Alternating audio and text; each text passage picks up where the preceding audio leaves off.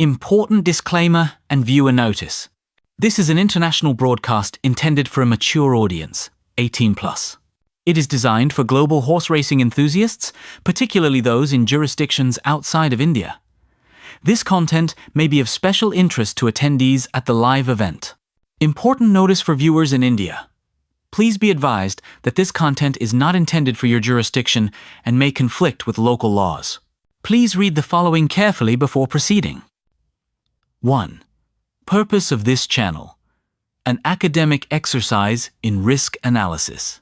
This live stream is a purely educational and informational broadcast.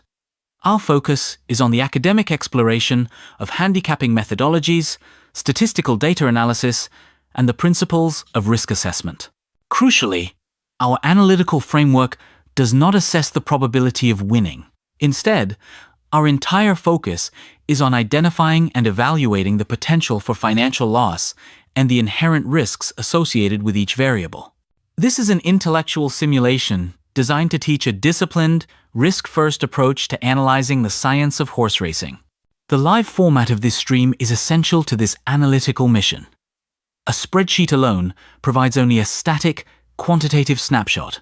A complete and rigorous risk assessment requires the inclusion of dynamic, real-time variables.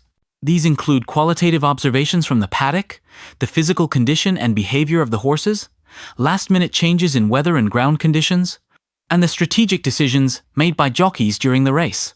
Therefore, the use of a live race feed is for the strict purpose of data collection and model validation. It allows us to test our pre-race statistical analysis against the reality of the live event, which is a critical part of the educational process. 2. No betting advice or inducement. A firm policy. This channel does not provide betting tips, financial advice, or picks. The content is not intended to induce, encourage, or promote any form of wagering or participation in online money games, which may be prohibited by your local laws. Any analysis is a theoretical exercise and must not be interpreted as a recommendation to place a bet. 3. Strictly independent, supported by viewers. The host of this channel is fully independent. We have no affiliation, partnership, or financial relationship with any bookmaker, wagering platform, or any other entity in the gaming industry. Our analysis and content are not sponsored or influenced by any outside entity. This channel is made possible through the voluntary support of our viewers via YouTube's official features, Super Chat, etc. All contributions support our educational mission, and our content will always remain free and accessible. 4. Community Code of Conduct. Fostering analytical discussion. We encourage an intelligent discussion focused on the science of racing. Encouraged. Sharing your thoughts and analysis on the race or any horse, focusing on data, strategy, or observed risks. Prohibited.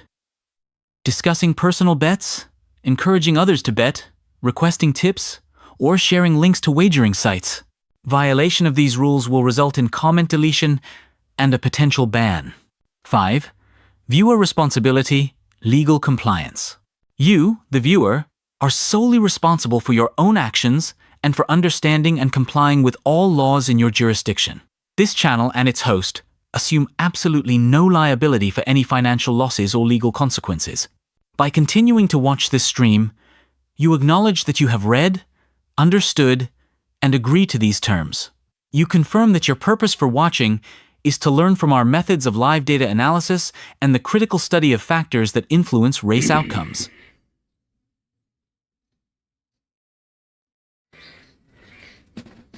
Good morning. Today is 15th of November 2025 and we're going to be doing some live analytics today. And we're at Newcastle. This is in New South Wales, Australia, and the track doesn't come under the top 10 or top 15 tracks.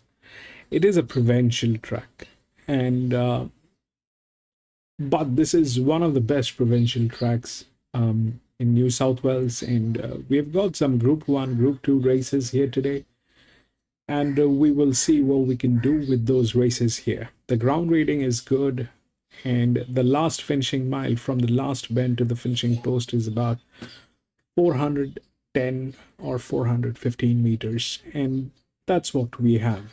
Um, we have raced here a few times last year. This year, probably this is the first time we are racing here. It's been quite some time that we have raced here. We'll take a look at the odds. Before that, welcome to Grandstand, and we do horse racing analysis, and we do that in two steps. First, we try and identify the best horses through physics, mathematics, a little bit of understanding of horse racing, and once we have identified the best horses, that's when we take a look at the horses at the paddock, when we get a live stream from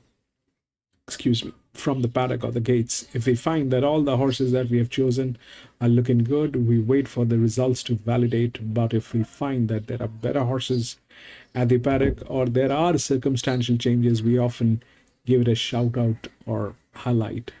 So we'll take a look at the first one today, which is here at Newcastle.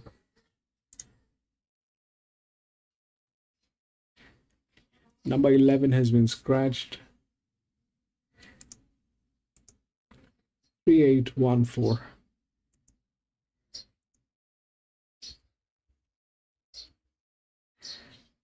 Three is the favorite.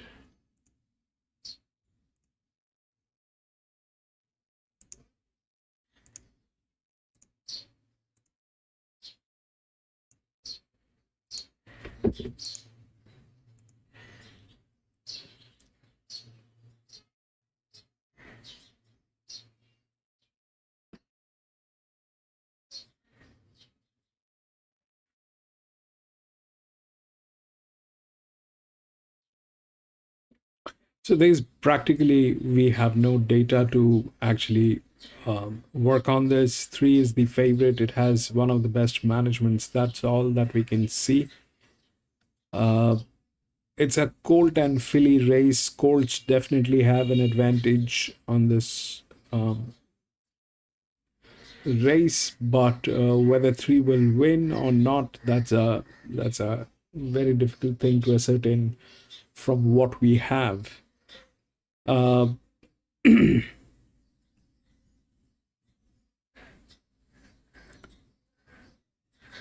It's a 900 meter, so the problem with the colts is this, that they're very difficult animal, and if you do not have a past history with the colts, it's very difficult for the jockeys to handle them. So most of the horses that are within the odds are colts, apart from 8, which is this one, which is a filly. So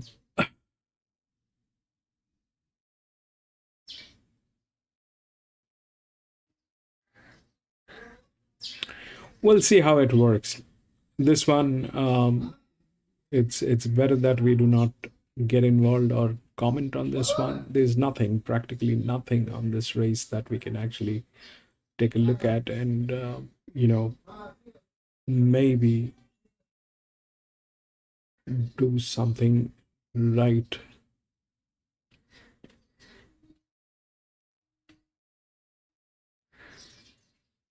There's one gilding, rest everything is colt and filly.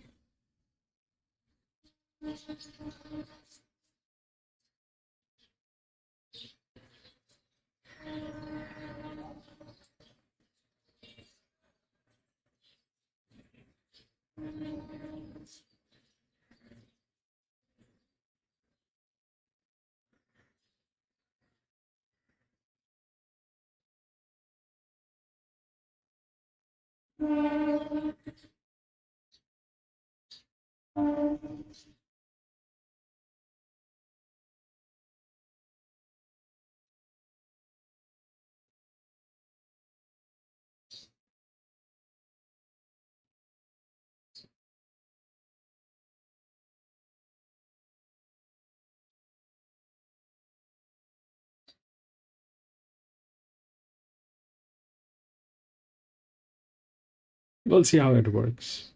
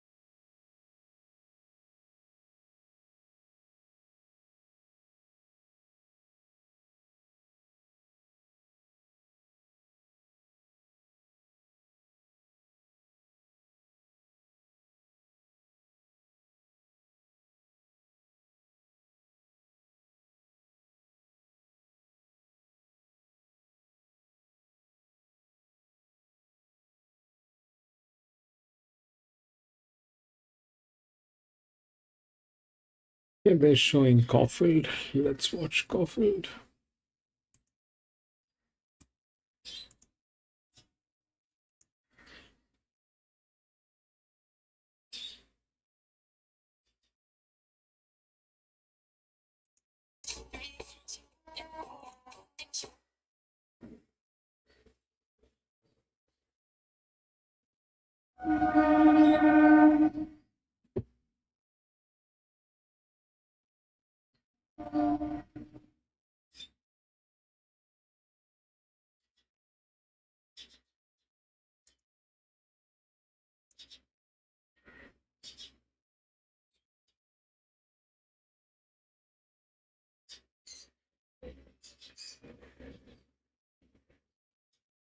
This meeting. Looks a cracker. Obviously, the ore going to be a rip snorter. We've got a couple of logical chances in that race, but the tactics are going to be really important. Shower or two, says the Bureau, 21 degrees. You're on a good 4 with a rail out 6. Yeah, I think the track will race pretty well, to be honest. It was a soft 6, I reckon, on Wednesday when the acceptances come out. It's been improving weather. It looks like it's a fine day out there. And wind is a factor at Caulfield, not a heap of wind around. So they should all get their chance today. We find your best friend in race number 6, Festus. She hit the line well in tougher grade last time out. Bishwa, welcome back. I don't have the numbers for Caulfield, my friend. I just have Newcastle. I do one track one day, Bishwa. I just have hopefully she can do the business for us in race 6. Newcastle. And your best value bet is indeed in race number 1, just under 3 minutes away. Let's get on to the front foot here. Legacy Bay, talented mare, resuming off a jump out win. Yeah, it's got a lot of talent, this sort of horse. I think it'll want a bit further. This is the kick-off point. It's only had the one jump out, which ordinarily I'd say is a negative, but just because I think she'll get to a mile, I reckon having just the one... Out of 8 and 7, which one you choose in Caulfield? PC, welcome back. Adaman, welcome back.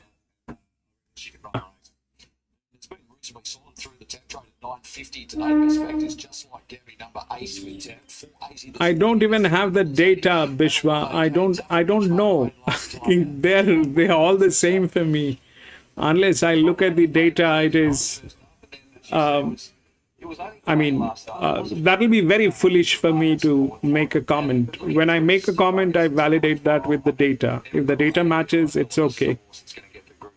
I don't have the data on this one. PC says C poem Caulfield. Last 15 minutes, just like Gabby, 440 into 380, now 370 best fact. Interest point is the second pick, 7 into 6 back to 650, and he's come back well. He's your second pick. Yeah, that's why I play in the race. I sort of, as I said, I think the favourite's short enough. So from a betting perspective, I'm more than happy to back the 13 Legacy Bay. It is each way odds. It's $10 at the moment. I also want to back the 7 there, interest point. I just think its effort last start was a standout. It was clearly its best rating yet. Just whether it can reproduce that. But it's drawn inside gate. I think if it gets favours a bit... 12 could be a front runner. So I'm happy to back a couple of 12 could be a front runner. Looking at the odds, it could be one with an advantage, but that's just a wild goose chase. I don't know. It could be a front runner with looking at the odds. I think that's what people. That's why it is there over $10. Not under the odds, but it's not a bet for me either. But I think it could be an advantage. I just like that it's every run last prep it got better. That's why. So I'm never a fan of 2 is getting tailed. They go for a spell and they come back first up.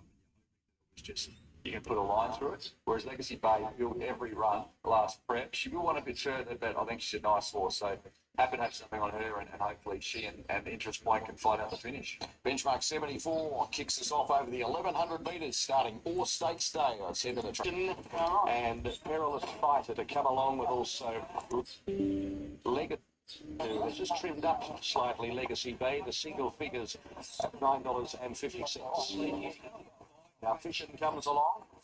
It's the first out there with the clerk of the course. Got to the gates pretty early. Perilous Fighter about to join the line. Jockey Efficient momentarily out of the saddle in the stalls there.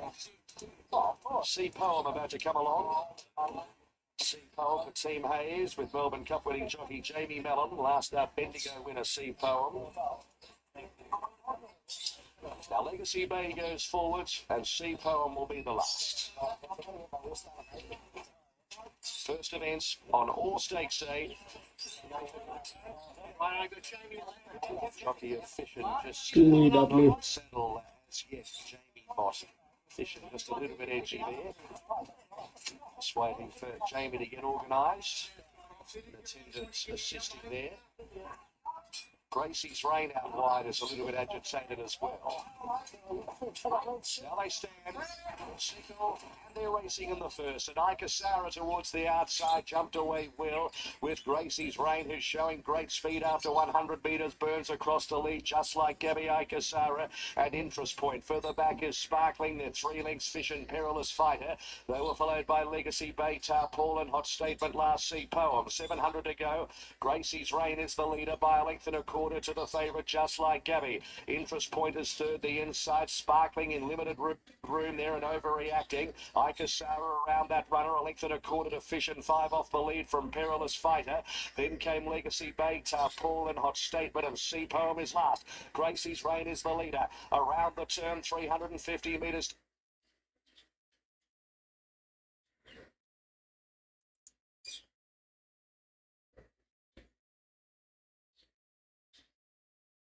Go, stole 2 lengths on just like Gabby, Interest Point and Legacy Bay. Gracie's Rain is going great guns, and Gracie's Rain won the first. Interest Point 8, 7, 12. from just like Gabby, then Perilous Fighter. Next The 12 was there. You had the right number, the 12, but I don't think that was an advantage. The advantage was 7, probably. It's home in the first at $9.90 and $3.30 to beat Interest Point 260. Legacy Bay for third. And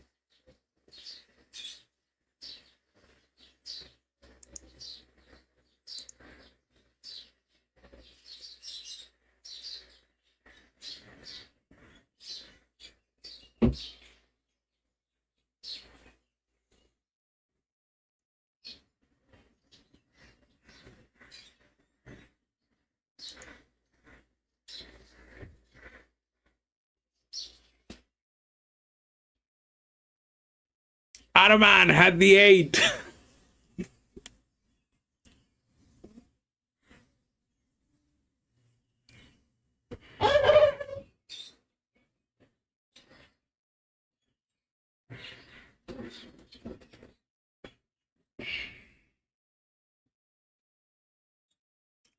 Eight or 6. I think 6 got through. 6. 6, 7, 13. Not the 12. 6, 7, 13 Caulfield. 6, 7 and 13.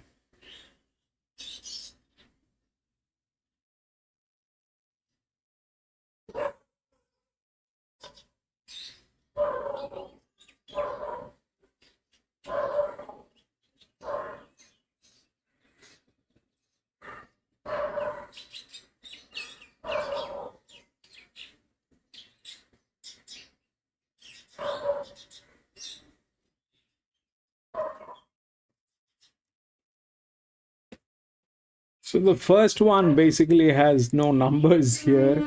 3 is the favorite. That has a good management there, but whether it'll win or not, that's something we will figure out after the races. There's no numbers, there's nothing on the first one. It's a 900-meter open race. And open as in like open to everybody.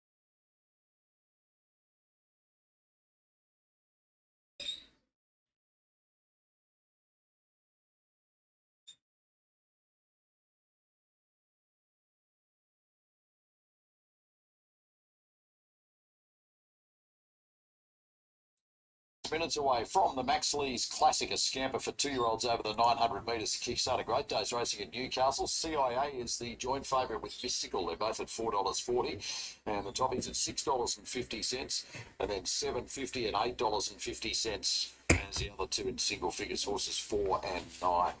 Let's have a quick check as to who they're backing there as far as the TAB fixed odds market is concerned. And CIA went up at $4, just down to $4.20, part owned by Tennis's Nick Kyrgios. Mystical is best back to beat it to join it, $5.50 into $4.40. And then we've got Elio number 1, $5 out to $7, back into $6.50. Tenenbaum number 4, 7 this morning, is $6.50 out to $7.50 late. And then we've got Pomelo Chamomile, $6.50 out to $8.50 is the other one trading in single figures. And we're about 5 minutes away. There's support for Regal Hustle, number 10, Matt Smith, Zach Lloyd combined. And it's $19 into $11. So watch on Regal Hustle here in race number 1. It's a field of 11 and they are all on debut. Let's have a look at what's happening very late in the trade with the bookmakers who have the favourite, CIA. And put them in market order for myself will help. CIA is $4.20 to $4.40. Mystical is $4.40 and solid. And then the Toppy Elio is at $7 and solid. Tenenbaum number 4 is $6.50 out to $7, and Pomelo Chamomile is $7 out to $8. Support for number 7, Jaipur Mason, which is $12 into $9.50. Regal Hustle went up short of the tab, 13 to 12, and horse number 6, Fahar, is 19 out to 26, back into $20. As far as the jockey challenge is concerned, Tommy Berry at $3.40, Jason Collin at $4.60, $5 any other jockey, $5.50 for Zach Lloyd. As we chug off to a break, the Max Lees Classic, other side, Sky One.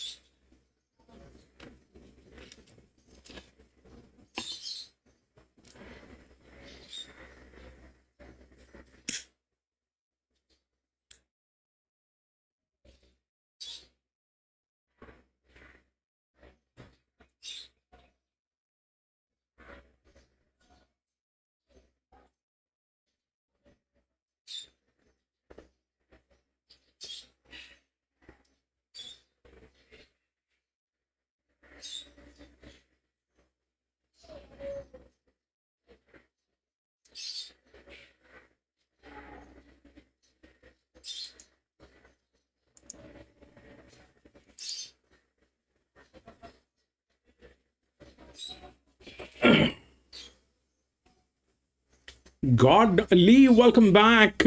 God knows, Lee, there's nothing on these horses. God knows what will happen, but definitely the Colts have advantage. So is the gilding. They all have, the gilding is there. If we look at the jockey allocation, then I think 10 is 10, 7, these are under pressure.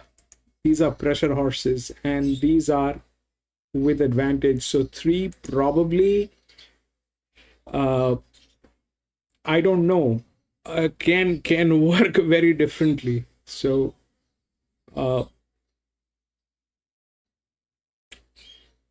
Could be.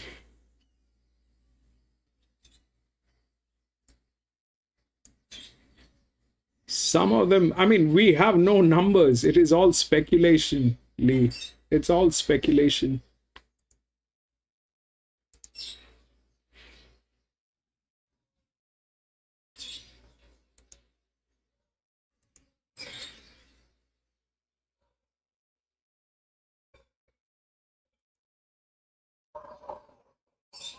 Yeah, I thought he was really professional in that trial, Mato. He tries to get a soft run here, which you don't want to do too much wrong over the 900 metres. And he just looked the most professional horse for me off that trial. Great time as well. So 037.9 and 8. I've got J. Mason as the danger. I think probably representative of in the race. Having a look at her in the yard, she looks great. I love the PC's Mystical. She's a sibling. Mystical. Number 8.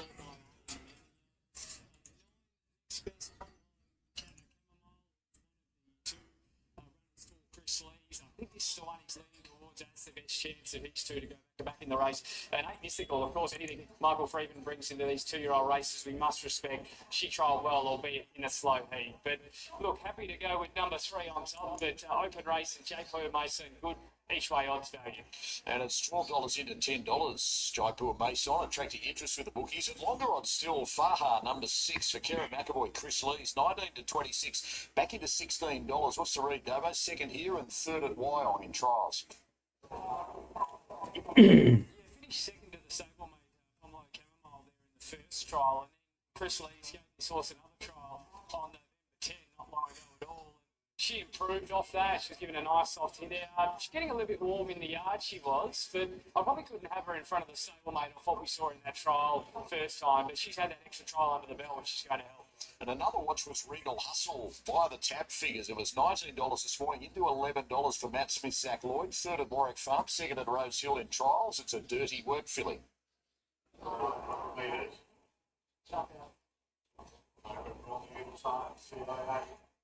CIA at 420 and a number 8 Mystical priced at 460. Tenenbaum at $7 and Jaipur Mason number 7 is in a further few points now to $8. So good coin around for Chris Waller's filly here. Sister to Amelita. Jaipur Mason has been a short in the last 5 minutes. Now Mystical moves in, far hard of line along with the speedy Elio, Regal Hustle. So we're down to the last few to move in for the first on Hunter Cup Day, the Hunter, race number 8. And there's been a lot of money in the last few days for Yorkshire favourite in front of Coal Crusher.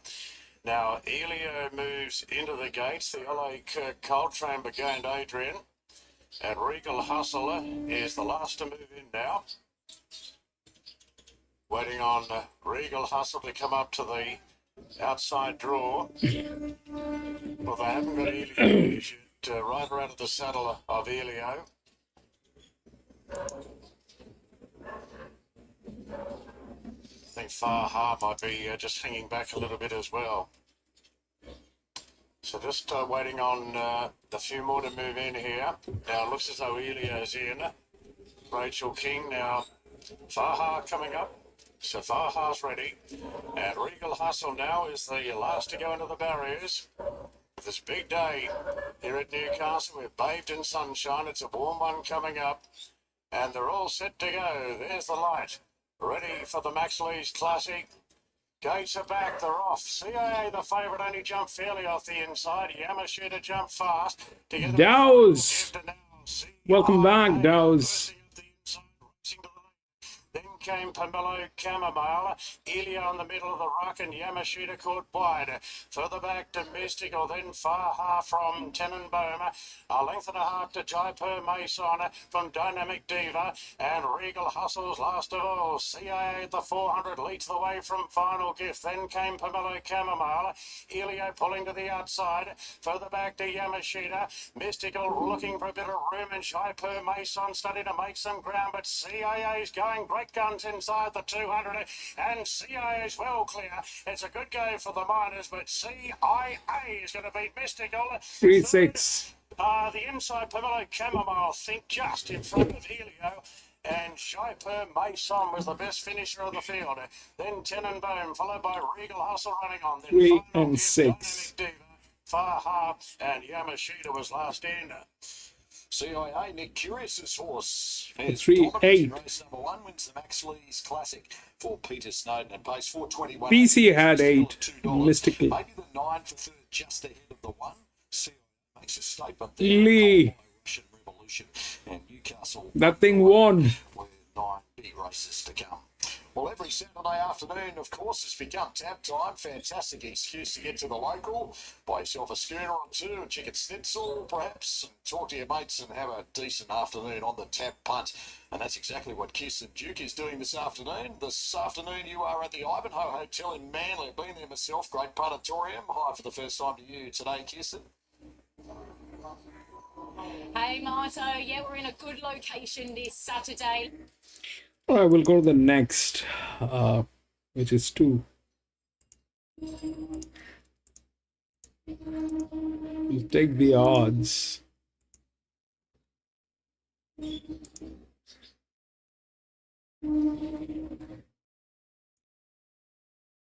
Nine, 1, 7, and 8.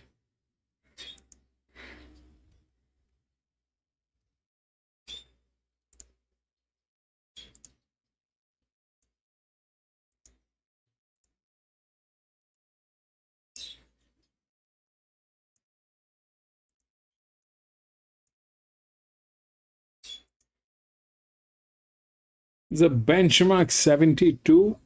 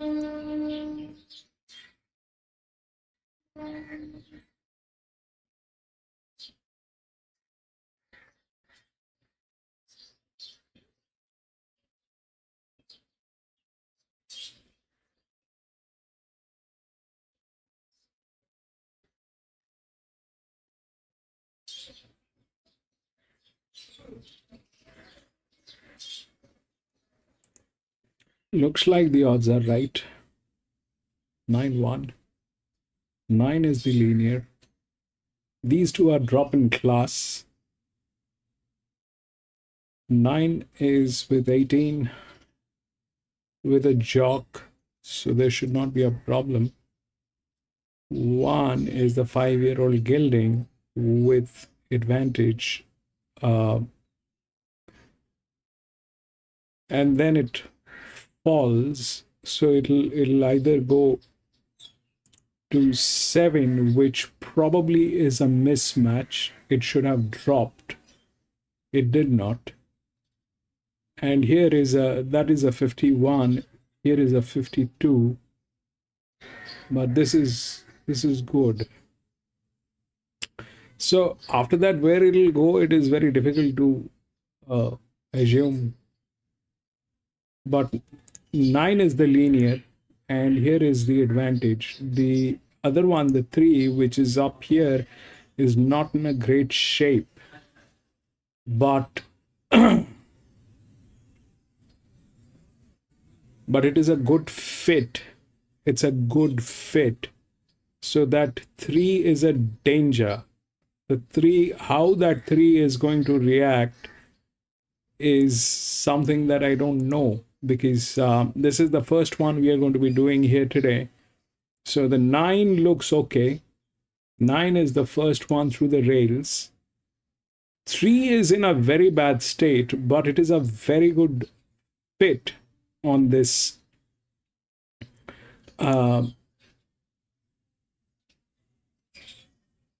entire thing. So 1 is in a safer position. These two, I have already checked. They are about 40% of financial bleeding, and all that is happening here. So that they are also out, and that probably is not that. The one is 48 with an advantage, then it comes here. So 7 is there, but where it can also go is, to an advantage, because the pressure point is on 7. It is a misfit. Probably it is a misfit. Why? Because it's a drift. It had to drop a little more. This is the second linear. It cannot win. So this either goes there, or they all get nullified and it goes to another advantage to anyone, But looking at the system, it is good. The 3 is anyway an EW. It's not in a great state. It is not in a great state, but it is a good fit. It's a very good fit for this race. We'll see how that works. The 9 is good. The 1 is also the right odd, because if we look through the capping, so the 9 is under pressure. These two are not supposed to be under pressure. If they have advantage, they're not supposed to be under pressure. The 9 is good. The 8 is definitely something which is going to be here. The 2 has leverage, which is here at 72. It is like that. They kind of are like that. So all that is good, but the 1 has advantage, but the highest advantage is with 3. Not doing good, but it's a good fit. So this is the first one. Let's just hope that the 9 goes home.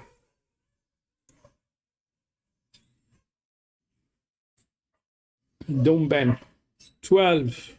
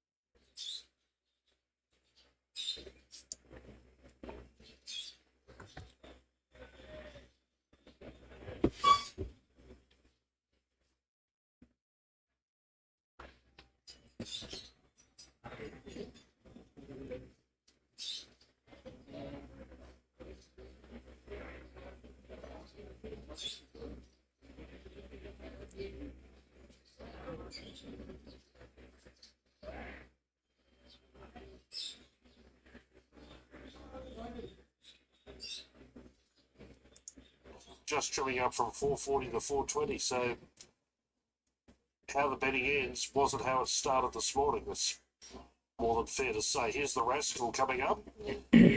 Juveniles go over the 1200 for the first time. As has been the case so far this season, only small fields. Leaves of Lorient goes in. Should appreciate 1200. Judging on its last placing at Eagle Farm, that was at 1000. Now, Melly and Mark Green will be the last two to move in. Today's feature is the Keith Nowden listed level race 7.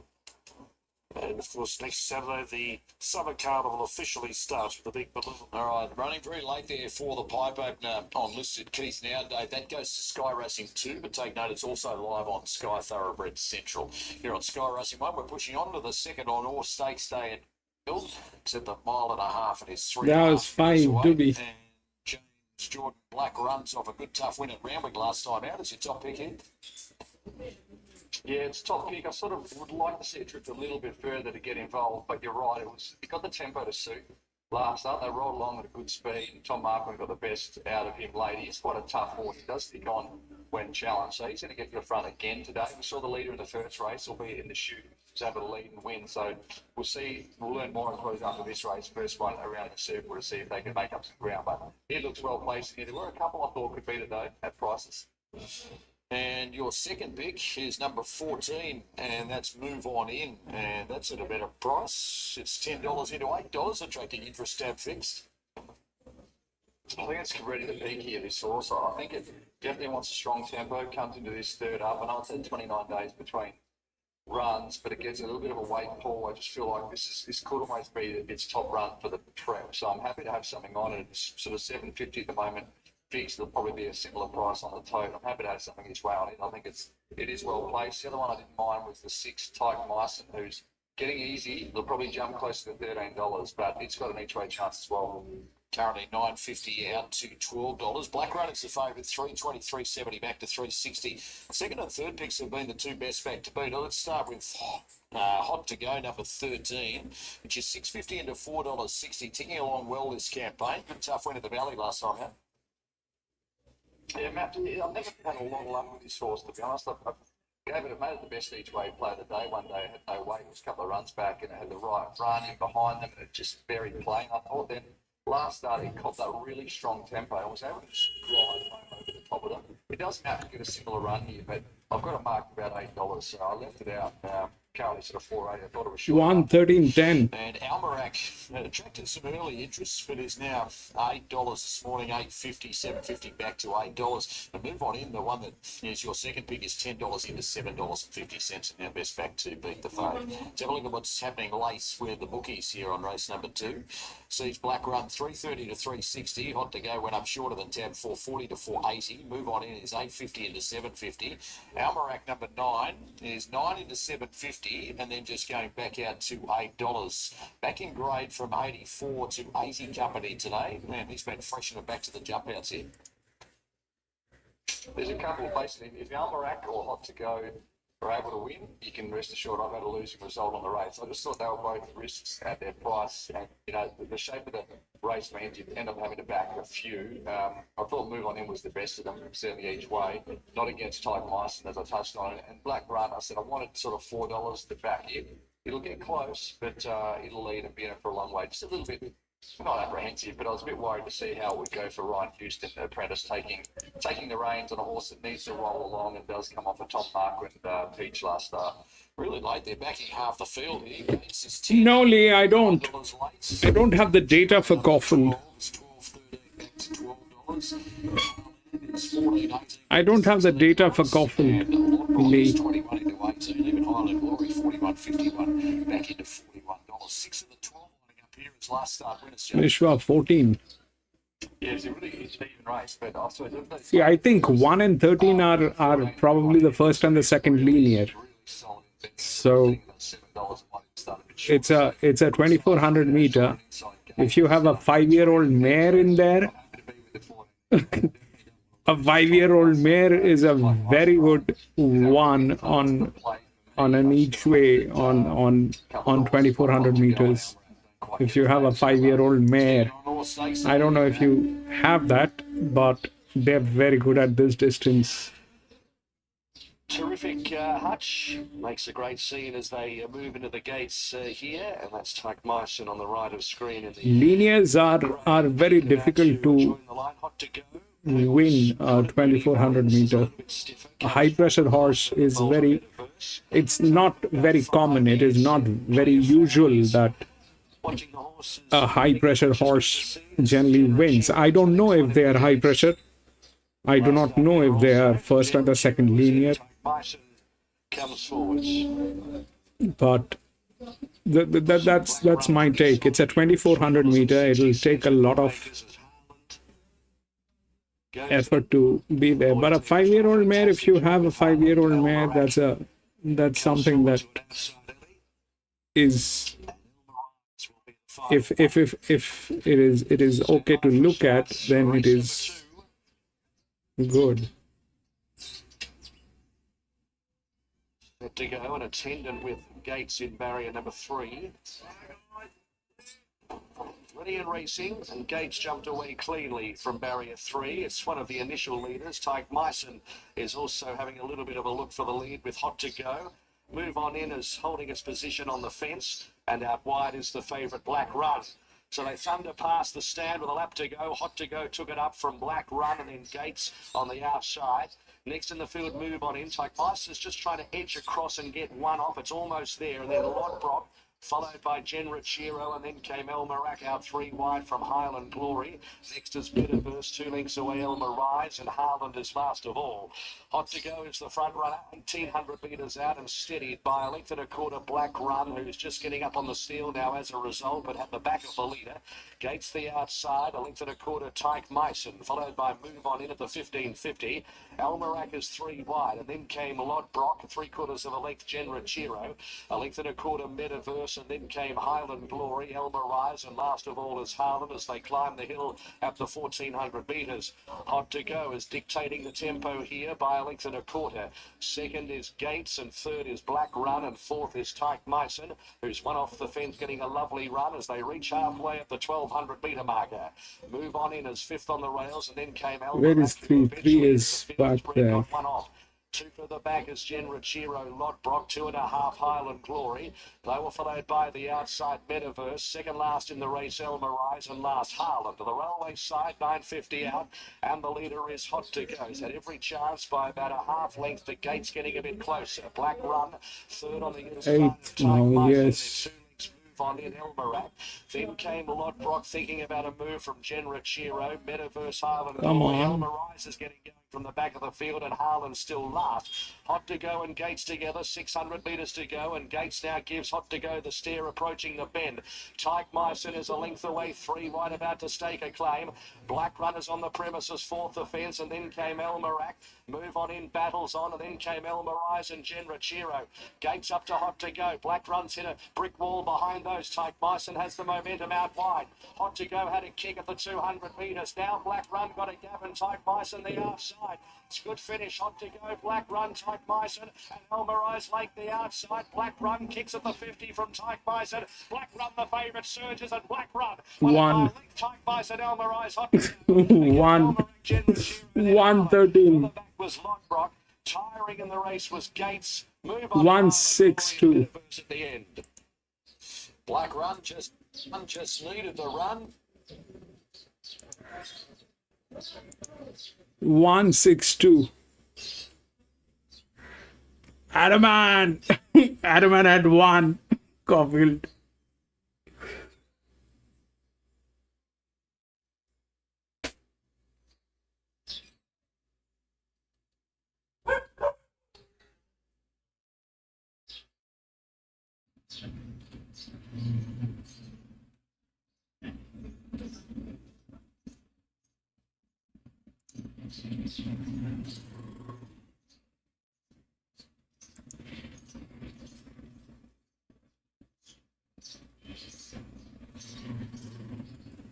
See, that 2 was a 5-year-old mare. That 2 was a 5-year-old mare. That 2 was a 5-year-old mare. Rise. They're very good at this distance. They're very good at this distance. The 2. I just checked the results.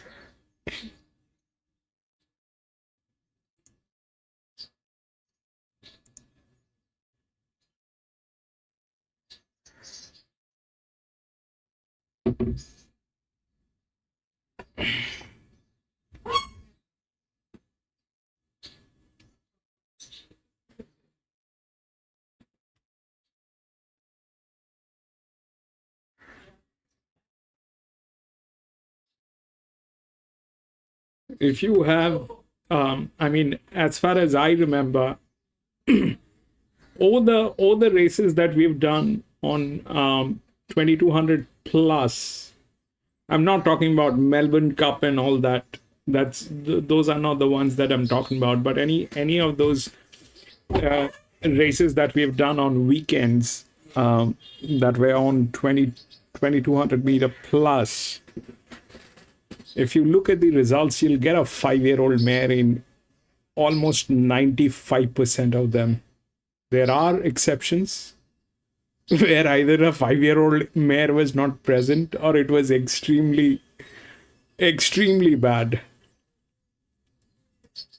But 95% of the time, the 2200 meter plus, anywhere between 2200 meter to 2500 meter, a 5-year-old mare is fabulous. It always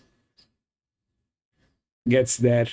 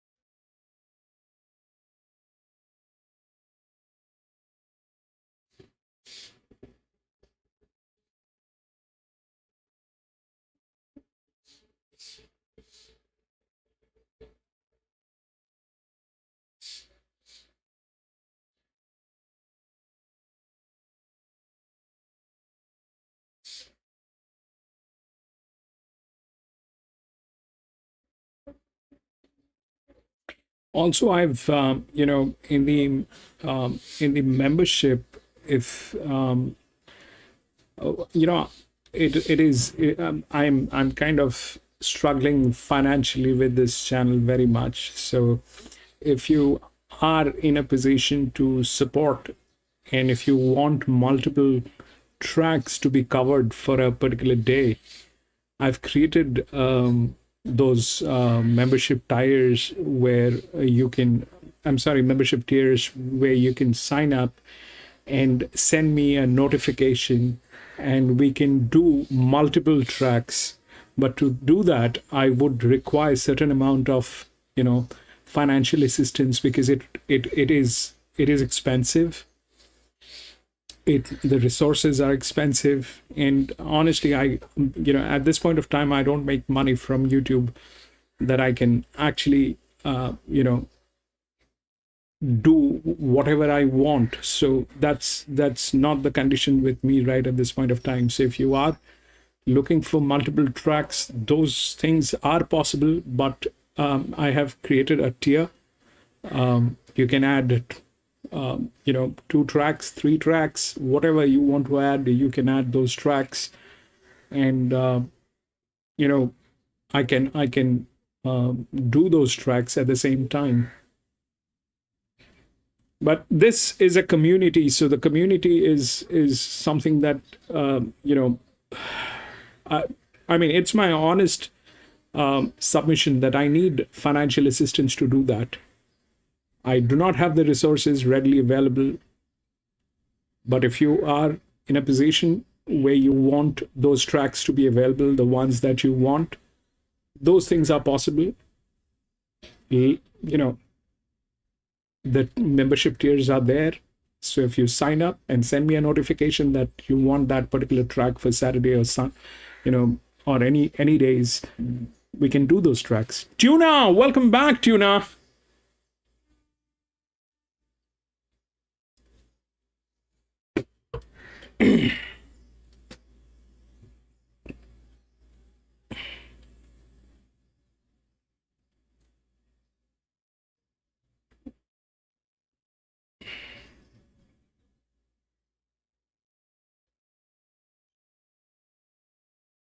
They're showing morph at this point of time. We can't do morph. Morph will give us copyright. Somebody's throwing a lot of hearts. Thank you for doing that.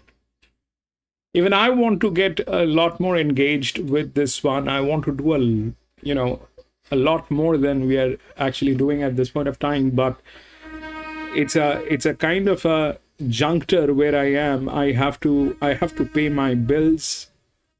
To pay the bills, I have to keep doing my job that I do. And if I have to, engage more on this, at least the bills that I have needs to be paid.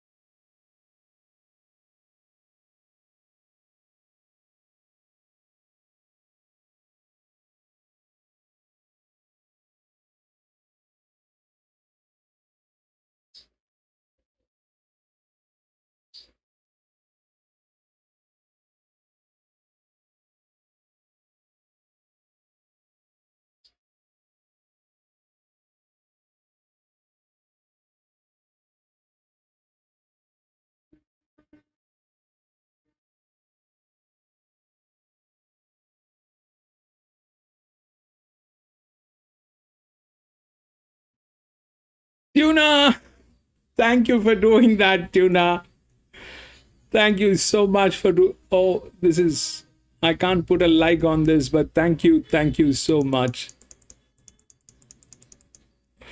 Thank you so much for doing this. That really helps.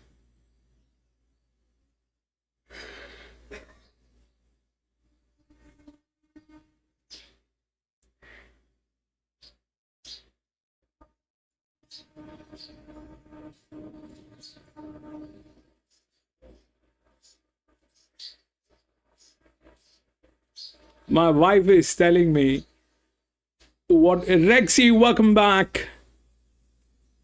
My wife keeps telling me that, what do you do looking at donkeys 6 hours a day and you make $1?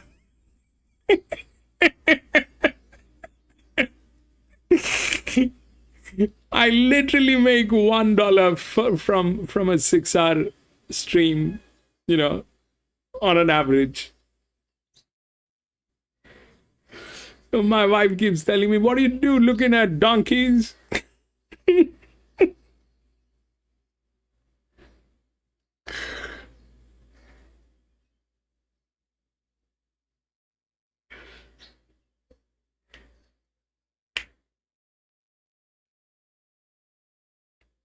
And I keep promising her, no, it is going to do something better. We just have to give it some time.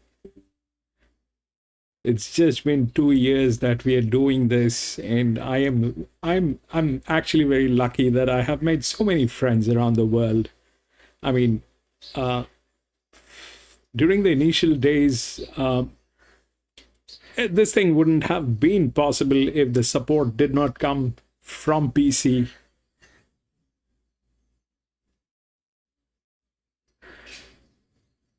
Araman, Mickey, what do you think of that favorite? I have nothing to think about the favorite at this point of time. I just hope that it gets there. It's got the body weight. It's a linear. That's the highest rating. It's got a jock, not the best, but it is there. It's on the pressure line, which is less than 2, which is probably a misfit because that is the largest inner. It should have dropped here. It did not drop. It's a misfit because of their mismanagement. It's a misfit. Couple of things that are, that are very capable of making a, nonsense out of this is, I hope that 9 gets through. The 9 doesn't look like a problem. The 1 is dicey. It is the right odd. But why I say dicey is because there are things that are possible. There are things that are possible. Like the 6, we are not considering it because of their management, but it's a higher rated. It comes from gate number 2. It's a benchmark 72. So I don't know how this gate is going to get affected. The odds are right. This is the highest advantage apart from all the others. So we have this on the advantage side. All right, this is the highest here through the cap. They're not supposed to be there in the cap. 9 is supposed to be there. 9 is ideally there. Things, I hope, doesn't go wild. The 1 is good. But I would say,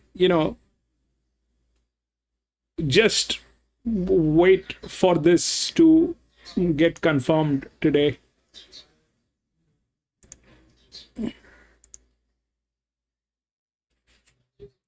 A few of these. Nibble for perfect justice, nibble for magic con, and they're just about ready for the second with Darren. Favourite successful, Josh Parr, Peter Snowden, sharp performance. Tuna likes to. Very mystical. And Pamela Chamomile, who was leaders back, finishing in the 3rd position. Now, Broadway bounce moves into the gates. 2 Broadway bounce is probably a mismatch. I don't know. Let's just see how it works because drift. Back now, they're off and racing. Broadway Bouncer and Kingston Charm were the last 2 outer. King of Florida first in a stride with Diamond Show put on the speed. Perfect Justice out deep being ridden up.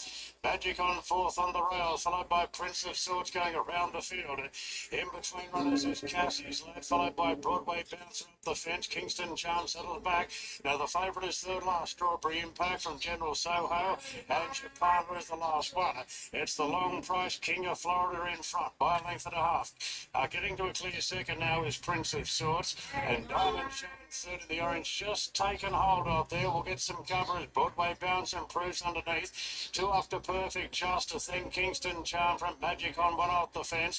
Further back to that 3 was one of the best fits. I think we spoke about this. Where is the 9? to the roughy Sharpana. So King of Florida now leader from Prince of Swords racing to the bend. Broadway Bouncer on the back of the speed, third inside Diamond Show. 2.5 to Come Perfect on. Justice, then Kingston Charm. Strawberry Impact, Hard Ridden is third last. Backers will be getting a little bit nervous as they straighten up. It's Prince of Swords up on the outside of King of Florida. Broadway Bounce is coming off heels from Diamond Show. Then Perfect Justice. Still three further back to Strawberry Impact. Perfect Justice at the 175 from Diamond Show. Strawberry Impact is starting to wind up now. Kingston bursting up the fence, and here's Sharpana. Sharpana down the outside. 11. From Perfect Justice and Strawberry Impact. Then Kingston Charm Diamond Show. They beat up Prince of Swords. Further back to 11, 8, 9. General Soho.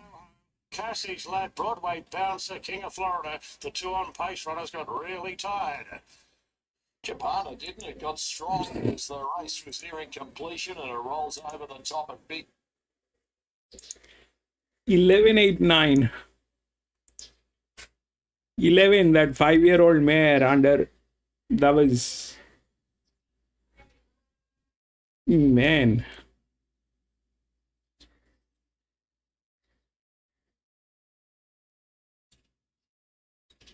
$11, then the lowest here, then 9.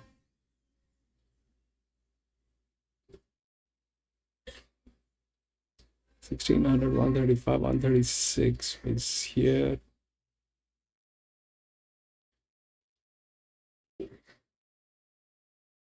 $4.7.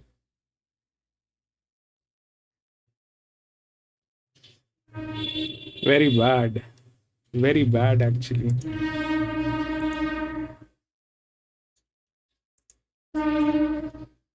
$11. The 3 did not get there. $11 got there. We ignored this.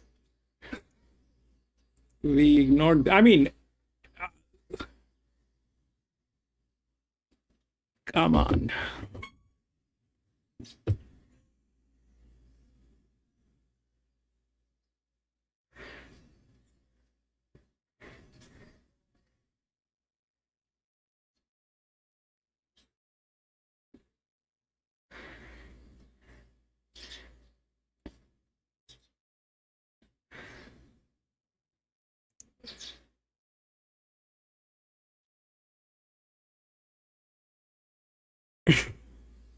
That happened.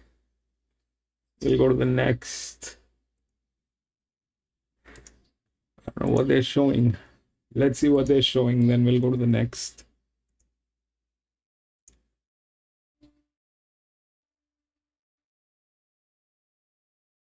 That 11, that 11 was a 5-year-old mare with a negative leverage on this, and I mean, it's a drop in class. That's definitely a thing, which is a drop in class.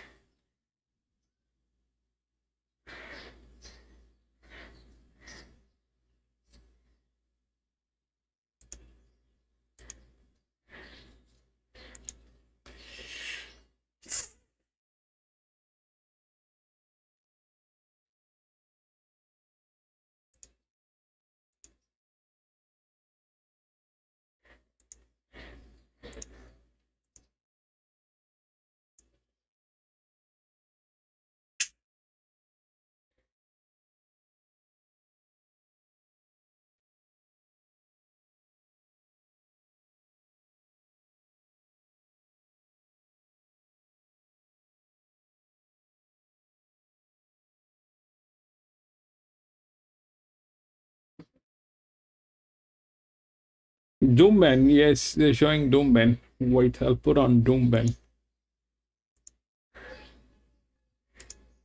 Genuine excuse in the little dance last time out, Joyce. Yeah, but I went around 100 to 1 in the little dance, but he got chopped in half sort of at the top of the straight.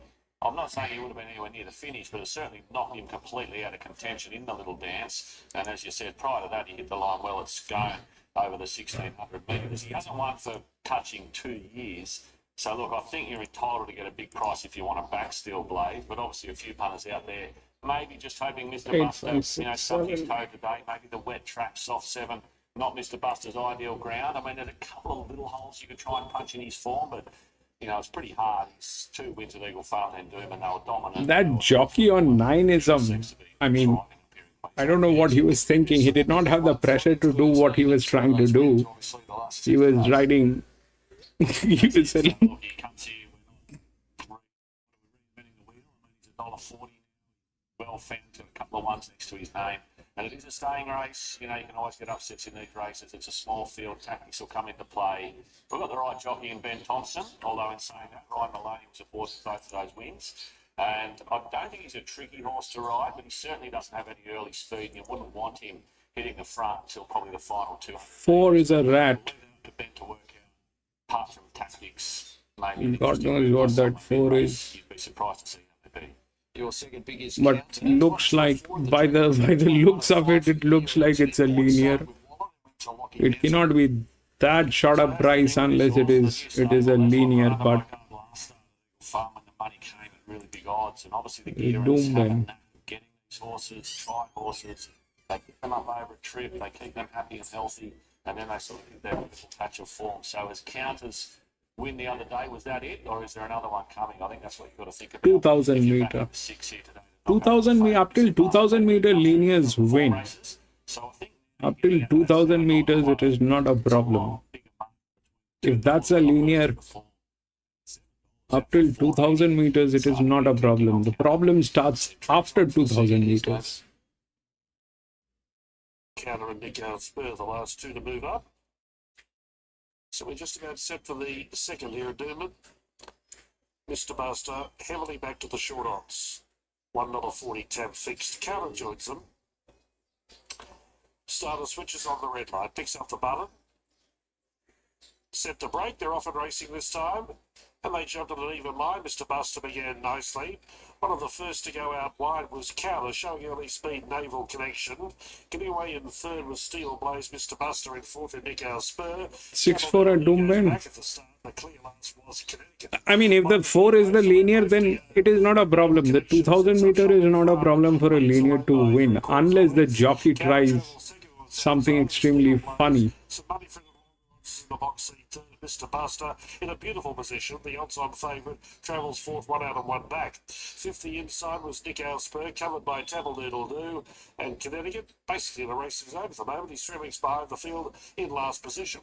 No change to the running order. Pace only fair as they turn to the back, just over 1,200 metres from the judge at Naval Connection, currently wheeling and dealing, with Counter sitting up in second. The margin between them, 3/4 of a length. Steel Blaze continues to get a good run in third as they're midway down the back straight, approaching the 1,000 metres. Mr. Buster given every chance in fourth, no excuse for the favourite. He's travelling well and he's getting a good run.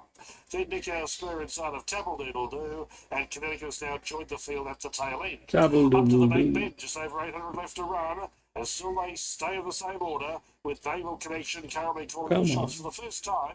Counter goes up on the outside to, although show a challenge, but get a bit closer and try and increase the tempo. Mr. Buster third outside of Steel Blaze, then Tabble-Doodle-Doo, Nick Spur and Connecticut. Heading towards the turn with 500 left to run, and the leader was still Naval Connection. From on the outside Counter, Mr. Buster now being asked to go by Thompson, coming up 3 wide around the bend. Then Steel Blaze, Nick Spur staying to the Come on. Tabble-Doodle-Doo and Connecticut second last and last. Oh, it's a high pressure.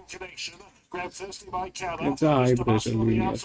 Top gear, the favourite, and he goes past those tiring leaders with It's a high pressure linear. Mr. Buster pulling right away and makes it 3 straight. 4-5. I'd say Naval Connection just in second from Nick Spur, who made a late dive. 4-5. Steel Blaze, Connecticut Counter and Tabble-Doodle-Doo in 2-4-62. Mr. Buster for Ben Thompson turns away late, and it's 4 beating probably 5 ahead of 1, but it's close for the miners. Mr. Buster's right in the zone at the moment, Joycey. Absolutely, Marto. The punters have got it all there. Obviously had to take the short quote, but they just didn't stop, did they? Kept tumbling right into what you see across the totes there now. But never any cause for concern. Ben Thompson, 4th one out, revved up on the turn. And It was a pretty comfortable watch. Career best form, Mr. Muster at $1.40, dominant in race number 2. On horse stakes day on Sky Racing 1, we're upon race number 3, which is a benchmark 74 at the 1700 metres. And James Jordan, you're liking his Skipper's Canyon as horse number 9. Talented 4-year-old, resumes off a couple of jump outs.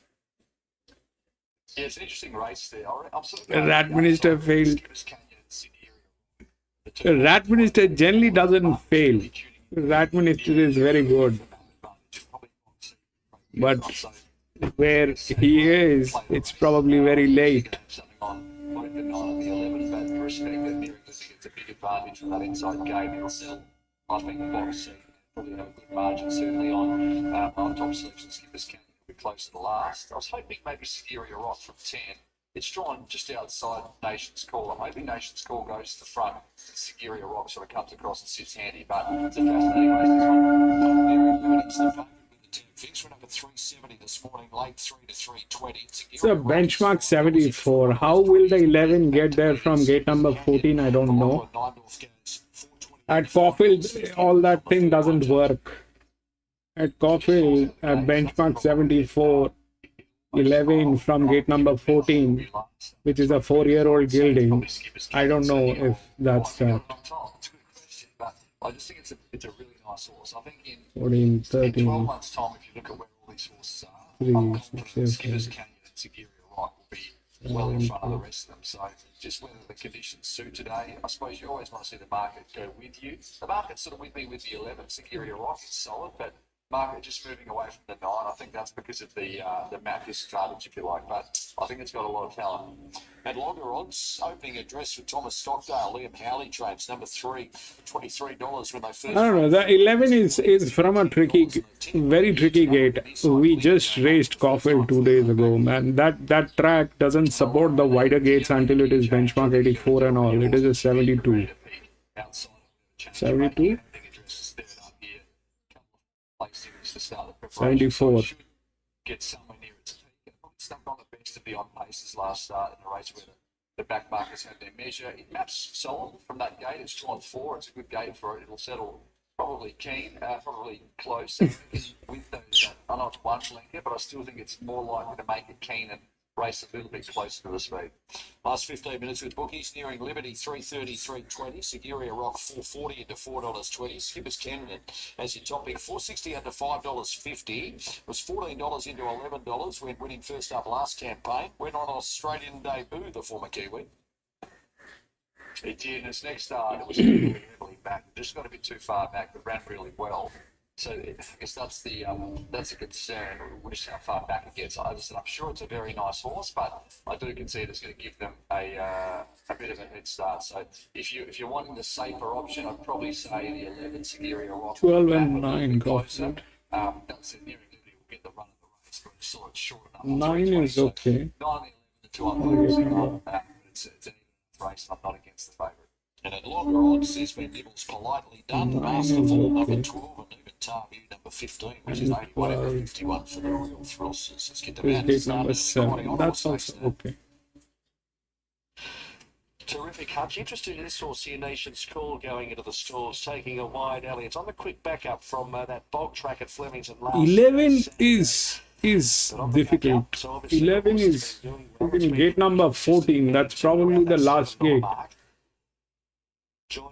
It is a 4-year-old gelding. We'll see how it works, because generally at Caulfield the wide gates are very tricky till benchmark 84, 88. Even at benchmark 78 it plays tricky. Skipper's Canyon joins them in the OTR Silks, taking a middle stall, and Mac Tube is going to be the last one. Brian Houston was the previous winner of treats on this outsider. Maktub comes up 1,700 metres, the trip of race number 3 of 10 here at Caulfield. Ready, and they're racing, and Skipper's Canyon dwelt and missed it by a good 2 lengths. Maktub going back with it. Opening address began well with... Yeah, 11 is already in trouble. between horses. Nation's Call steadily working across from an outside alley, and Masterful is booting up too. They were followed by High Arm, Proud, Tarview, Cavity Bay, Seguria, Rocker, Gap, Mac Tube, Skippers Canyon. So as they climb towards the 1,300 metres, opening address is the leader, outright from Nation's Call, working up to second, and that will give Masterful the trail, third one off the fence outside of Nearing Liberty. Then High Arm Proud, who's on a limb 3 wide. A length away in the field, Politely Done and Tarview. Next is Seguria Rock, and then came Cavity Bay, the rails, a length and a quarter, Mac Tube, and last Skippers Canyon. To the railway side, 900 metres to go. Opening address, the leader, steadied from Nation's Call, and High Arm Proud caught 3 wide. Run, baby. Liberty fourth the fence, and then came Masterful, and Seguria Rock's 3 wide with cover. Next is Tarview. It's a horse race, baby. If you don't run, well back Cavity Bay, you and don't Skippers win. Canyon last. So the front runner opening address as they Run. reach the 550 by a neck to Nation's Call. High Arm Proud a length away, dug up. Nearing Liberty needing some luck behind them. Okay, now you go. Good to go. Come on, run. Third last around the turn. Nation's Call moves up to opening address. Nearing Liberty getting away from the rails behind them from High Arm Proud. Seguria Rock and Skippers Canyon right down the outskirts is winding up. Seguria Rock moved up at the 200 with Nearing Liberty. Skippers Canyon late the outside. Nearing Liberty, Seguria Rock. Skippers Canyon's going to make it interesting. Seguria Rock joined by Skippers Canyon. 9-9. Photo finish, and they were followed by Nearing Liberty. Next in the field, Cavity Bay, High Arm, Proud Nations. 9, baby. Politely Done, Tarview last. Skippers Canyon. 9, 11, 7. Beat Seguria Rock right where it counts. 9 nails, 11, 7 runs third. 6 will be fourth. It'll be 9, 11, 7 and 6. Storming Windy, a top pick, Skippers Canyon, James. We'll take a look at the third one here, which is a class 3 1600 meter. The odds are 8, 5, 6 and 7. 8, 5, 6 and 7. What happened?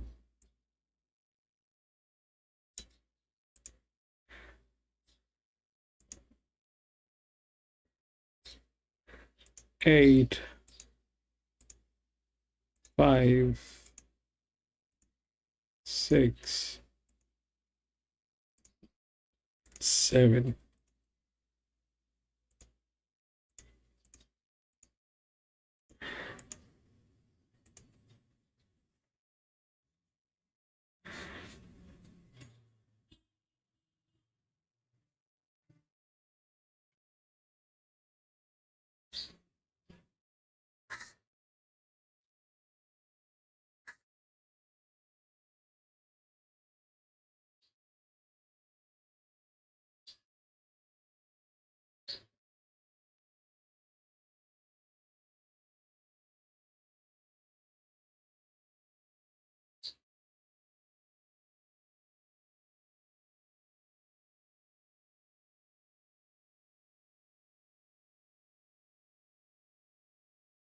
So this is the same thing, you see. This this 7, what was the result there? 3 and 8 raised to I think 11, 9 and 8, right?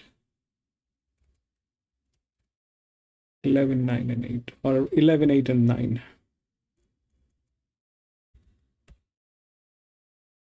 So here it was the same thing. You see, this one is a misfit. Okay, if that's a drift, that's a misfit. This was okay. This is supposed to be like this. Where we got knocked out is here because those were drop in class and we did not consider them. And the 2 was also a misfit. If we look at the results, I don't know if 2 got 4th or where, I don't know. But here it is the same thing. So if this is a drift, it cannot have pressure. That's a misfit. Okay, that's a misfit. The 10 is supposed to have pressure, but that's the linear. Why it is not there within the odds is something that I don't know. It'll get there in some way or the other, it'll get there. There is no problem. This one is questionable because it doesn't have the physics to win, the 3. Now let's take a look at the 8. So what are we assuming is this 1600 meter is going to be a low pace race. There's no, everything is under,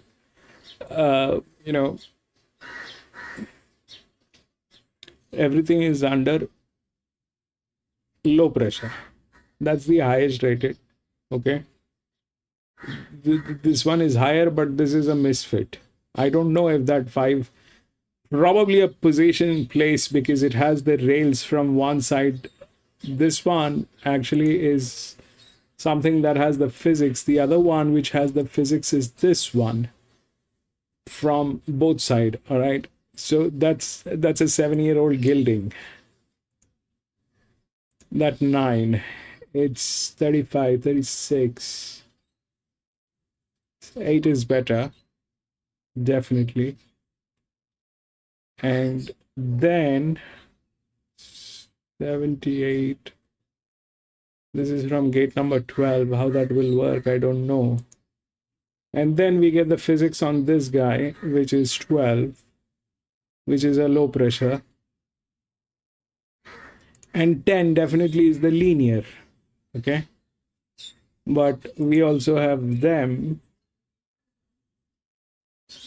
These are 6-year-old gildings. So let's say, let's just assume that the 10 is not going to win. And why it will not win? Because of multiple factors. First, it is not doing as good as it is supposed to do as a linear. Secondly, it is at 66 here, and here it is 197. Doesn't have a jock to support this. Okay. So it is not the top priority. 8 is the favorite, which is the 5 cannot beat the 8 if even if it goes on that thing, it cannot beat the 5. So 8 probably is okay.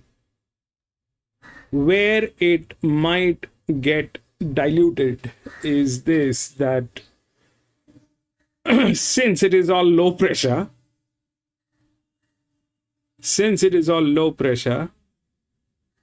this 0 probably will not win. But since everything is a low pressure, the lowest starts from there. 16, 14 cap.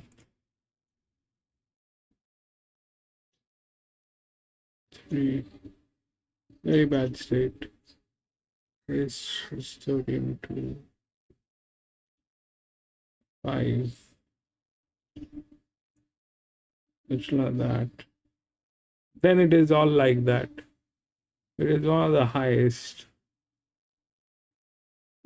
So yeah, again the odds are right, but we'll see how it works. The 8, I mean, see, technically the 5 cannot beat the 8. All right. If this is 38, 39, you cannot beat this one with that advantage, that body weight. You can't beat. Plus, it is a mismatch. And why it is a mismatch? Because that's a drift, that's a pressure. It's not supposed to be like that. It needs to, if that's a 4 figure, it needs to come down to 6%, 5%, but it is not like that. So that's something probably is not going to happen. The 6 drops, but it's a 34, then it's a 35, 19 from gate number 1, 7. 7-year-old gilding. It has the physics. I don't know what that will do, but the 12 is with a jock. Okay, it's one of the highest rated, 36.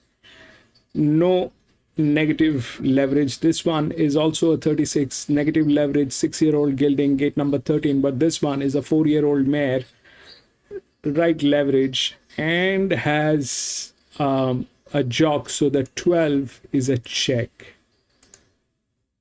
So let's see how that plays. Okay, if we look through this, that 12 will come up on top. 36 beating this.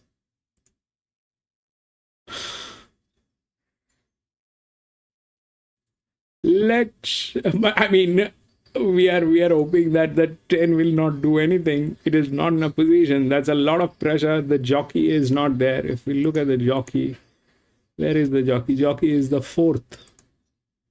Jockey is the fourth jock. 22% leverage. Not a lot. 197 on that guy. I don't know. I mean, nobody is believing that is going to work. So let us say that is not going to work.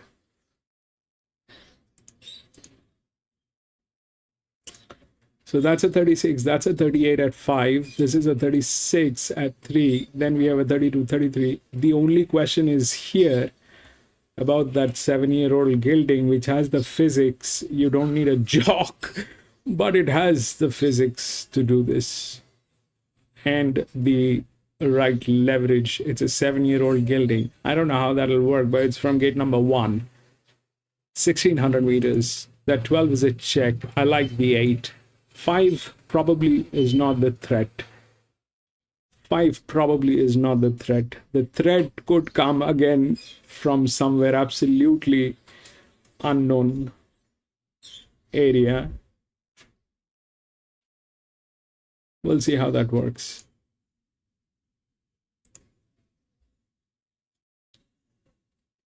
Seven, 8, 4. 7, 8, 4. 7. Yeah, 7 is good. It's a 0 pressure, but zeros don't generally win. For 0 to win, it is a very difficult thing for zeros to win. I mean, for zeros to win, it has to be an absolute mayhem.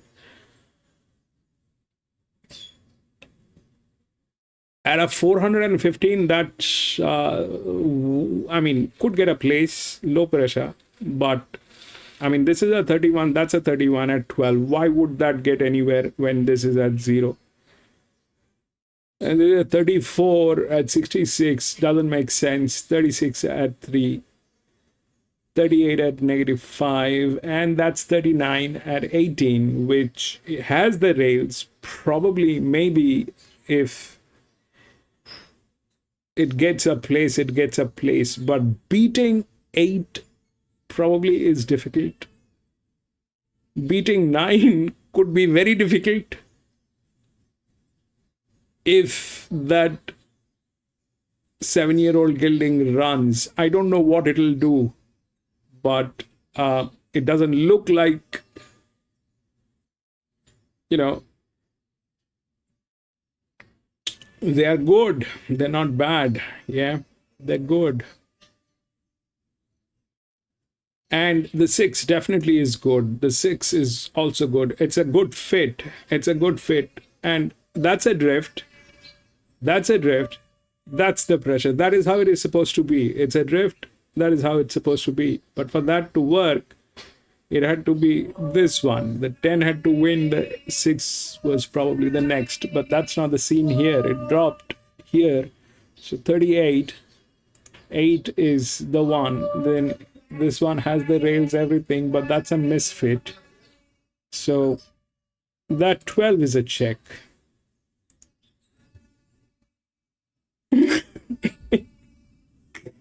Up with 7. We'll see how that 7 works. But I mean, it is something that I think we have raced 0 pressure horses, and they kind of, it's not that they don't win. They win, but that has to be a very chaotic kind of a situation. A complete chaos. 6, PC 6, 6, 6, 6, 6, 6, 6, 6. 6 is a good fit. 6 is a very good fit, actually, PC. That's a very good fit. 6 is a very good fit. But it fell a little bit. You don't need a jock on this. And it's like that. It's actually a very good fit. It's a 0-0. So yes, the 6 is good. The 6 is good, but it also fell. And then, the advantage will work. This one is a 7-year-old gilding. So is this one from gate number 12. This is a 36. And negative has a jock. So if the jock makes a difference here, which could be, then it's a different thing. But this is not bad, PC. This is not bad. But that's definitely,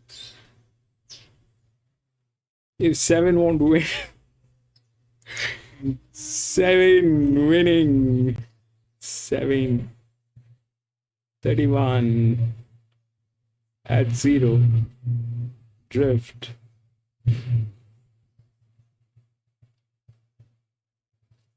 We'll see how it works, Aramat, because I generally don't like to go with the zeros to win. I generally don't take those chances. They are very dicey. I don't advise anyone to take those chances, and I generally don't like to take myself those chances when it is 0 here. It doesn't. It's a very good jock. That's the best jock on 7. We can see that. That is the best jock on 7. But the reason why he is there is because of that, which is a difficulty. So the best jocks are often with the biggest difficulties. 14. Tuna got 14, 14, 14, 14. Yeah, that is an EW anyway. That's a 29. If gate number 4, that's that. This one and that one. Yeah, what happened? This one got through. The 3 did not get through. So this one, definitely these are very strong chances. These are very strong chances. The 14.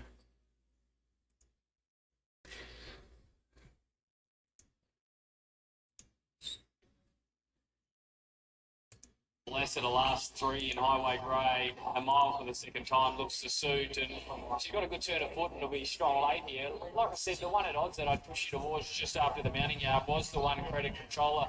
Probably needs to lift a little bit on form this mare, but the recent trial was great, and like I said, she was a standout in the mounting yard today. Been very solid with the bookmakers Credit Controller at $21. Your second pick here is Off the Scale. She's coming off a fruitful campaign. Finished a close-up third of the Tamworth 1400 first up last prep. Her race that produced 4 subsequent wins. Really nice mare who just gets them a start in her races, so she always needs a bit of luck, but she's got a booming finish on her day. She was getting a little bit warm in the yard, but she seems to be holding it together okay behind the gates, and you have to respect that market support, so particularly after the parade. So I thought she might have been her run short, but parade says that's fine with the late market here. This is the start of the early quaddy on the 100 day. Here's Darren. It's been pretty well back from when markets went up on Wednesday, and next pay run is levelled out at $8. So upwardly mobile moving in. Final stages of loading. Teas are about to go in with Sweet Treats and Need a Miracle. And Credit Controller, just obscured at the moment. So Need a Miracle moving in with Sweet Treats. And the Credit Controller being partnered here by Sienna Grover. First time this preparation. So Upwardly Mobile is the favourite, and they're all set now. There's the light. Ready to run in the highway, 1,600 metres ahead of them. Gates are back. They're off and racing. Wanjad missed the kick by 2 lengths. Now Teasar was fast into stride. Kraft moved up to join it, and next pay run handy to the action as well. Off the scale, and the red cap is quickly improving from Ferrazano's Secret Keeper. Need a Miracle's caught. What? Game over for 8. Then Telstra Meteorology down on the rail, the length and a half to Sweet Treats. 2 lengths further back to Southerly Buster, Critic Controller. And after the average start, One Jadu's last of all. Pace has been okay, and Kraft shows the way from Teaser at the 1,000 metres. Off the scale, use the low draw to push into third position. They're followed by Next Pay Runner. This has been well back today, Next Pay Runner, and it's very well positioned, 1 out, 1 back. Yeah, that'll not happen. Miracle, Secret Keeper doing it tough. Back in the field, upwardly mobile, Yeah. followed by Etiology, together with Telstra. A link to Sweet Trees from Critic Controller, Southerly Buster, and One Jadder still last of all. 600 to go, Kraft in front. Caesar's come off the bridle, now in second position. Followed then by Off the Scale, is travelling well behind them. Next Pay Run pulls out, followed then by... Run, baby. Run. Back on the inside, Ferrazano's badly strung up, and Sweet Treats are starting to put in a big run together with the favourite Upwardly Mobile. What is that? And Upwardly Mobile shot to the front from Sweet 8. Treats. Now One Jet running. Upwardly Mobile just in front from One Jet the outside. 8, baby. The favourite two, Upwardly 8. Big critic control of One Jet, and Telstra doing its best work late. I think we got the 12 as well. 8-1. Further back to Need a Miracle. Off the scale, myself in the straight. Followed them. I think we got the 12. No. 8-1-13. My next pay run drop right 8-1-13. Caesar dropped out, and Ferrazano wasn't getting much room early stages of the straight. Folks, So it's 8 beating 1. Dangerous to have a go because noses are obscured, but maybe 13 ahead of 10 for third. Wait for the judge, ticking along beautifully, upwardly mobile at the moment, Dabo. She is, Marto. 8, 1, 13 and 10 are the numbers up on the semaphore board here. So 13 will grab that second spot. Lovely ride by 8-1-13 and 10. Travelled quite strongly throughout. So I was thinking 8 1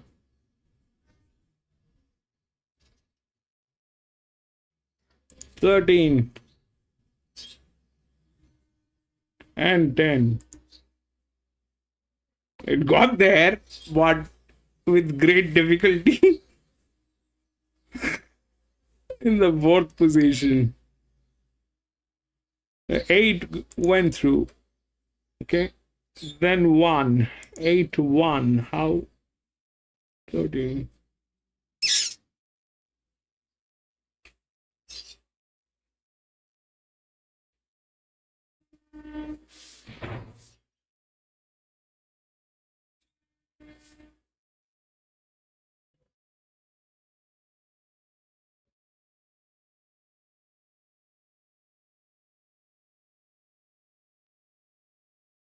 Are you kidding me?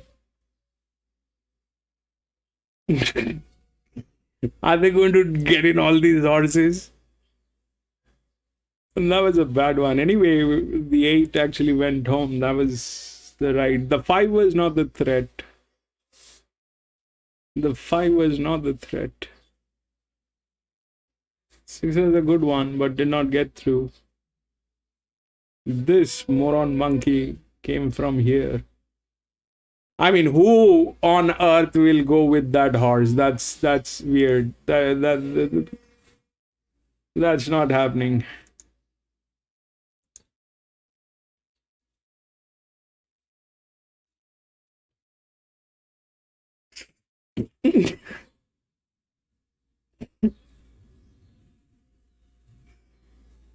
Quit Sydney racing. Yeah. I mean, PC, in last 2 years, I think I've heard some 1 million times that you're going to quit Sydney racing, Melbourne racing, at times Brisbane racing. You also said you're going to quit racing, but that never happened. You're not built for that. You're not built for that. You're just angry right now. Get a drink.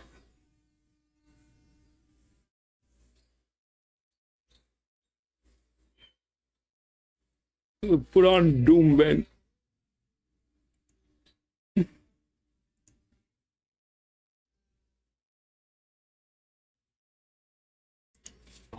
He's made with an Eagle Farm. It was an all-the-way effort over the 1,600 metres. So you can look at plenty of these. I'm leaning towards the 3 of Vanderbilt. Who with the tap fixes 6.50 out to 7, back into $6. The favourite is 40, 3.90 this morning, 4.20 into 3.70 late. Best back to beat it, Inquisitor number 4, $6 into 4.20. Well and truly in your mix, going well for the new stable of Ray Dart. It's won 1 of 2 since the move from Chris Waller's yard. That's it, Marto. And the first run was on the poly track at the Gold Coast over 1,200. So don't put too much into that, although it was still a good run closing off late. I'm going to be back from the washroom in a jiffy. He absolutely smashed them.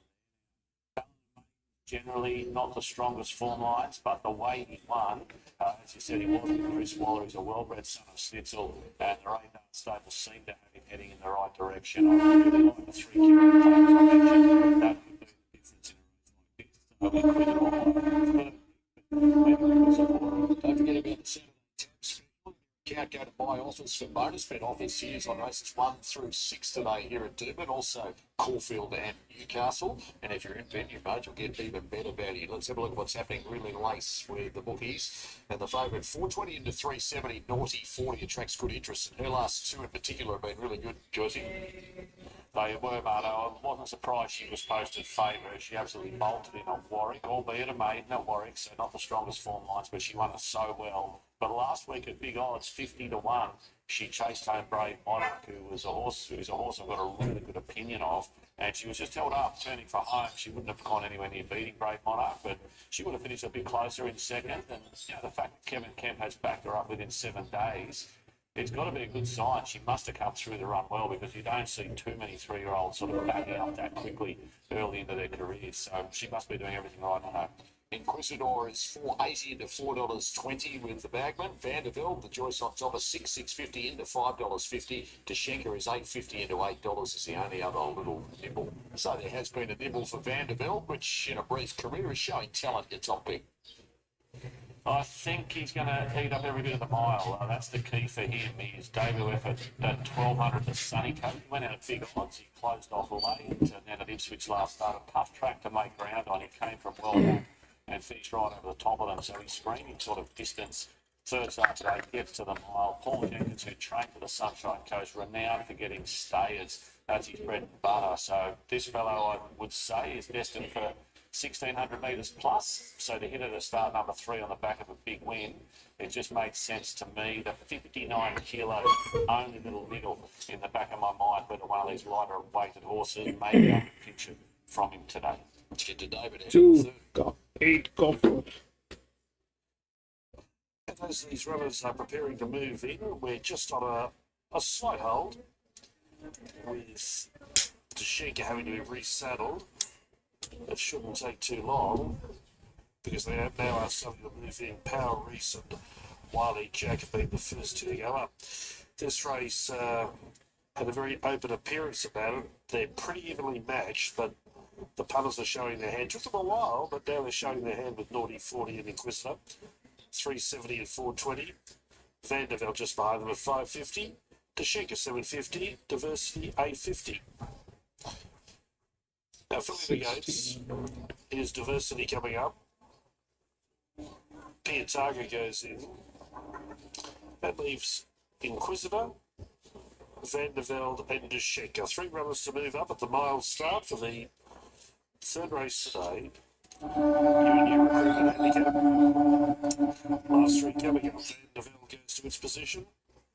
There are several form lines here. Basically, this race is a Class 1 and maiden.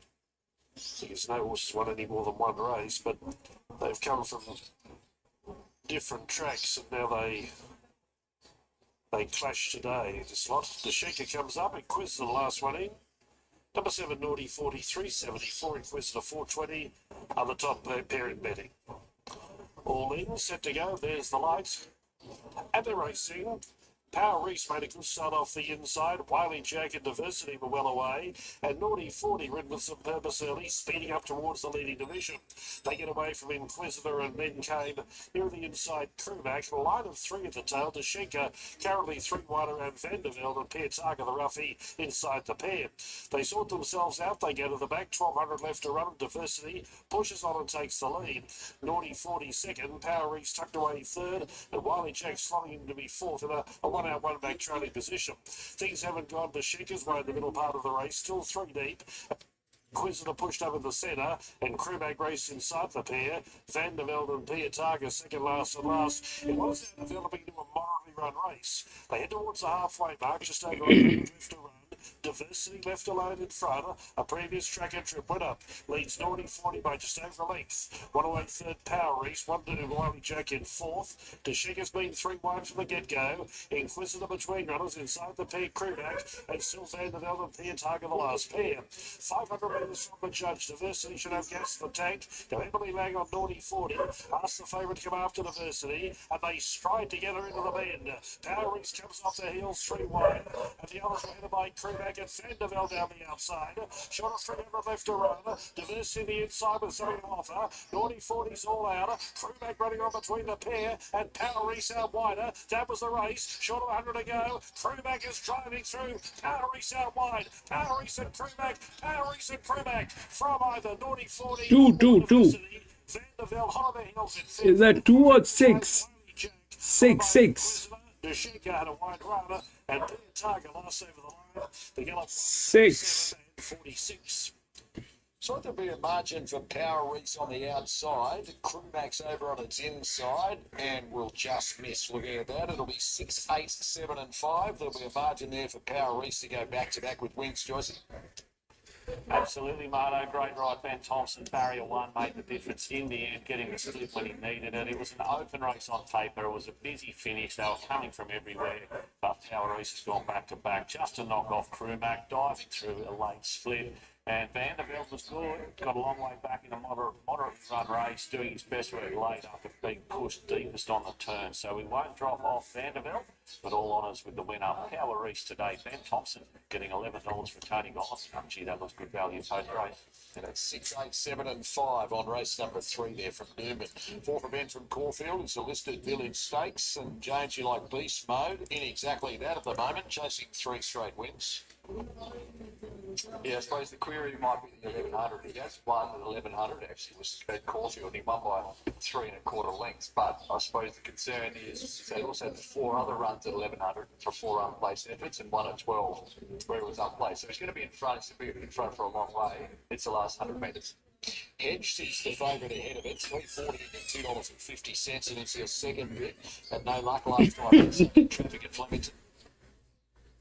Yeah, it was first up, and then yeah, probably run second. I don't think it would have won. It wasn't a good thing beat. But Caulfield 6 can't win. Beast mode. 9, 6-year-old gelding. He's just going to be storming it. The stable, obviously, there's been some good bets on this horse, so I wouldn't talk you out of either of the top two if you had an inkling towards them, but I've got a firm opinion on the race. Late with the bookies, Hedge 290 into 250, best back. Beast Mode 245 to 280, back to $2.70. Little nibble for Sharapa, number 2. He's handy when right. He is. They all went to their best. Yeah, Sharapa would win this race, but I'm a long way off saying he's going to run to his best. He has been hard to catch, but he's a nice horse, as you said. Nibbles are extremely lucky and bases loaded, and even Philosopher 61 into 51 really race for the listed Village Stakes. Here's Matt. Over this distance here at this track. Miss Icelandic going into the stalls. Renzing and Prince comes forward. So they're just about right over there for the running of the Village Stakes. Starter marching over to the platform. And Minus Notches is going to be the last. Minus Notches placed forwards. No, Araman. You're just warming up. Sprints. And away they go. Philosopher jumped well, and also Boston Rocks and Beast Mode out past the centre. Beast Mode is going to lead them easily from Boston Rock's Philosopher. Then Sharippa, Buenos Noches and Hedged. Miss Icelandic behind those, followed by Tiger Shark, Grinsinger Prince, Extremely Lucky. Bases loaded last of all. 750 out. Beast Mode in front by 2 lengths Philosopher, a length Boston Rocks. 2 further back in the field, Hedged, Sharippa, and they were followed by Miss Icelandic and Tiger Shark together. Buenos Noches wider. 2 further back is Grinsinger Prince, and then came Extremely Lucky, and bases loaded last. So it's Beast Mode searing the grass as it loves to do. Comes around the corner of the 400 metres, still 2 lengths Philosopher, Boston Rocks, and then came Hedged. Sharippa under the whip from Tiger Shark, Miss Icelandic, Buenos Noches.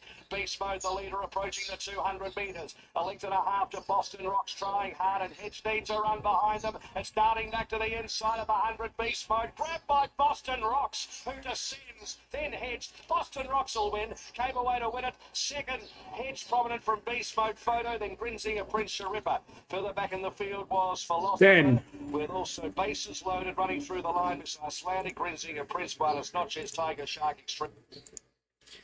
We'll take a look at the next one, which is a 1400 meter benchmark 78, number 4 at Newcastle.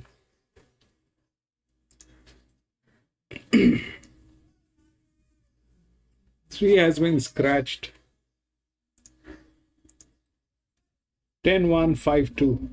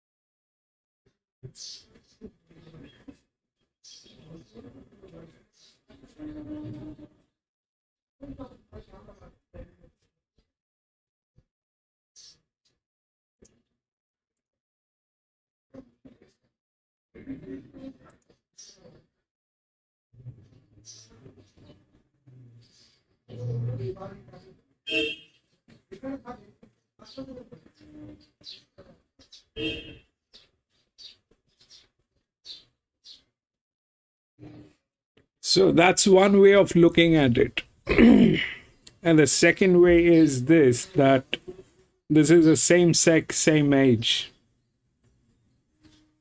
And if that happens, it is prone to flip. This one is under pressure. This one is also under pressure.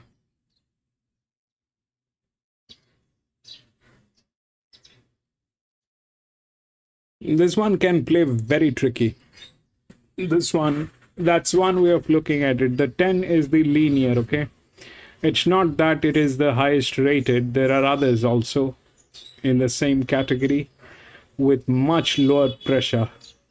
All right, that's the first thing. Second thing is this, that that probably is also not the greatest fit. Though there is a jock, that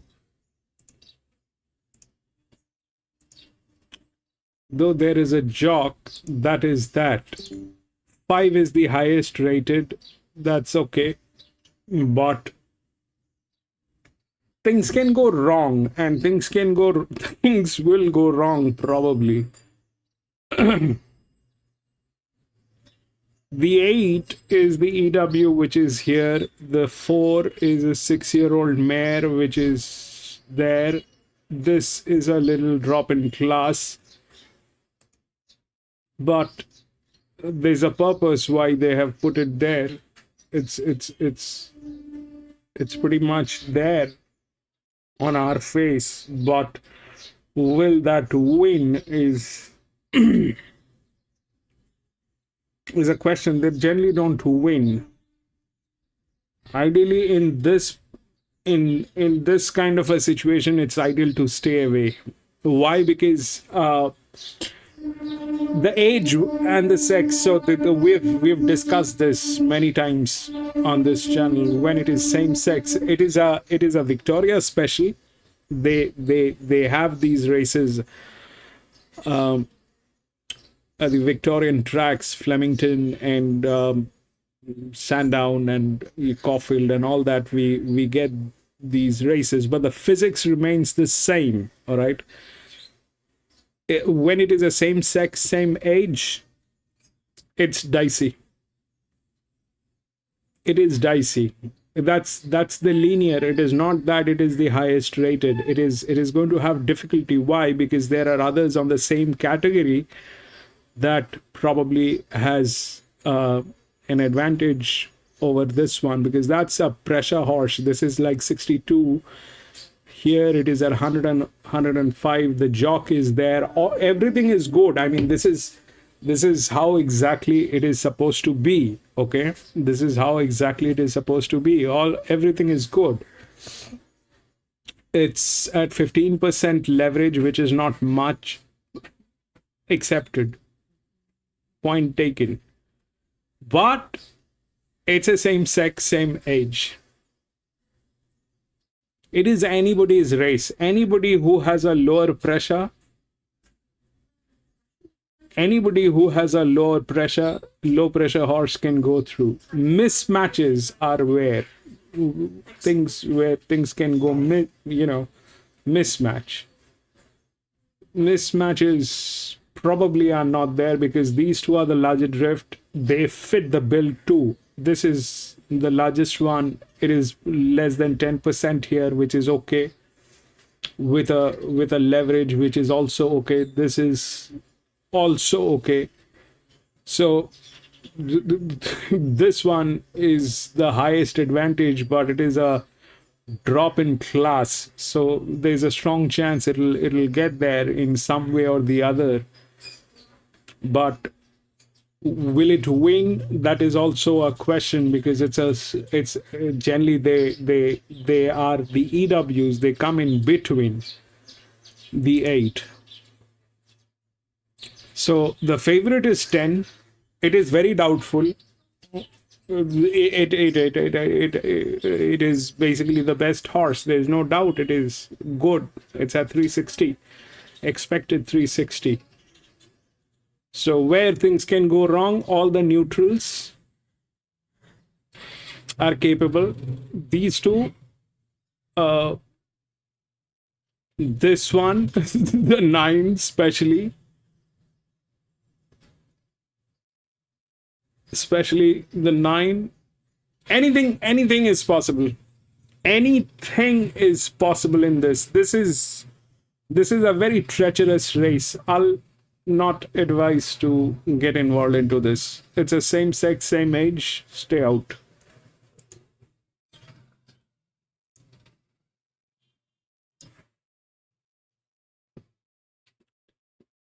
Out of 10 races, 11 of them have gone wrong. Out of 10 races, 11 of them have gone wrong when it was a same sex, same age.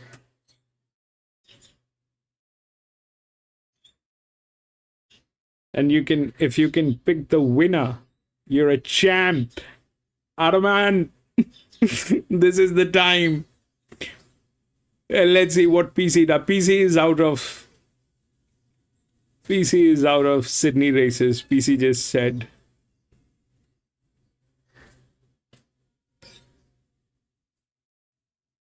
This is a trap. This trap they play. You can't get, I mean, honestly, through numbers, it is not that easy. It is not that easy.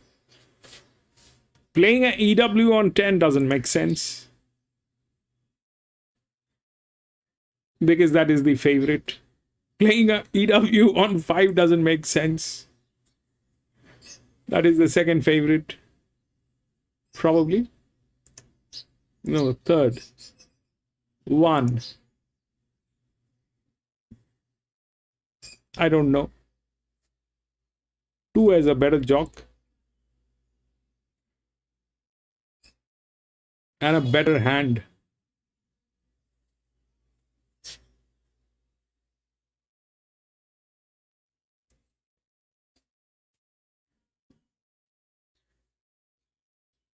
I don't know how this will play. 4 show 4. Possible. The 4 is the one with the advantage. Anything is possible in this one. Anything is possible in this one. Anything. And 4 is a good one. 4 is a good one. It is not doing great here, but here through the DICR, if we look through the largest to the smallest, 4 will come up here. They are both like that. This is an EW and a low pressure. So yes, 4 is a good one. It is not a bad one. So they are like that. 4 is a 6. That is quite possible. This is under pressure. This is not. It's a 6-year-old mare. Nobody is going to take a look at this, and that's an EW anyway. 5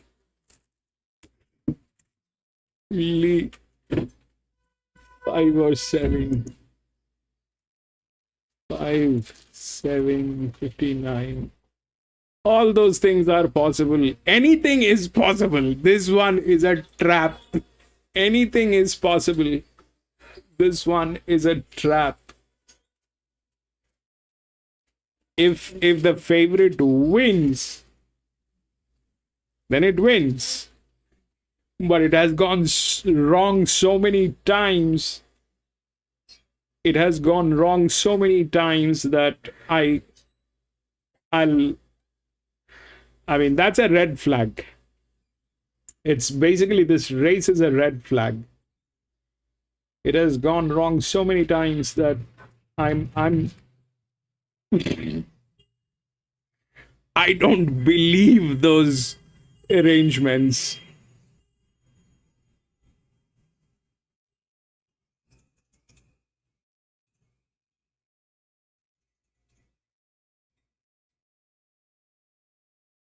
Six, 10, 5, 6. Let's go at 6 is 6.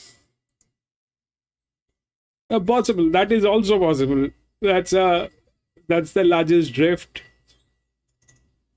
That's a low pressure, but a lower one is here on the same thing, which is this 9. All right. A lower one is here. So it's like, you know, it's like a puzzle. One day we'll be able to understand what goes on here when we have a little more, accuracy on certain data points. But as of today, we don't have that accuracy to understand.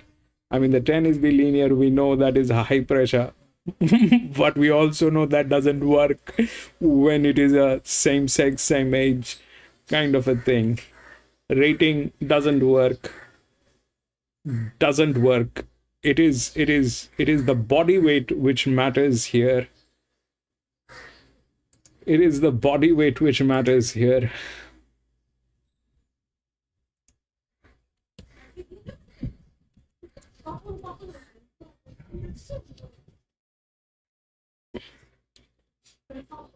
And they all almost have the same body weight. I mean, same sex, same age. It's like you go to a school and get into a particular grade, like, we call it class here in India. You go to class 4, you will have all of them more or less the same height, same weight. So this probably is that kind.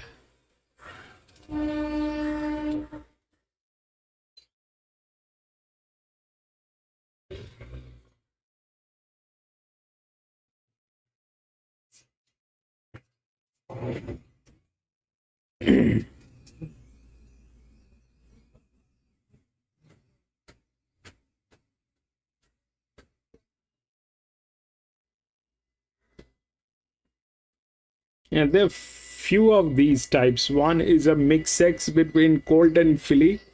Then this one, which is an all filly. Colt, you still get a little bit of understanding. All colts. No, it's okay. But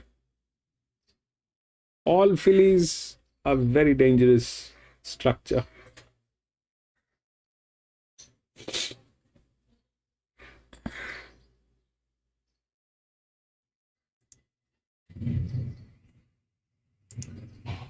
Down in the sky for Dylan Dunn, pays $4.230. Beats Kentucky women at $1.90. Hellish Leaf third, no return. Maybe the 3 for 4 fair with 5 races to come on Dunkeld Cup day. 60 seconds off the 4th event, Newcastle. Let's have a look at what's happening late with the bookies. Who have 270 and the 310. Maiden Muller is the favourite. Waimarie is $5 into $4.80 on the second line. Ruby's serve is $5.50 into 5. David, there's good support for It's a Wonder, number 7, Josh Parr. Ryan and Alexiou, 9 out to 10, back into $8. She bolted in last time out on a heavy ace, but all 3 of her career wins have been on rain-affected tracks. Yeah, that's a concern for me. The other concern was I thought she found the fast lane there last time at Rose Hill. It was certainly playing down the middle and she found it. So I had to bring her back a little bit from that. That was my concern. But like I said, I think there's 3 horses that can run really well. And on to Newcastle.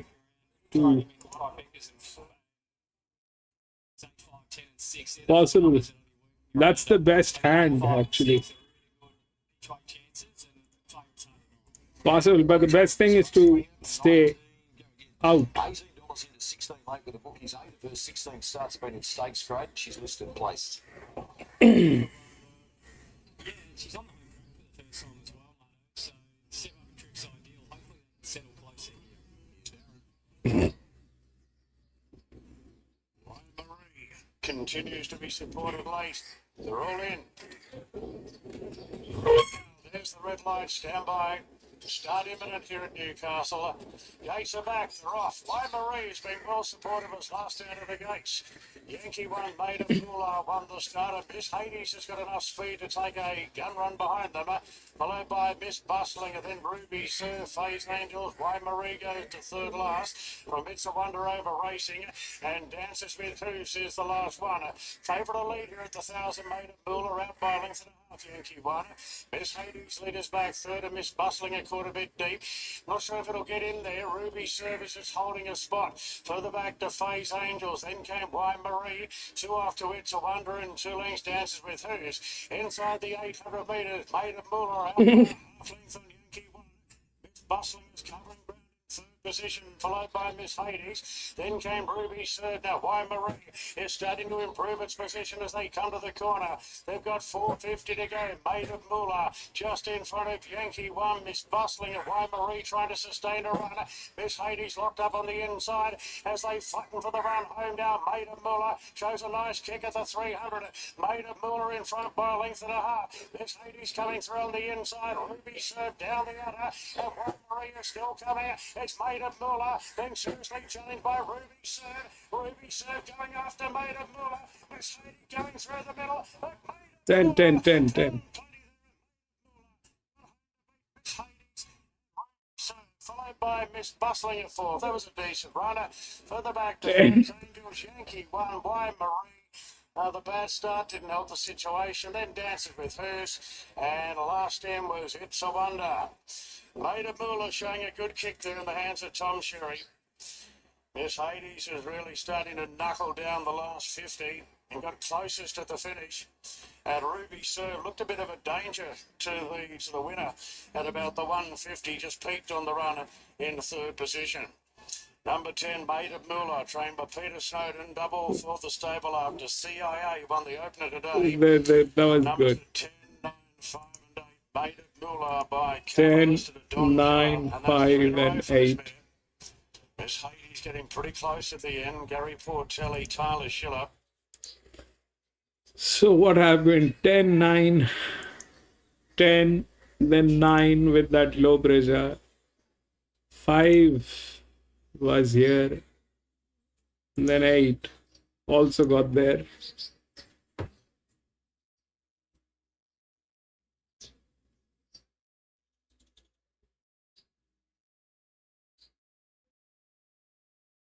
So that worked. The joke was but that's a trick one. It's a trick. It's better not to get involved.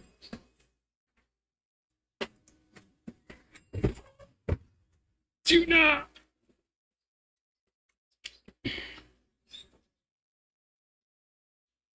Take a look at the fifths. The odd.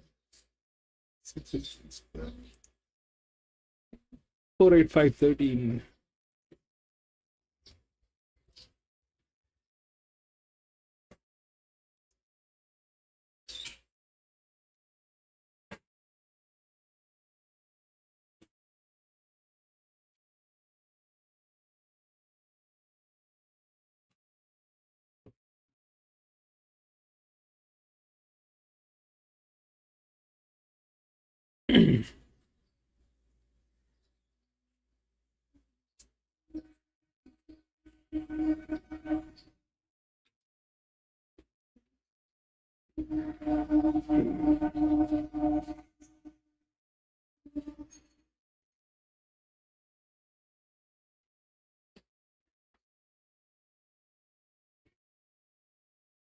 The one thing to understand what happened here is probably in Victoria they have much stronger horses. Today, Newcastle, this is a provincial track, so their stock and what they have at the primary tracks that we play Victoria, there's a difference. There's a huge difference. But it is ideal to stay away. These are tricky ones. These are tricky ones. All of them are tricky, but this is like tricky Pro Max.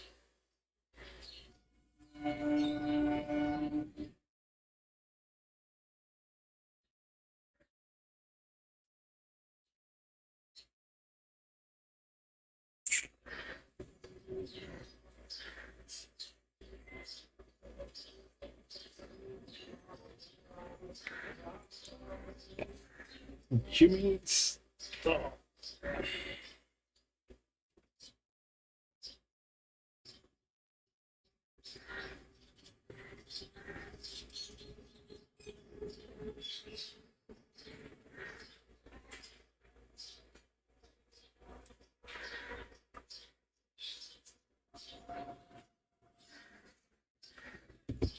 Yeah, we'll put on Doom and let them come on live.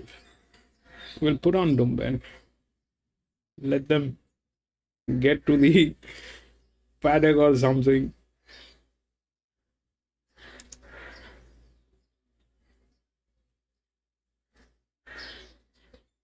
Yep.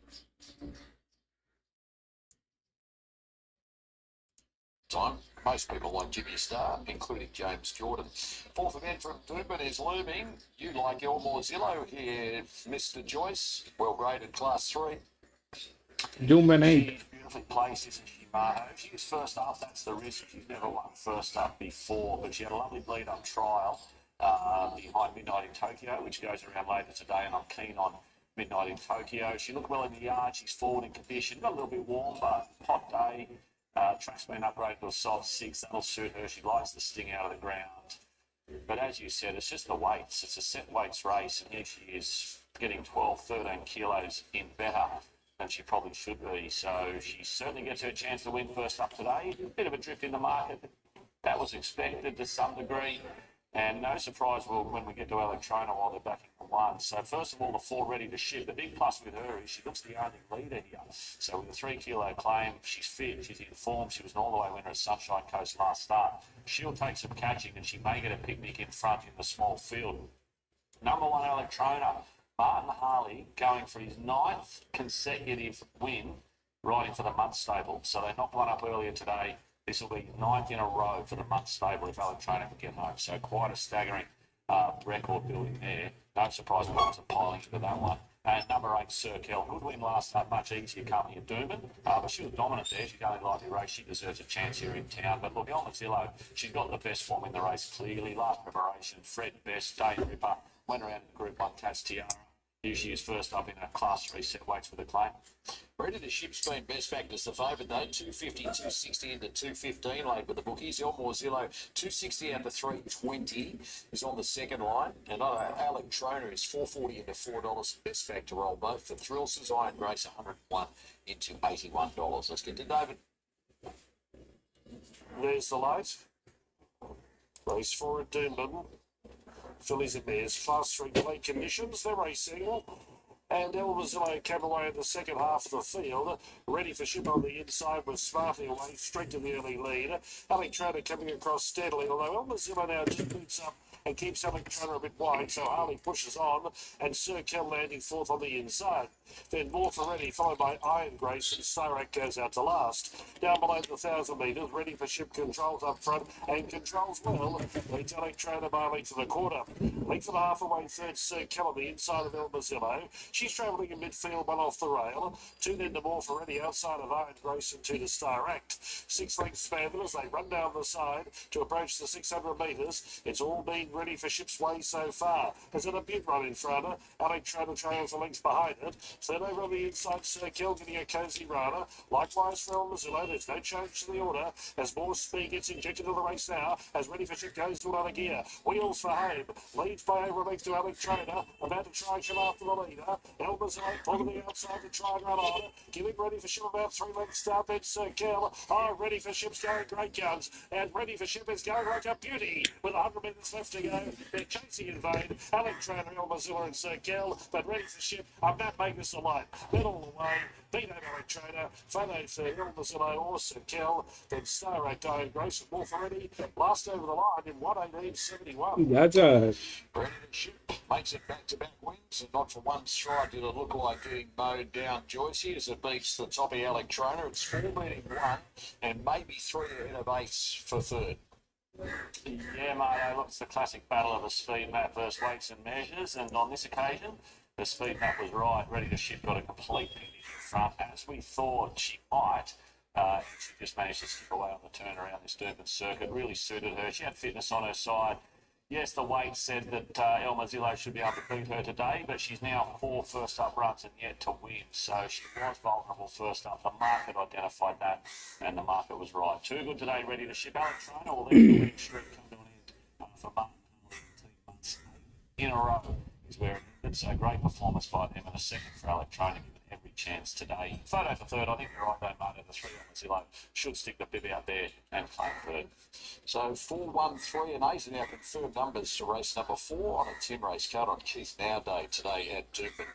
The first of the group races on Horse Stakes Day at Caulfield. It is 4 metres, and it's a Summon Stakes at 1,600 metres. James, you're tipping Roll On High, and it's quality mare, went in the mood and ran a big race at big odds last time out.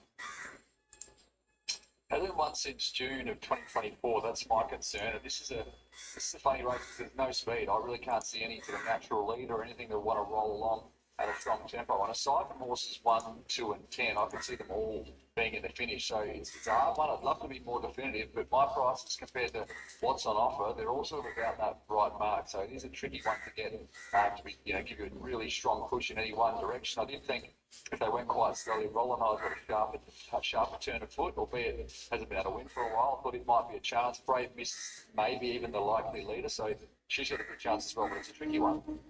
And the market reflects that. Roll On High is the favourite. 310 this morning, 350, 360 back to 350 late. Blinded by the Light was 480 this morning and is currently at $4.40. Pondalawi, number 8, went up at $5. Came into the 4 range, back to $5. Brave Miss, 850 into 7 has some fans. And then Precious Charm goes 9 this morning, late $11 back into $9.50. Barbie's Dream World, if you want one of longer odds, number 5 for Declan Bates is $14 into $11. Would be best factor those remaining. Roll On High has had ability from the moment she was first spotted, James.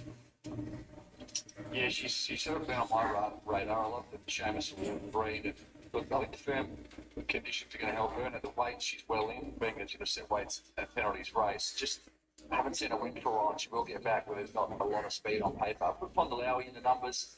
Bizarre tactics last start. She was really progressing well. They've been riding her cold, and she's been hitting the line well, and then all of a sudden she jumps straight to the front. I know she has won a couple of times leading early in her career, but always over shorter trips. I think she needs cover. I'm sure Lockie Nynorth is a smart tactician. I'm sure he'll want cover with her. She's around the mark. Precious Charm was good last start on a wet track. She did fail second up last prep at $1.70 after a first up win, so that's my concern there. And I touched on Brave Miss.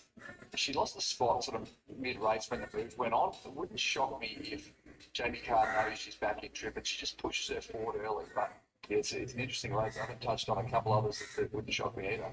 Well, one of those is Blinded by the Light, which is $5 into $4.40 late with the bookies. Best back to beat, Roll On High, $3.40 out to $3.70. And Blinded by the Light's won 3 of 5 this campaign. Lob's on a 7-day backup.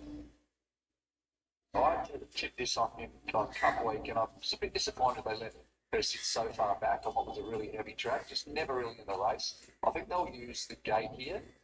The concern for me is it's on a 7-day turnaround, which is not a concern. I love that, but it goes wet to the dry, which I never really like on a 7-day turnaround. It also drops 2 furlongs, 2,000 back to 1,600. So I think, when you're on a 7-day turnaround, your added benefit is the fitness, but primarily.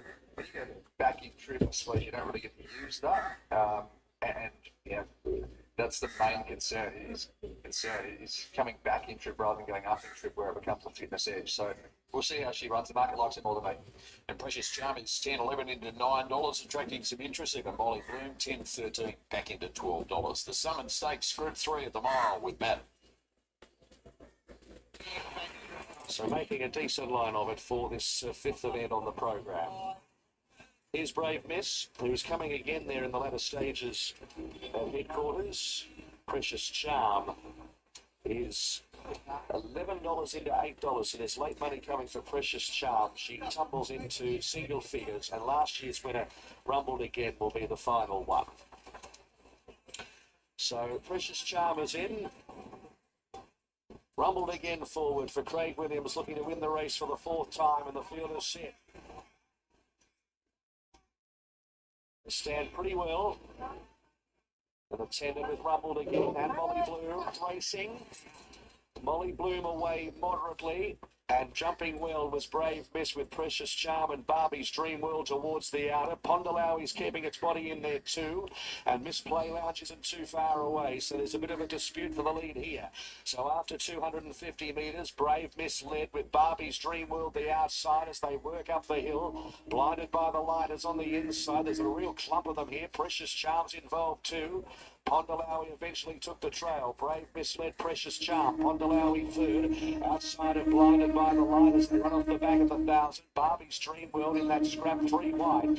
Miss Play Lounge next the outside of Roll on High. Rumbled Again joined that 3 wide train, and Molly Bloom fierce at the end. To the railway side now, 800 metres to go. Brave Miss just in front, slacking, and they pack from Precious Charm, and then came Barbie's Dream World 3/4 of a length away. Blinded by the Light fourth, the rails from Pondalowi. Then came Rumbled Again, a length and a quarter, Molly Bloom, who's set alight now 4 deep. Molly Bloom from the back, Miss Play Lounge Roll on High at the end. Tactical Affair coming up to the corner, 500 to go. Brave Miss with Molly Bloom, who is set alight and goes to the front early. So approaching the corner, Molly Bloom in front of Precious Charm, and Barbie's Dream World going with Molly. Brave Miss still there on the inside, but they've passed her. Blinded by the Light got shuffled back. Rumbled Again trying to work through, and Roll on High down the centre. 200 to go. Barbie's Dream World just in front of Precious Charm. Pondalowi can't get a run. Roll on High whacks away. It is Barbie's Dream World. Precious Charm. Rumbled Again is getting through, and on the outside, Blinded by the Lights. Photo Rumbled Again. Rumbled Again has won it again from Blinded by the Light. Barbie's Dream World, followed by Roll on High and Precious Charm at a good go. Next to finish, Pondalowi, Miss Play Lounge, Molly Bloom, and Brave Miss. 915. Looks like one will get the verdicts. Rumbled Again over on the inside. Looks like it gets its nose down right where it counts to deny. 8-year-old mare, that thing is. 1. Craig Williams wins it a record 4 times at Summon Stakes. He joins Karen McAvoy and Damien Oliver. There's the photo to prove it, James. 1. Yeah. There was 3 I didn't see. This was again all mare. This was again a all mare. Man.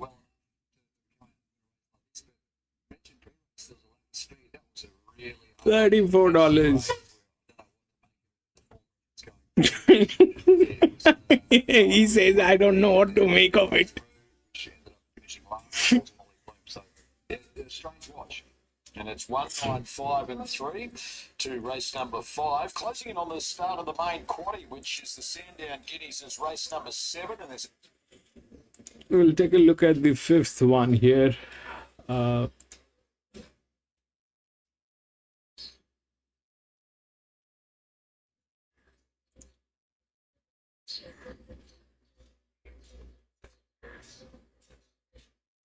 6 has been scratched. We don't have 6. 4, 8, 5, 10.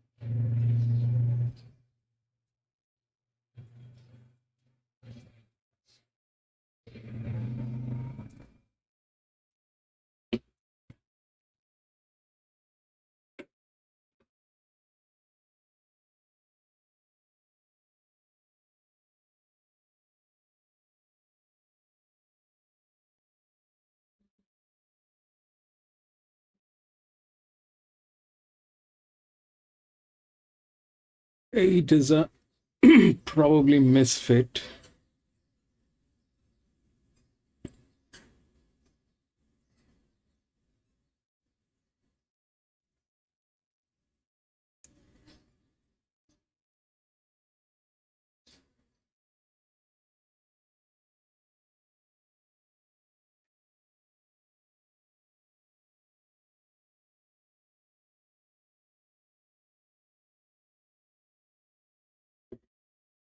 So what probably is this is if the 4 is 60 at 45 has a jock, this one is 60 at negative 55.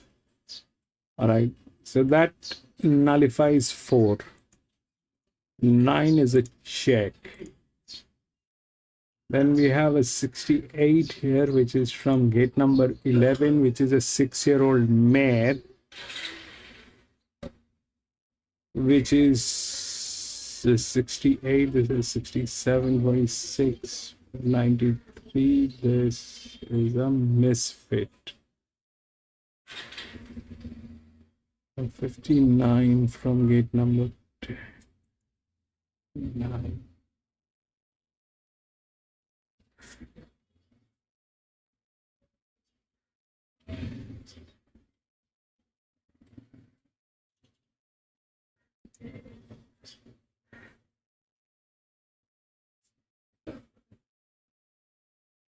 It's probably 5. It's probably 5. So for 4 to win, it has to work with 9, and 9 has a lot of advantage. They're both 4-year-old mares, and if this one is under pressure, this one is like that. But whether that'll play here is a different thing in New South Wales. But 4 is not an easy task, especially with the 5 being present there. The 5 has the rails, it is the highest rated. Why will the 5 not win? Because it is gate number 10. That's what people are thinking, I think. 5 is 2 weeks Bendigo.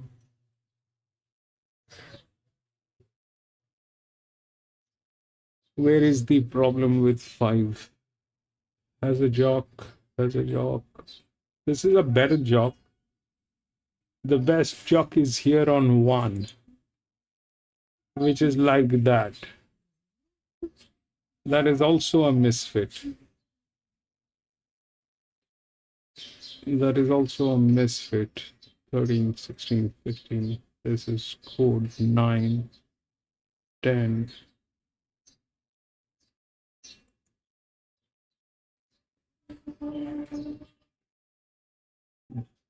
This is a misfit. The only threat is probably 7, which is here. It's a very good hand. This one, 8 is the same thing as the others, okay? Like a drift cannot be like that. 8 is a misfit here. 8 is a misfit here. That's that part of the story. The second part of the story is that 7. I don't know from gate number 13, 6-year-old gilding will be able to do anything. 4 is at 60. This is at 60. This is at 45 by 75. This is at 55 by 92. Both are 4-year-old mares. So this 9 becomes check. Okay. And then this 6-year-old mare is a misfit here. Take out the difficulty is 64.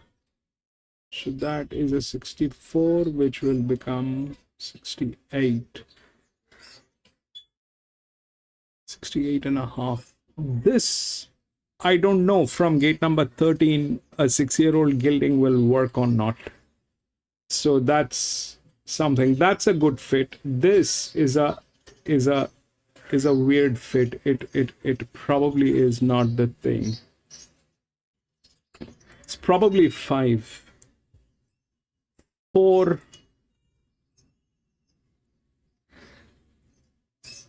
61, 48, 60, 55, 9.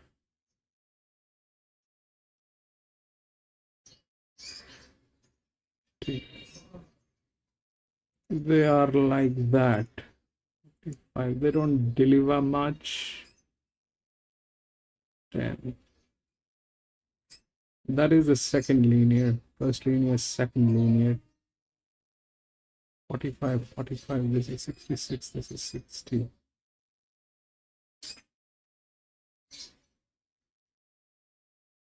The class, it is okay. It has the class. Class is also here. It has a resume of Group 1 races.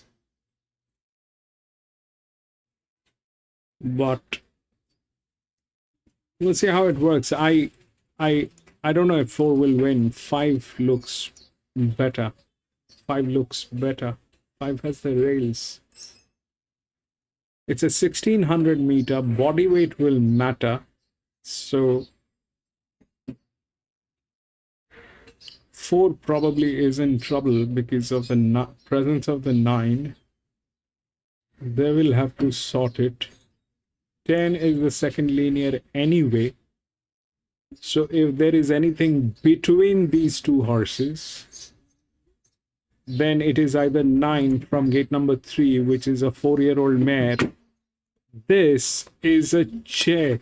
I mean, this is a very good fit, but they are from gate number 13, which is a 6-year-old gelding. This is a 6-year-old mare from gate number 11. This is under pressure. That is also a drift. That's okay. This is not right. So it probably is heading back to 5. Rest everything is dicey. Rest everything is dicey. The 4 is not bad. Okay, the 4 is not bad, but in this race, 4 has 9 to deal with.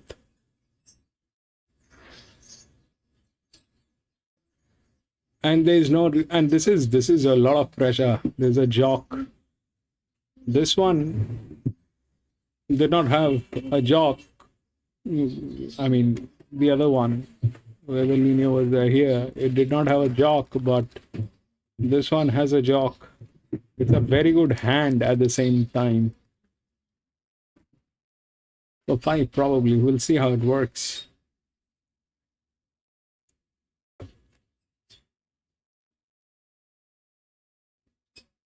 On the FF, I'll have to find out. FF, we've hidden that column on FF, but I can find out. If you want, I can find out the FF.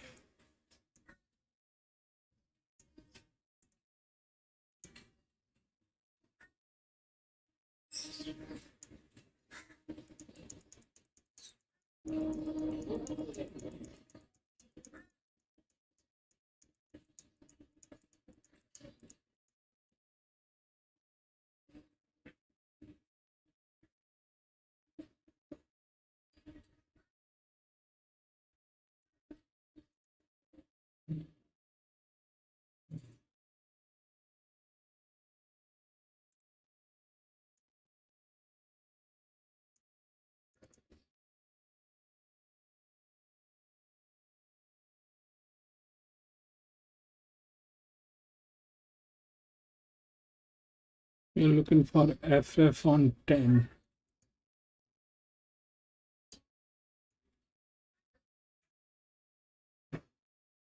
FF is highest on 5. FF is highest on 5. So if if you're new here and you don't know what FF is fast forward. FF is fast forward. So there's a mathematics that plays in the British racing where they put in their wagers after the race has started. So FF basically is FF is basically that FF shows where it is going to be in the leading position generally. So that's where it comes. 10 is down here. All right. This is a British way of playing horse racing. It's an English way of playing horse racing. They have, I mean, last time I checked, they had those systems in place. I don't know if they have those systems in place anymore, but they've been there for a very long time. So what they do basically is once they have that system in place where once the race has started, you can still put in your bets, and that's what FF is. We did those maths long time. Thank you, Tuna, for remembering that and bringing it back. I completely forgot about it. I mean, for the last few months, maybe for the last 7-8 months, we were so, engaged in looking at the pressure model and the bends, how the bends work, what is the measurements on the bends and the angles on the bends. So we completely ignored the FF, but you brought in some very old memories, Tuna. We have done a lot of races with FF. We have done a lot of races with FF. And Tuna still remembers that. So yeah, the 5 is the highest FF.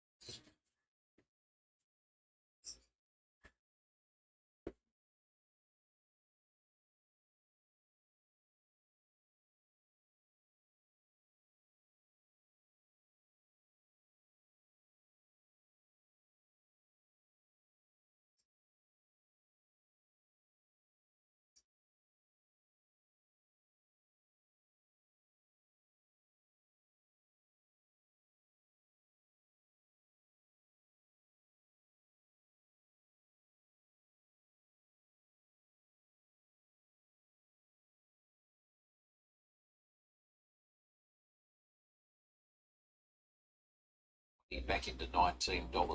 Iridiana is the favourite. Your top pick, Rodagilla, best back to beat at Dover. It does look a race in too, Marto, to me, from what we see on the form perspective. Meridiana clearly the best runner. Just thought it was a little bit short at 210, 215, getting out to a better price now. So the way the track's played today, no issue for her. She's going to be running on strongly. But I like the 5, Lee. I like the 5. I showed you why I like the 5. Look at the 5. The 5 is up here. It's a 293. Should not fail. Has a jock. From gate number 10, it's a benchmark 78. Has the body weight. This one is a 6-year-old mare from gate number 11, which is here. But that's a bad fit. This is good. The 4 is a low pressure, has the physics. It is not that it doesn't have the physics. It's got the rails both sides. But I still like the 5 more. Like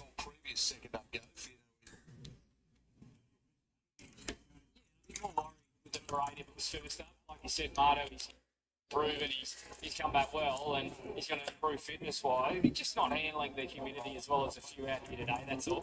Meridiana is talented. She was stakes place last campaign.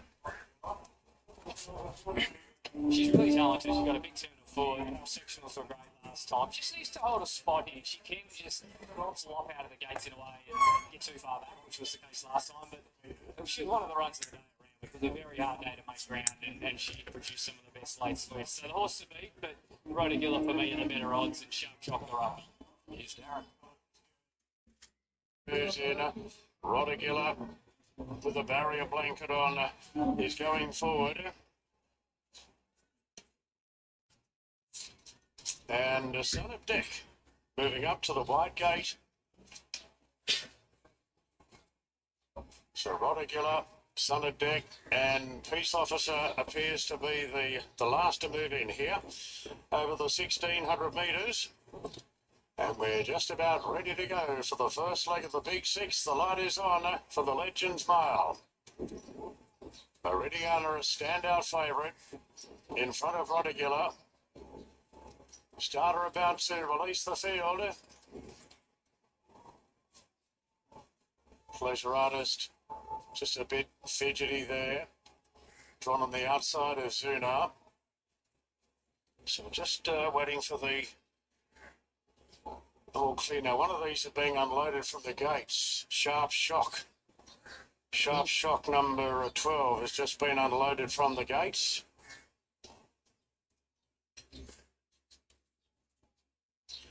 It got its off hind up in the barriers, so the vet casting an eye over Sharp Shock. It's been past fit, so Sharp Shock about to rejoin them.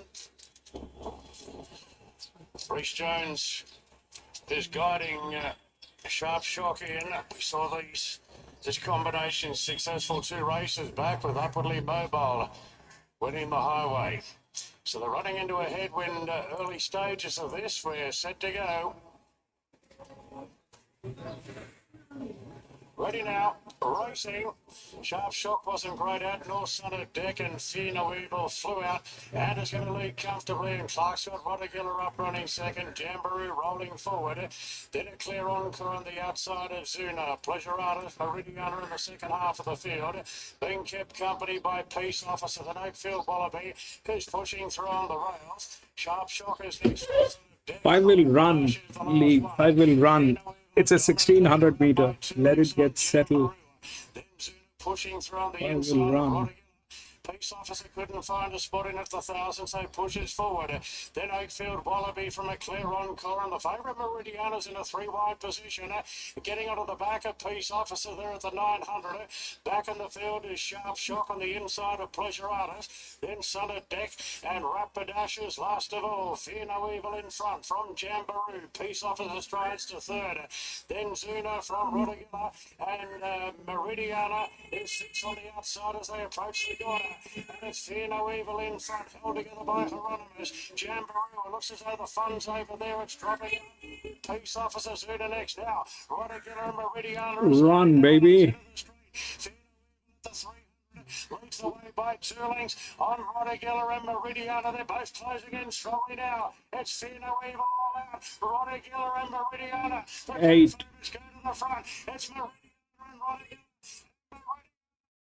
4, 4, 4, 4, 4, 8. 4, 8, 1. 4. Stitch. Further back to Jamboree, Pleasure Artist, Sharp 4, 8, 11. 4, 8, 11. Looks like 10 will wind up 4th, a clear 1 column. And the stakes place mare chalks up the 3rd win. It starts 7. 4, 8, 11.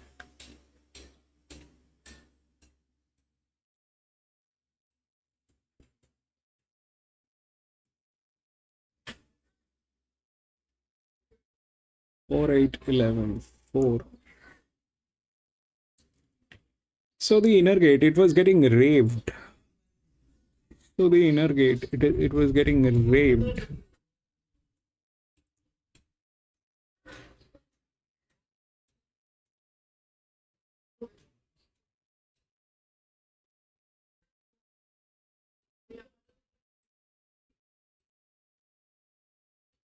So benchmark 78, gate number 10, it could not survive the raving. That's all that has happened.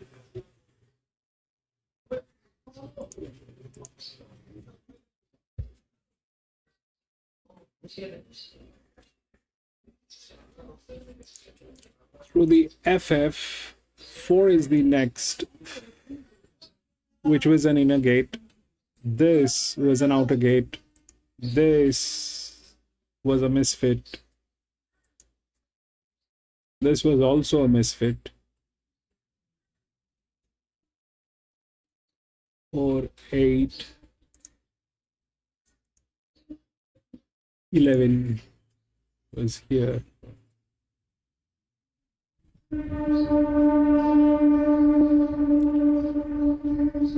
That happened. It lost from gate number 10. It was not supposed to get raved. It's a high pressure horse. They were raving it. I thought when Lee said that run 5 run, I thought it was back in the 3rd position, 4th position somewhere. But no, they were raving it. Anyway, that happened.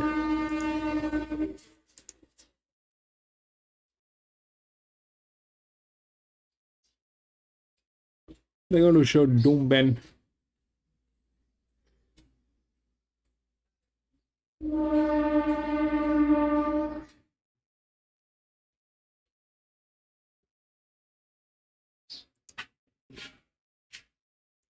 Start behind Voracious Eagle Farm over 1400, and third horse there, Chief Witness, came out and won well last Saturday just to frank that form. So third up, Miles suits the negative. Just not a lot of pace on paper here, and we probably want to solidly run Mile. Andrew Mallion will probably want to put him midfield, just smother him up and have the last shot at them. So hopefully there's a bit more pace than expected. Number 4, Noble Conqueror.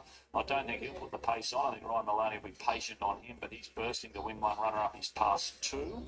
The 14, Evelyn May, one of the new kids on the block. She's only had the 7th start. She's won her last 2. She can probably take up a slightly more handy position today. There's a couple of gear changes on her since her last start win. And number 5, Great Aspirations, in a race where there's no obvious lead. Don't be surprised if Ange Jones takes the bull by the horns and sends Great Aspirations to the front. Has been sitting just off speed, but today could be the day to lead. And attracting good late interest, Great Aspirations with tab, $4 into $3.50. The other one I like is Contilda's Love, number 16, and it's $8.50 all the way into $5.50. Very lightly raced 5-year-old with ability. Pulled up with heat stress last time out. Yeah, I was on him at the big odds each way, Marto. I didn't know that. Now I've got a bit of heat stress, but he hit the line well. I'll be back from the washroom in a jiffy.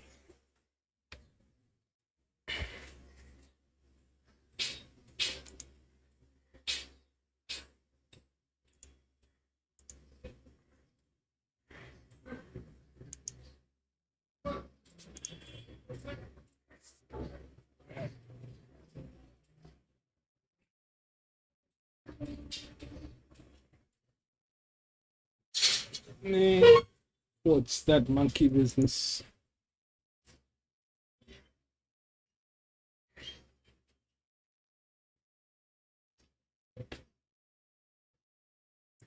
Loudcast, $12 into $9.50. Third run today for Matt Dunn, ex-Cody Morgan. Yeah, that's right. So new stable. Both runs have been terrific, particularly the second up run. So we thought there may be some more improvements coming. Let's hope there is. I noticed the quadding just flicked up on screen there too, Marto. Only a couple of races away. We kick off the quadding here at Doomben today. If you scan the QR code, you'll get some bonus bets if I land the quadding. Be warned though, there are some storms building up out in the west. No surprise there either, Marto. Weather watch yet again in Brisbane. Let's get to David Fowler.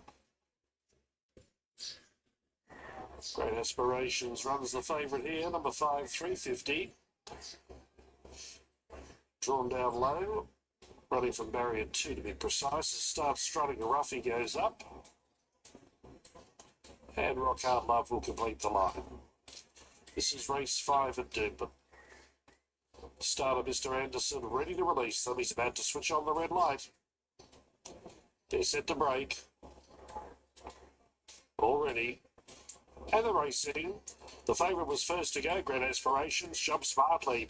Evelyn May nice and fresh up there. So too 4 races and a bit wider Social Outcast. Contilda's Love the Rail. Rock Hard Love going forward again today. Full of I expected. Noble Conqueror. That old song Sizzling Gal drifting out to second last start strutting. And American Fireball settles in last position. They head to the back straight. They've gone through the first 400 metres. The fairly casual speed too. And the front runner was Great Aspirations. So Ange Jones is going to try and wheel and deal for as long as possible. Social Outcast second, 4-race third. In the box seat, racing fourth, Rock Hard Love. In the wash-up, gets a good spot. Contilda's Love won away in 5. Wonder Evelyn May, a length expected, and then came Sizzling Gal. Deep around Noble Conqueror. He's travelling one off the rail in the second half of the field, and the trio behind him include Old Song, Start Strutting, and American Fireball. Strung out now, 700 left to run. Great Aspirations is going to try and do it all the way from Social Outcast at 4-race in third. Fourth, Rock Hard Love, Contilda's Love in fifth. Sizzling Gal always deep. Then Evelyn May, Noble Conqueror beginning a run. He spots them 6 to 7. Expected nearer the rail that Old Song Start Strutting, and two big guitars from American Fireball last. They head into the home stand and Inspirations led the way. Came back. The outsiders trying hard. Contilda's Love running on reasonably well. And now the outsiders Rock Hard Lava. There's still Great Aspirations the leader. Social Outcast, Contilda's Love and Rock Hard Lava. They're all still coming. It's still Great Aspirations trying to grip on. Trying hard was Contilda's Love. Great Aspirations in front and just lasted from Social Outcast, Contilda's Love and Rock Hard Love. Then came American Fireball from last, followed by Expected. Then came the heavy others, Evelyn May, followed by 4-race. Well back was Start Strutting, Noble Conqueror, Sizzling Gal, and Old Song last over the line. And Great Aspirations sees it out and beats either the 10 or the 16. Probably that order ahead of the 7. Great Aspirations. Home for Tony Gold and Ange Jones. Joycey. Yeah, we thought Ange might lead them up, and she did, and she rated the race perfectly. My Ruffy sat outside the lead, out kicked on the turn, but came again late, and I think has run second. I don't think Great Aspirations caused any interference, even though he has wobbled well and truly out in the centre part of the track. And we had Contilda's Love running well, and the 7's also run well, Rock Hard Love. So those 4 have drawn right away from the pack, but I would suggest that all is good with the winner, Great Aspirations.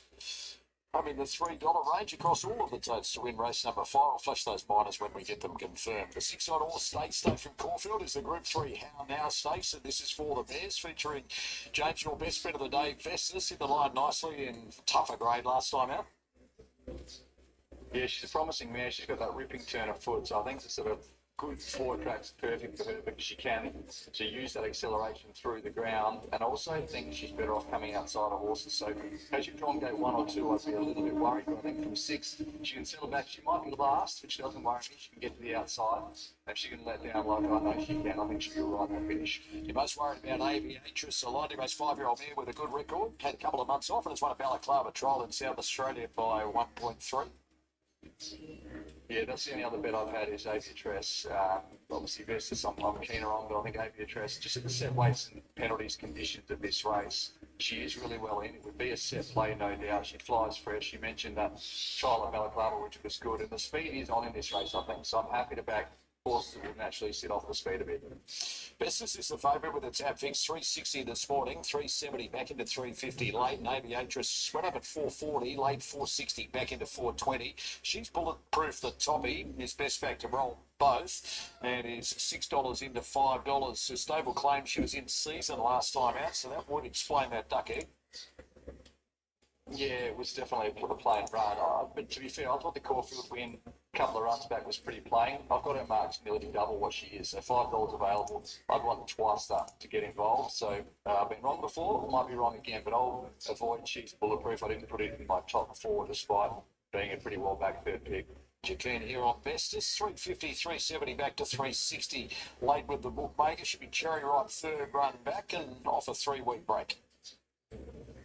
Yeah, she's the bet for me. I think either Aviatrix as a saver, or if you don't like to, guarantee yourself a loss in the race, maybe play the Quinella with the 2 and the 8. But I think this is almost the perfect race for Vestas. The weight condition is a little negative. She should be better in under handicap conditions, but I think she's good enough to win this. So fingers crossed she doesn't blow the start. She has missed the kick in 3 of the 7 runs in her career to date. So hopefully happy for her to be last. Just don't want to be 2 lengths off the second last horse. Just like Tab Aviatrix, best back to beat her. 480 into 4 late with the bookie. She's bulletproof. 550 into 5 if you're after a roughie. Extra 2. 21, 26 back to 21.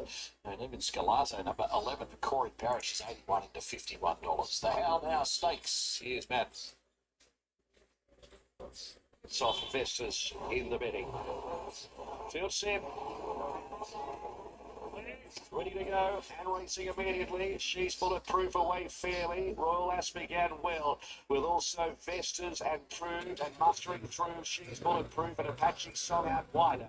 So the leader is Royal Lass settling down from Apache Song and Proved. Then She's bulletproof extra 2 and Papa Ward midfield. Next more territory. Scalado the inside. Vestas drifting back.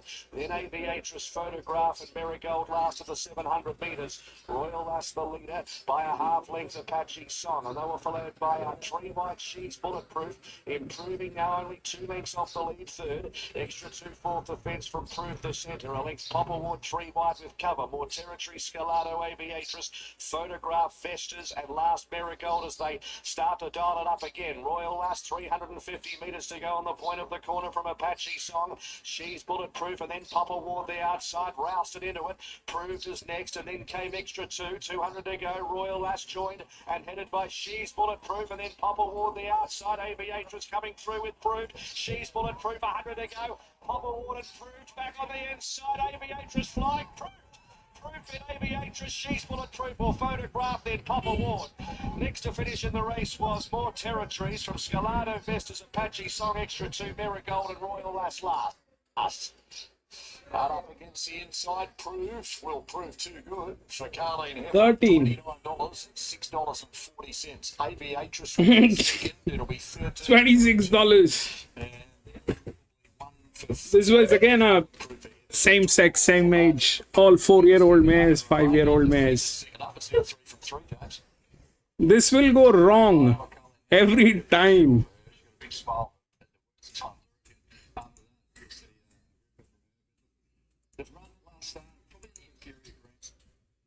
Newcastle, probably they do not have the right stock to handle this, maybe.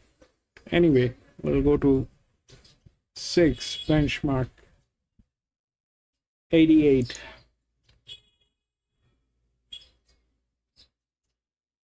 Five, 10, 8, 1.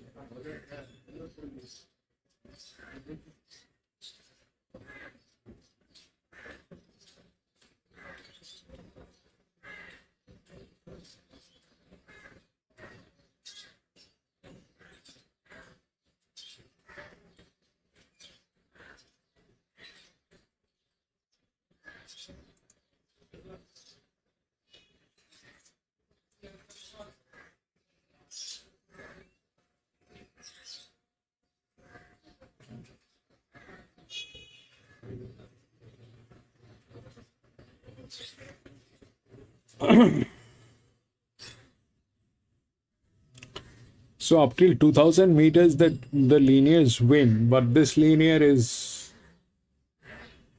doesn't have pressure. On the contrary, the 13, which is the 7-year-old gilding, the second linear has more pressure. So that is a contradiction there itself. It's a 7-year-old gilding. Let's just forget about it. It's from gate number 11. So that's that. Then, if it has to play through an advantage, it will play with the highest advantage. Where is this 5 coming from? And why is the 5 favorite?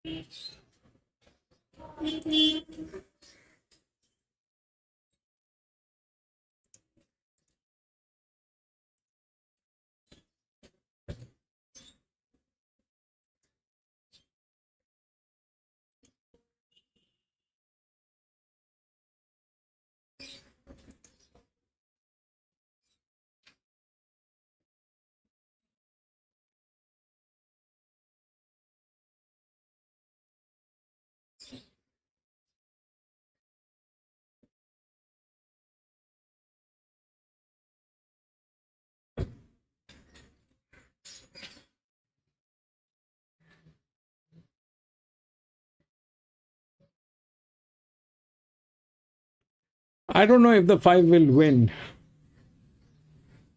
And I don't know why the odds are on 5, because it's a benchmark 88. We will get into the same trouble.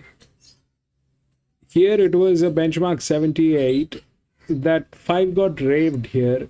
With that pressure, it could not pull up at the last 415. This one is the favorite. There are loads of problems with this horse. The first thing is it is not the highest rated. Secondly, it doesn't have the physics. It's an 1850. Physics will play. It doesn't have the physics.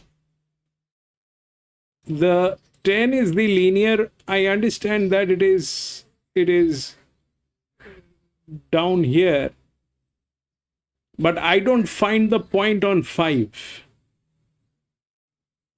I don't find the point on 5. I can understand, okay, fair enough. This is a 7-year-old gilding from gate number 11.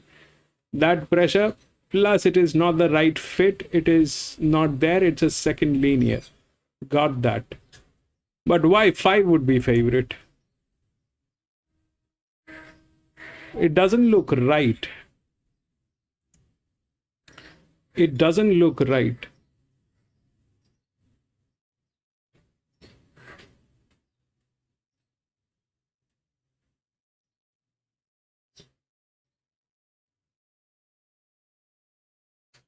Ideally, if it has to be on the sense of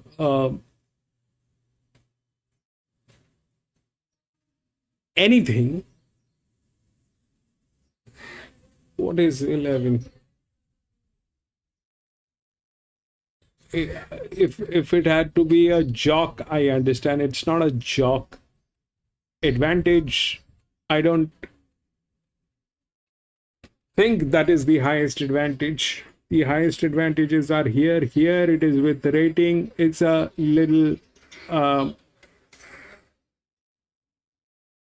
drop in class. That's true. But why 5 is the favorite? For what joy?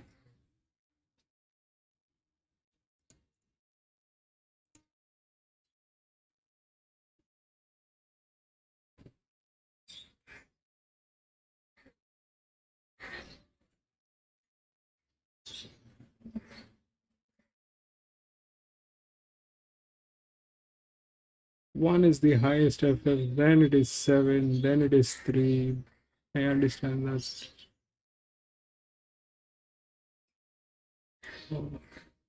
It doesn't make sense. Then 11 is a check anyway, because that's up here. What it will do, I don't know. That 5 is the favorite. I don't have a reason to find why would 5 be favorite, because if it is about advantage, then 5 is here, but then 8 is way more stronger.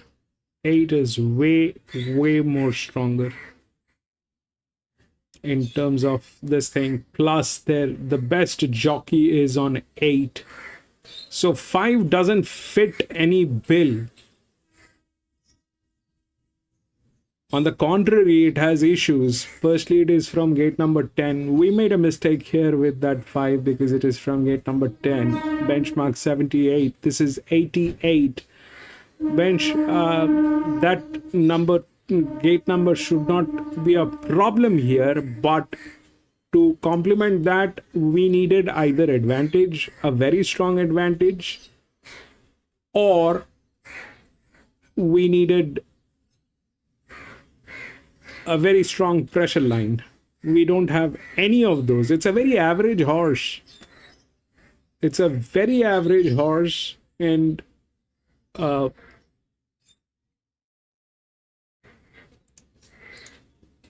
is here.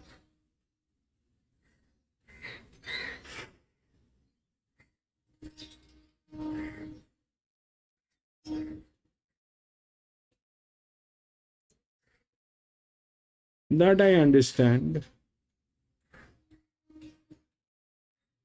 6.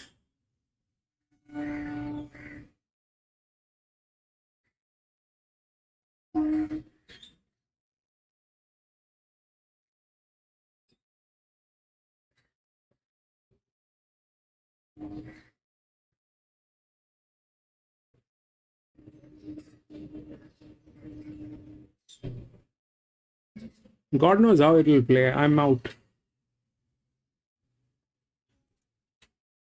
That definitely does not give us, I mean, it doesn't have the physics. That's the first. That's to start with. Doesn't have a jock. The advantage is not such that it is absolutely, lethal from gate number 10. No, it is not. From gate number 10, if this was an EW with at least negative 37 on 30s, that is way more acceptable. I don't know why it is favorite. I don't know what is it. What is this horse? I don't know. Is it if we look through the DICR, then ideally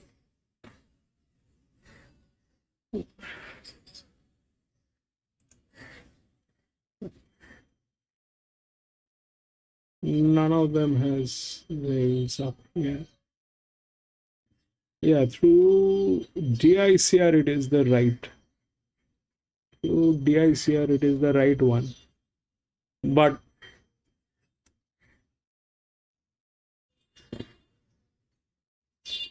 apart from that, 4 is a misfit. Then it is this. Then it is this here. 1.4 to 76, 0. 0 will not win. And then it drops down here. 81, 91. But that's very high rated. How will you stop this?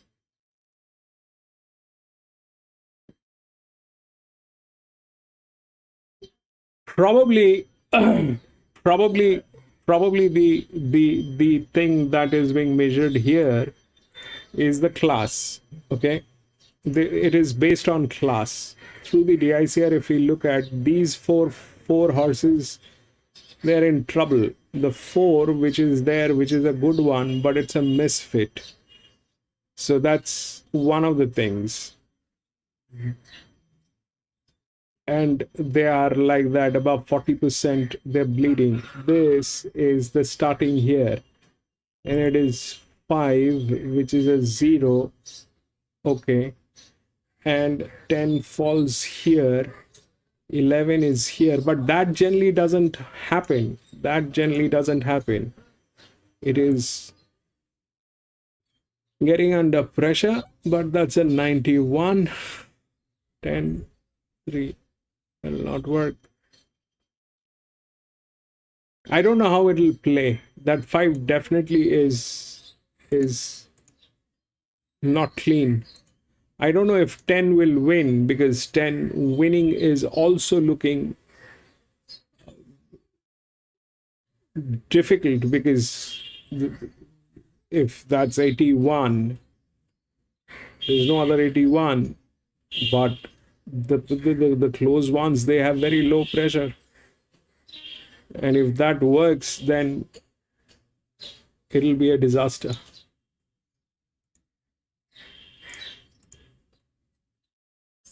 11 is one of the highest rated. There's a strong chance 11 will get into a place. 11 will, there's a very strong chance. But having said that, what is happening at this track, Arman, is this, that we are dealing with a provincial track. Okay, this is not among the top 10 or top 15 tracks in Australia. This track is a rural track. It's a provincial track. The stock here is not exactly what we've been dealing with on a regular basis, and that's where things get a little dicey, you know, when you do not know. We are racing here probably after a year. Through the numbers, I definitely love the 11. There is nothing not to like. It is there. It is supposed to get a place.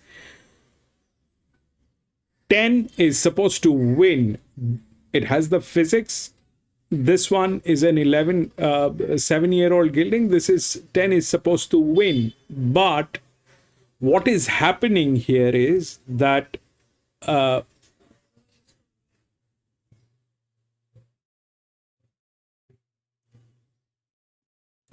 I mean, whether it's a rural track or a provincial track, they have a grading system. It's a benchmark 88. Okay, according to the DICR, it matches with what they are saying, because these 4 horses are in trouble. Okay, these 4 horses are in trouble. Then 5 comes automatically up here through the DICR. That's okay. I understand that part of the story. But what I mean, my apprehension is this, that pressure, that gate is not adequate. It doesn't have physics, doesn't have a jock, simple baseline stuff. Plus, it doesn't have the body weight. It's not the heaviest. It will fall 4th, okay? Wherein the heaviest 10 is much heavier. From gate number 10, that pressure is not adequate. That is not adequate. That is not adequate. This was adequate pressure, okay? But the class was benchmark 78. It's a rural track. The horse got raved and it did not win. It did not even get a place. It got tired. What would 5 do with that pressure? I don't know. 8 will win. I don't know. I don't know. I don't know whether 8 will win. 8 is there. It's an EW. It's one of the lowest pressure. Ideally, what should happen? It should be like the 10, 8, and 11 through the rails. But 5 is with the DICR. That's the right match. But the flip side of the story is from gate number 10, that is not adequate. Plus, it doesn't even have a jock. Newcastle is already racing. Into a nice spot in advance of Kind Words and Hollywood Hero. A length further back to Parasite Inquiry Minds improves in the black cap the outside. Further back to Mr. Waterfell. Then Build a Till Unlimited now second last. And Time Quest sees them all. Approaching the corner, pocketing leads the way from Glad You Think So. Then Sun God, Whoever Thought, and Kind Words. Inquiry Minds out deep from Hollywood Hero. Then came Parasite and Build a Till hits the rest as they turn. Pocketing at the 425 leads the way from Glad You Think So. Sun God's had a terrific run, leading a bit of room now as Kind Words moves up on the outside, clear from Barazetta. Hollywood Hero is slightly strung up inside the 200, pocketing left the fence, and Sun God gets the run now. And Sun God going after pocketing. They're clear from Hollywood Hero, but Sun God gets the upper hand, and Sun God run down pocketing, and get back to Hollywood Hero third. Not sure about fourth. Barazetta, all Kind Words, followed by Unlimited. 8, Sun God. Lee was right. 8, 4, 1, 11. Sun God inside pocketing to be close to the wire and then land some bets there, Dave. Lee was right. Just had to wait for the gate to open. Pocketing left the fence and he went whoosh on the inside and scores nicely. Pocketing, don't forget punters, Newcastle. Lee, congratulations. 8-1.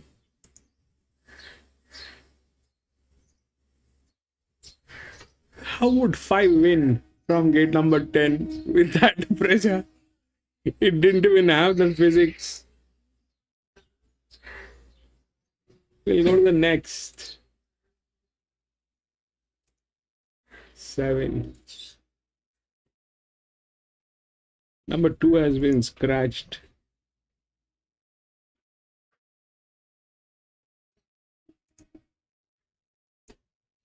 One, 3, 7, 8.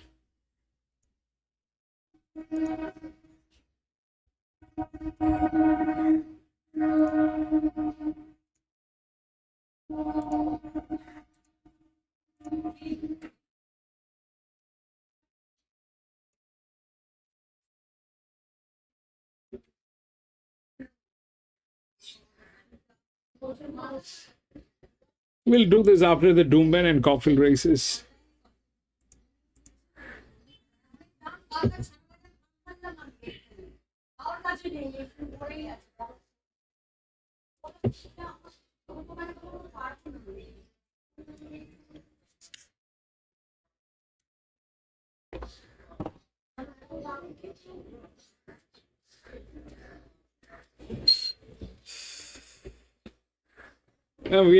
It's a the reason why we were not racing here at Newcastle is because of this, because they don't have the right stock. Today is a big day. There are few races which are Group 1, Group 2, Group 3 races. They are saying all that, but they don't have the right stock.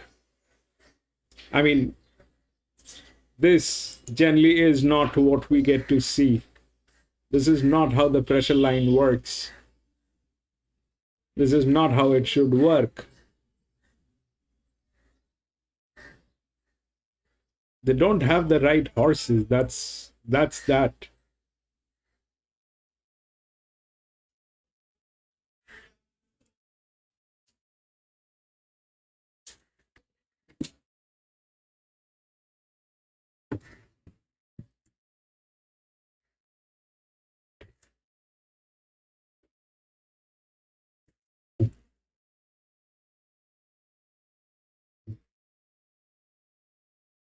Was 50 looks very, very tempting. 21 chances, the two Galano back and run on coming through a midweek. But certainly got a bit of class on his side.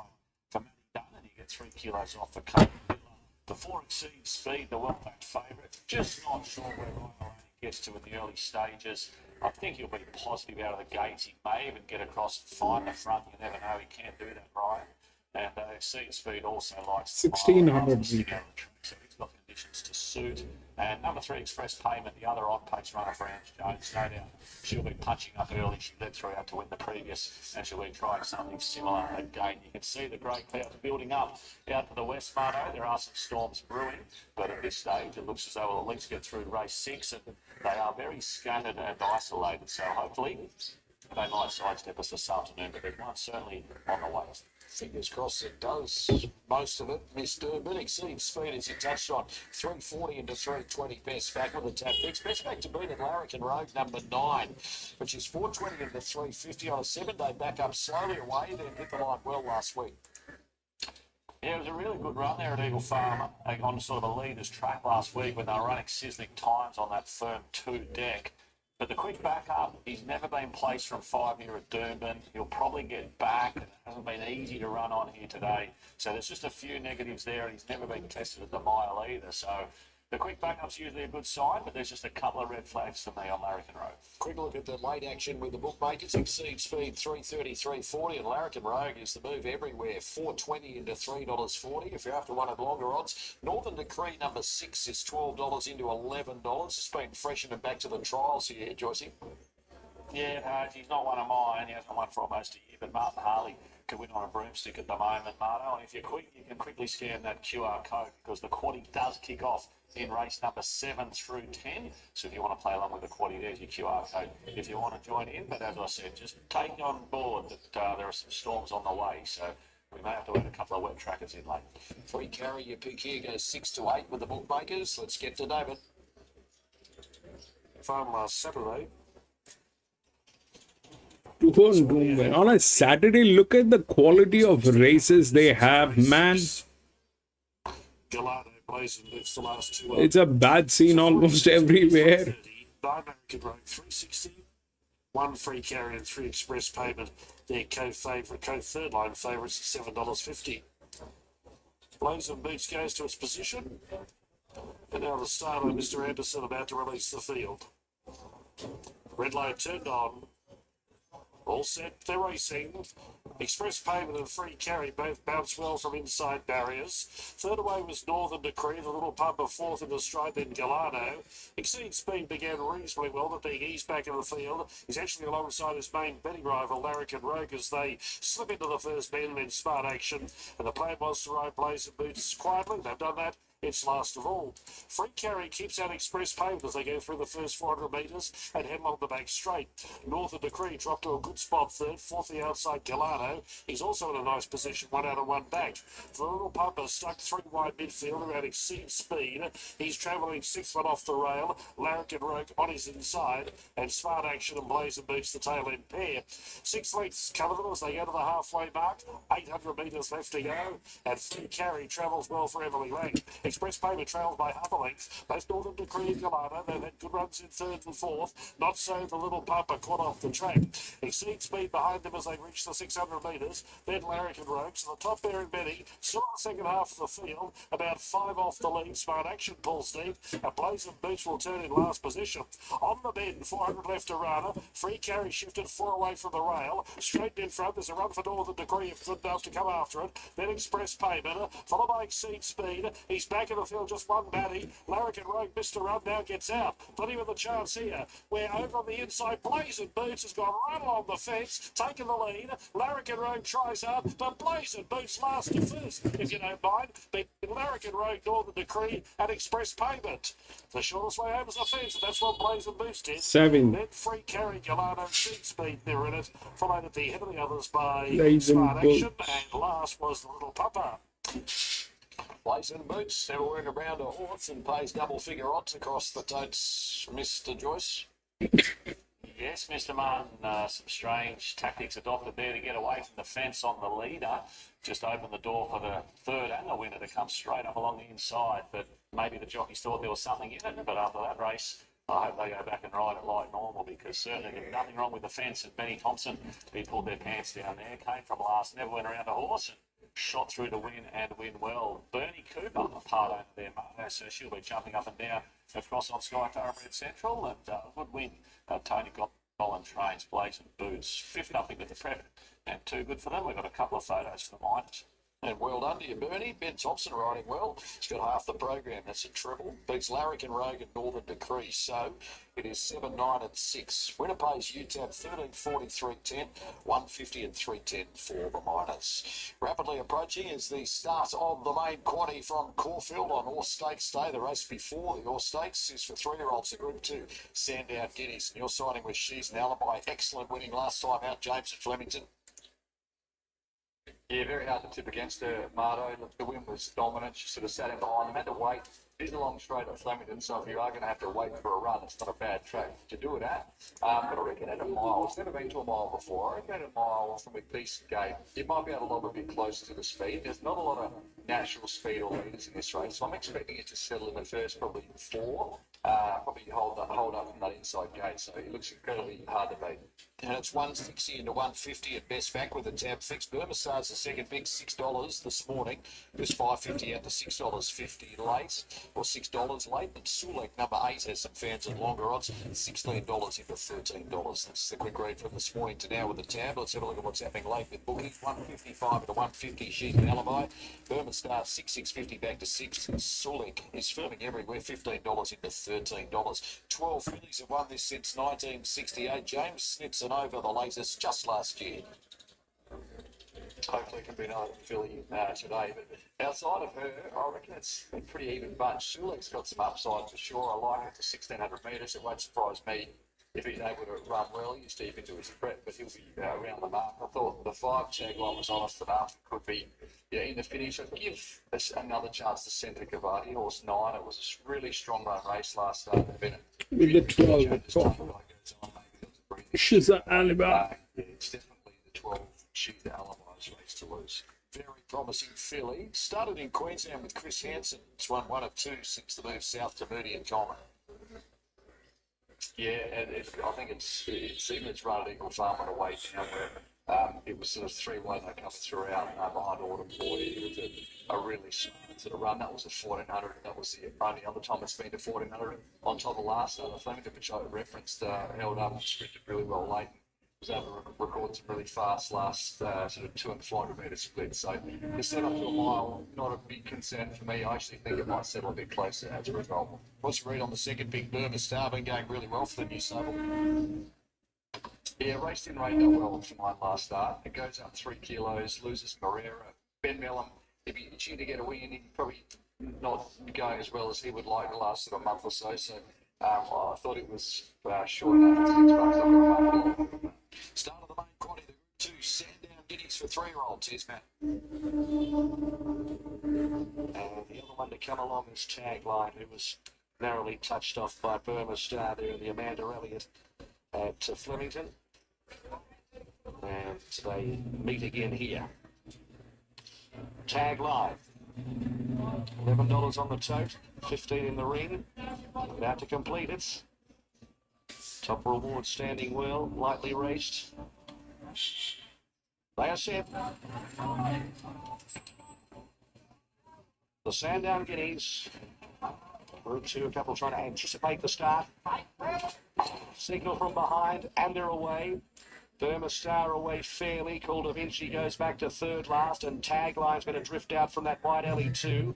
She's a Alibi began well, has company up the hill here. Sulek, Top Reward, and Sentu Cavati.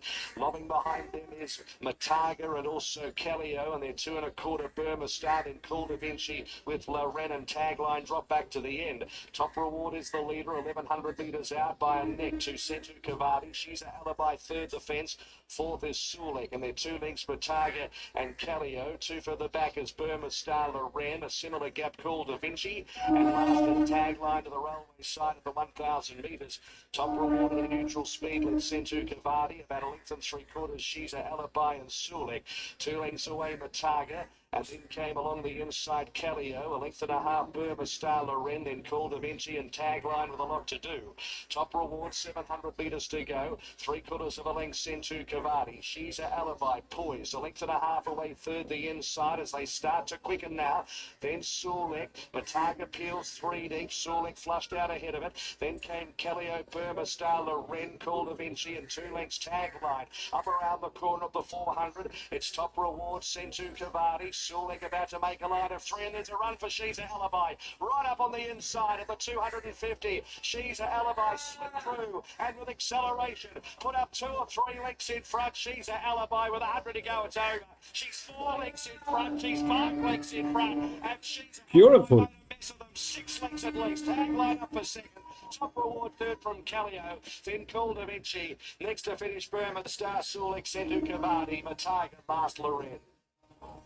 She's an Alibi dominant under Luke Nolan for Moody and Coleman, blitzing them at 150 and 104. Tagline second ahead of Top Reward, so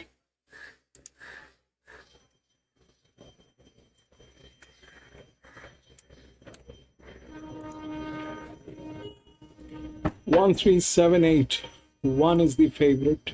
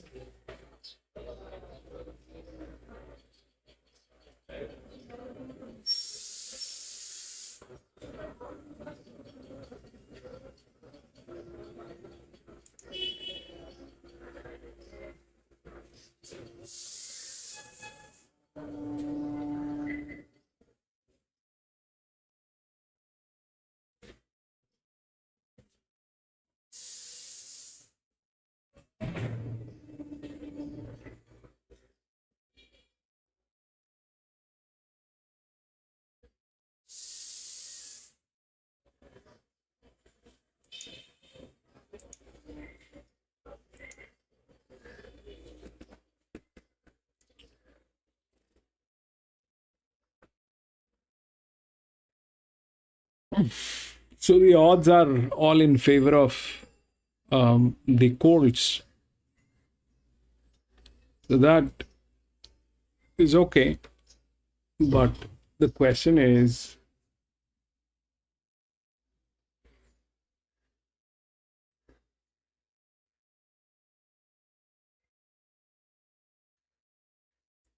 time.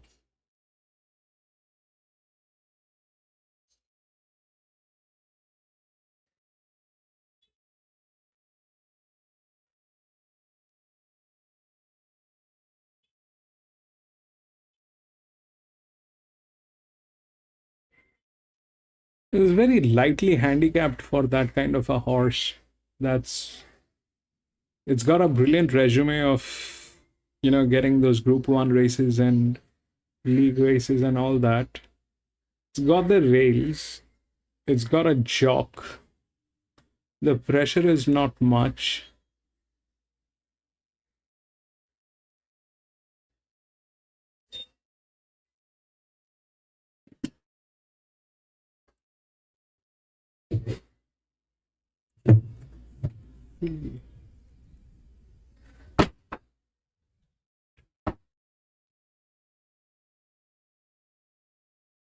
Six. Ideally,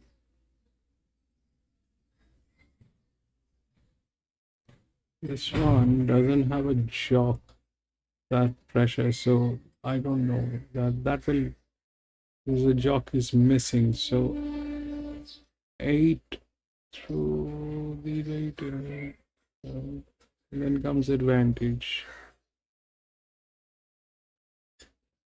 which is also a colt. 3.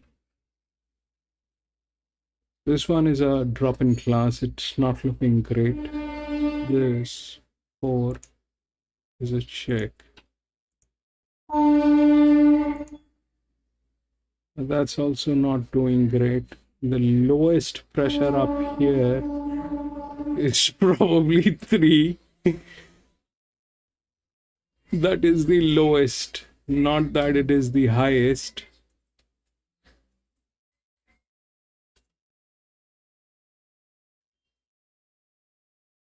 Three 48, 49 is this, so it'll not win. 48, 16. So yeah, but looking at it, it is the right odds. This one is with advantage, but it is not doing great. Okay. This one is a low pressure with a brilliant resume, has the rails, physics, everything. This one is under pressure at 40 by 74, doesn't have a jock. Then it has to go to a low pressure. I mean, ideally it's a high pressure, low pressure. So that's 79, 37. It should be 183. If it is like that, 1 and 8 should be that. But this one is a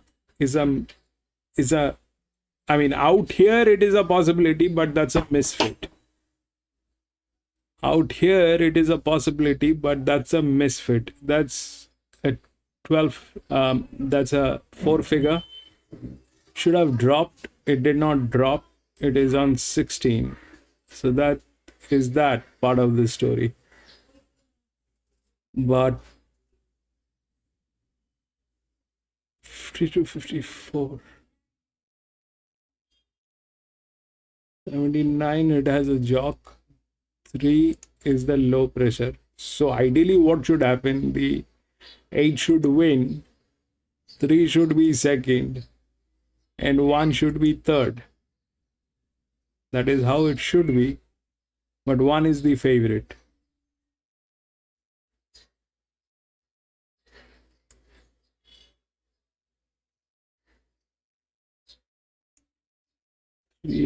If that is the low pressure, about 1 and 8.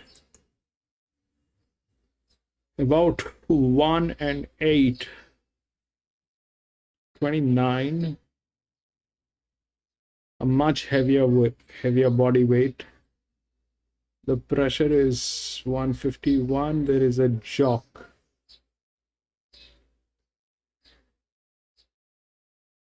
And this one is low pressure. 8 is after 1 week. Will not work. Will not work. 1 week will not work. 8 is after 1 week. It is racing after 1 week.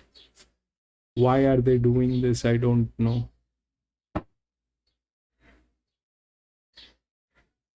It will not work. So yeah, the 8 is a bad idea because it has raced just a week ago and it's burnt out. Why are they racing this? I don't know. So looking at the scenario, yeah, that is the one. This is not in a position to win. And then there are other high pressure, which is here, the 12. That is even worse.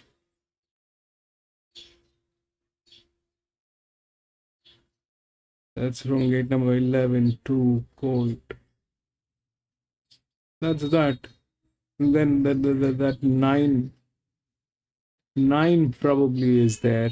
8 is 9 is where 9 is there in clock 1 week, 2 weeks. Still good. 8 is right after 1 week. Why are they doing this?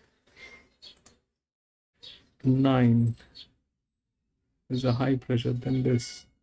Then 1, 3, 9. 7 is gate number 10. 45. 9 is a high pressure. 45. 47. This 9. 4 probably is not going to make a noise. 9 is in between. 8, I doubt. 8 just raced 1 week ago. If the 10 doesn't topple it off, which it is quite capable of doing, because the way things are here at Newcastle is this, that they're calling it a group 3, but is that a group 3? A group 3 is like this, you know. A group 3 is like this. You look at the pressure line, that's group 3. They are calling this a group 3. So yeah, 1, probably. It has the physics. It's a low pressure horse with a jock, with a resume. The jock is dedicated. There is no issues with that. 8 is difficult. It just ran 1 week ago. 3 is a low pressure.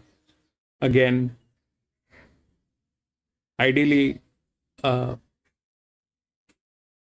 that's that. And this is a filly with a high pressure. This probably is in a difficult situation. So 9, maybe.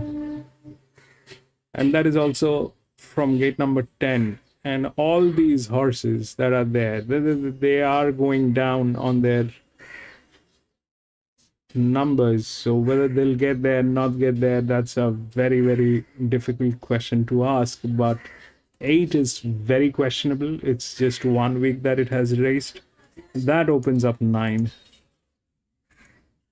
4 probably is not going to make noise because though it has the advantage, but it is also like that. 4 is not our headache.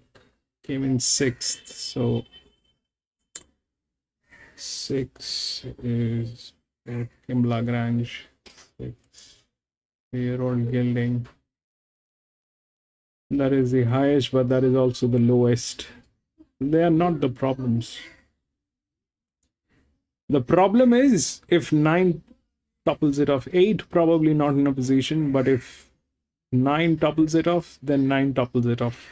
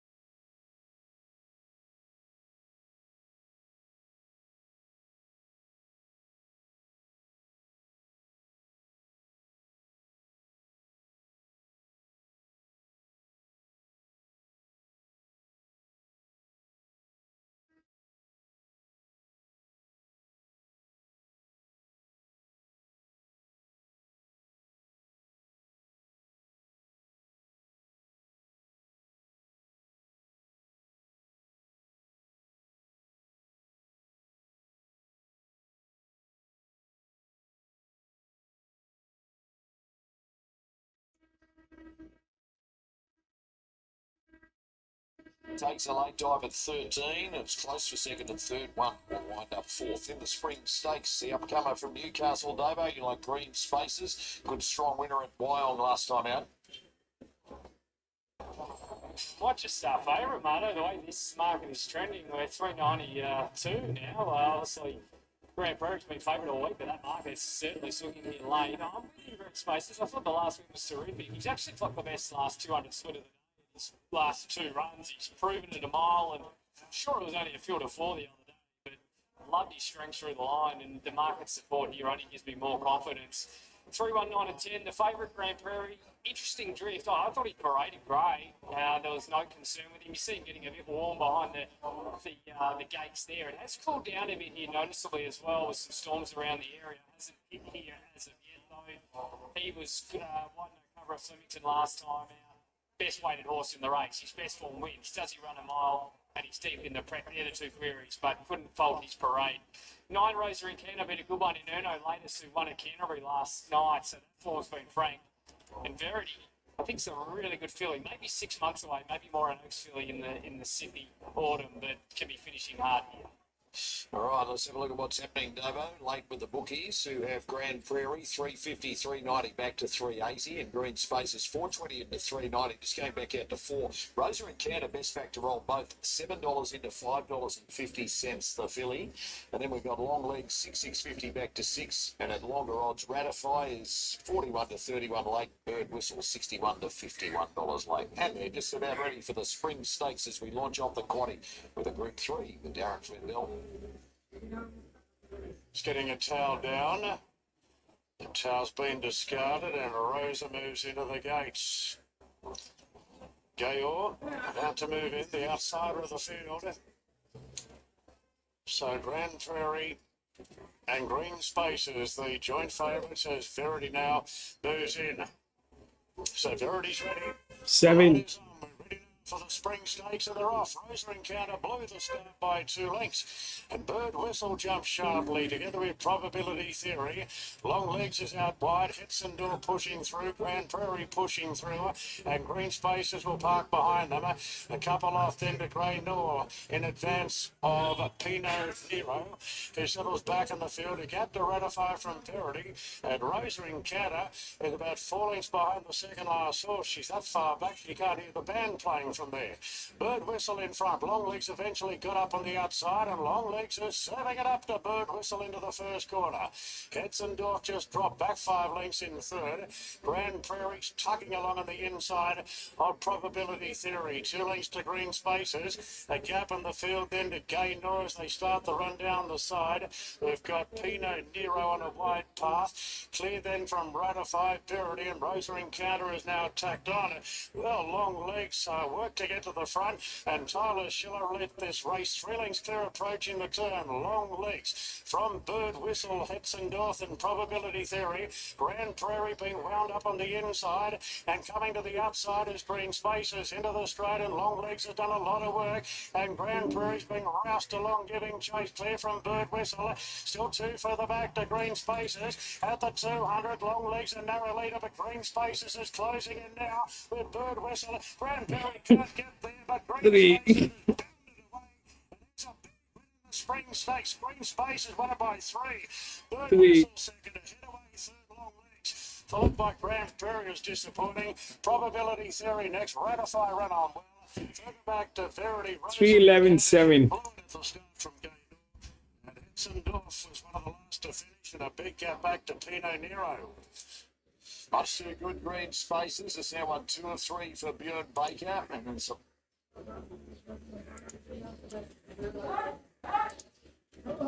The lowest.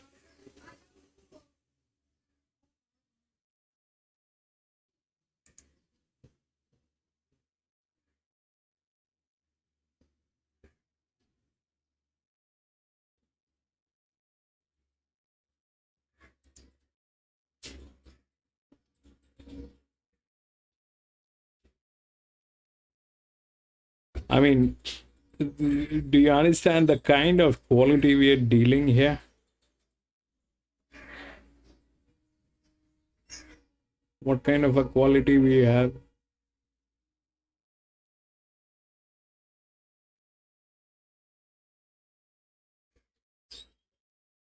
We'll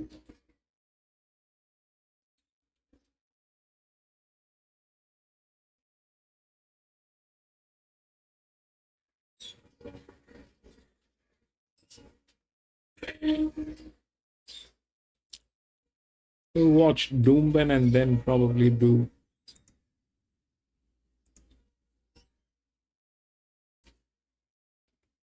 That's a good win. That 3 won.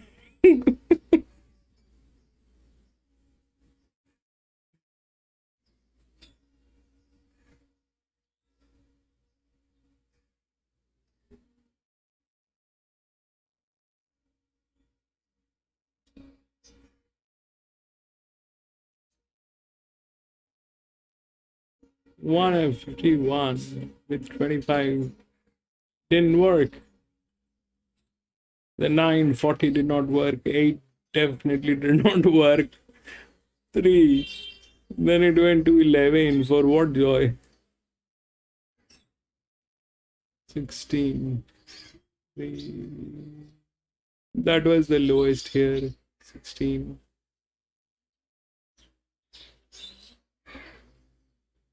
3. Then these were monkeys. And then it was a 35 here. That 35. It's here 36. The 4 couldn't do it. The 16 with the leverage. 11. Man, I don't know what is happening here.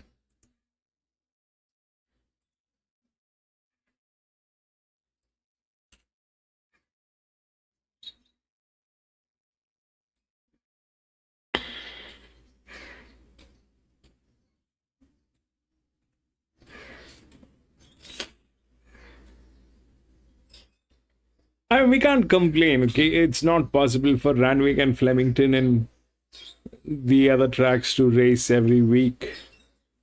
Where will they get so many horses to race every week? So these tracks are there to fill in the gaps, but there's a cost involved here at these tracks. These are very dicey places. These are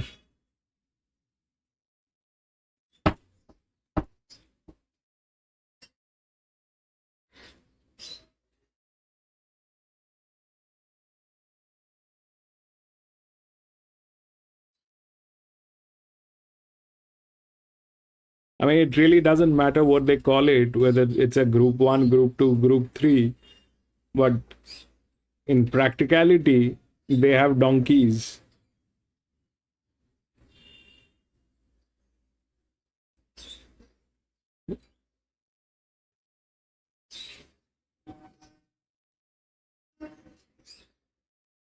So it's a group 3 donkey race.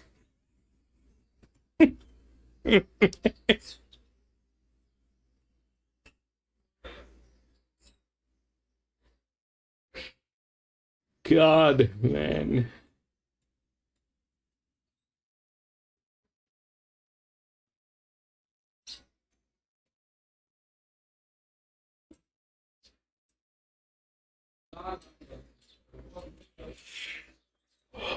Boy.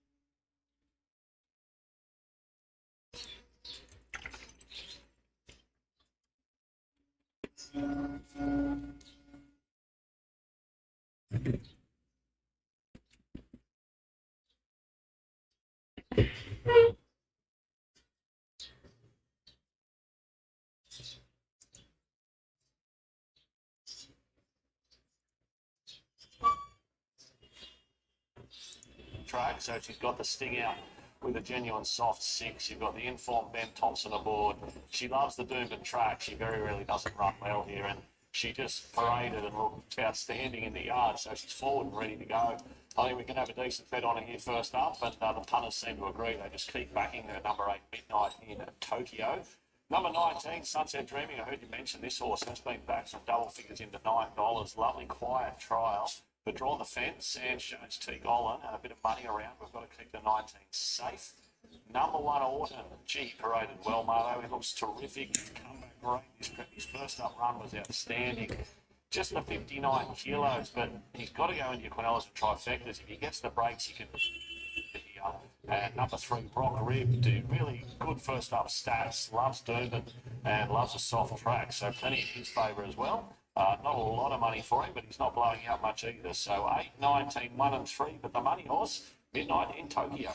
Yep, they're backing it just like tab with the bookies in the last 15 minutes, 370 into 3. It's a decent go. Epic Proportions, 550 out to 6, back to 550 with the bagman. He's heaven. 9 into 750 back to 8. Rock Ribbed is 850, 950 back to 850. And Sunset Dreaming, $11 into 9 for the thrills. Is Tora Bella, Emily Lane, Tony Golan, 26 into $21. So very good support for your top big Midnight in Tokyo. In the field of 14, it's one of 8 tackling it first up. Yeah, she's got very good first up figures. First up last prep, she ran 3rd in the Bright Shadow, a listed race. It's not a heavy track. I think the soft track's perfect for her. She ran 3rd in the Helen Coghlan, 2nd up. She ended up going around in the Ramornie before she went out for a break. So she's sort of at this level. This is her grade.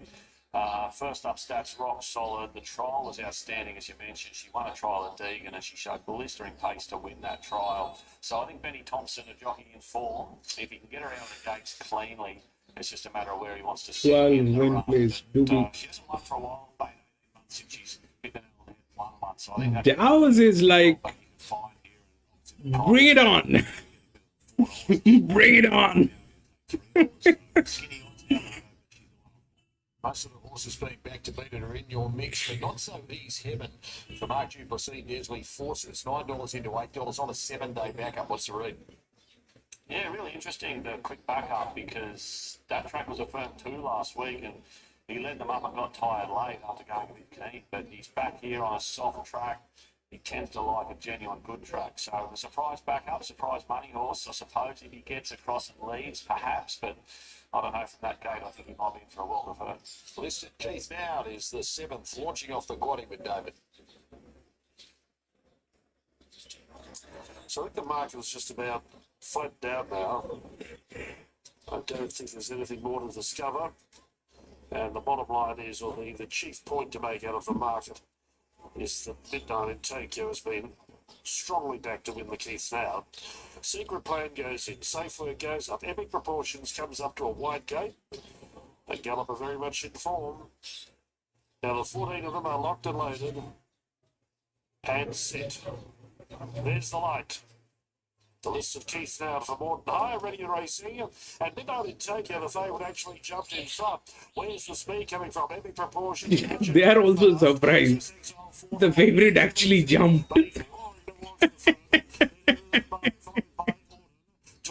Secret Plan outside of that bunch. The favourite actually jumped. Super Alloy is last of all. Into the first bend, short of 800 left to run. It's Epic Proportions freewheeling. Leads C7 by a length and a half. One away third, Swiss Exile getting a good trip. 2 Hatchet in 4, 1 Midnight in Tokyo. Fifth to rail at the halfway mark. Then it's our time, Sunset Dreaming. Secret Plane off the track, into the bike, Torabella. On the long way back with Safe Word, Brockwind, and Super Alloy whips the Come on, 12. 400 left to run. Epic Proportions coming back. Every poster winning post. Bring it in, 12. Tokyo. What can she offer the well-back favourite? Epic Proportions has still got a good margin over Swiss Exile. Midnight in Tokyo rallying to the task now. It's Epic Proportions the leader. Midnight in Tokyo is trying hard, running out of time. Epic Proportions in front. Midnight in Tokyo won't get there. And Epic Proportions all the way to the keys down. Beat home Midnight in Tokyo. Up for third, fourth Sunset Dreaming. Then Rockbridge Hatchet, Swiss Exile. He's having its our time. Torabella, Safe Work, Secret Plane, Super Alloy, edited by last time in 1:8:24. Wow, I've gone quick and Epic Proportions couldn't be caught and pays $5.20 and $2.10, winning on a 7-day backup, Joycey. Big win, Marto, wasn't it? They absolutely burnt turf early, and you would have thought it'd take a toll late, but as you could tell by the time, Epic Proportions has done it at both ends from the outside draw under Talia Fenlon. And as we saw in the previous race where the leading jockey got away from the fence, I don't know why they did that. Epic Proportions stuck to that rail, and Midnight in Tokyo had the drop, and I thought she'd pick up the leader, but full credit to him. He's dug deep, he smashed the clock, and he's done it at both ends. That's a big win by Epic Proportions. Midnight in Tokyo, good Orton. I said there's a win coming for him. It won't be far away. He was flashing home late, and the 19 wasn't far away either, Sunset Dreaming. So no result, but we had him second, third, fourth, and yeah, too good, the winner. I'm still shaking my head. That's fast time and a big effort. Epic Proportions launches off the main quaddy with a win in the listed feature, the Keith Now from Doomben. On Sky Racing 1, we're upon the Group 1 feature of the afternoon from Caulfield. This is the Orr Stakes. This is actually the second running of the race this year because it's been moved from the autumn to the spring, and it was won earlier this year by another well-beating Mr. Brightside. You are siding here with Jimmy Star James, and he was outstanding, winning the Russell Balding last time out in Sydney. Yeah, super impressive. He got a strong tempo, which but he took the split. Yeah. Probably think he was entitled to with the running rate, but he put a big space in that. He ran a good last section. Jimmy Star. As well as he can, which is a high figure. So he's clearly the one to beat. It's going to be a really interesting tactical race with Angel Capital and Phantom Element. Does he try to upset the rhythm of the favourites, try and put him in a pocket, or trailing? Does he try and take off before Jimmy Star gets going? It's going to be fascinating to watch. And then, do they Thoughts on the what? Caulfield. Jimmy Star is the favourite, went up at 180 with the tab, late 175, just back out to $1.80. Angel Capital 320 this It's morning. a 6-year-old gilding, 340 now. 6 this morning, 650 in the but 550. very high rated. It is 118 rated. Nibble for Vinrock, the 3-year-old, 13 to 15, back into $13. Just Winrock is dicey. Winrock is dicey. I've played twice Winrock. Finrock, as you touched on, Winrock is very dicey. The pressure went down on Winrock on the last race we checked. Winrock is dicey. 6-3-5.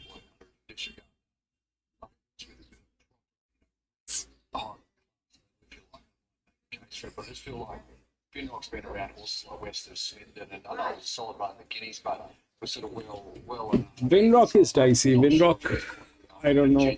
And then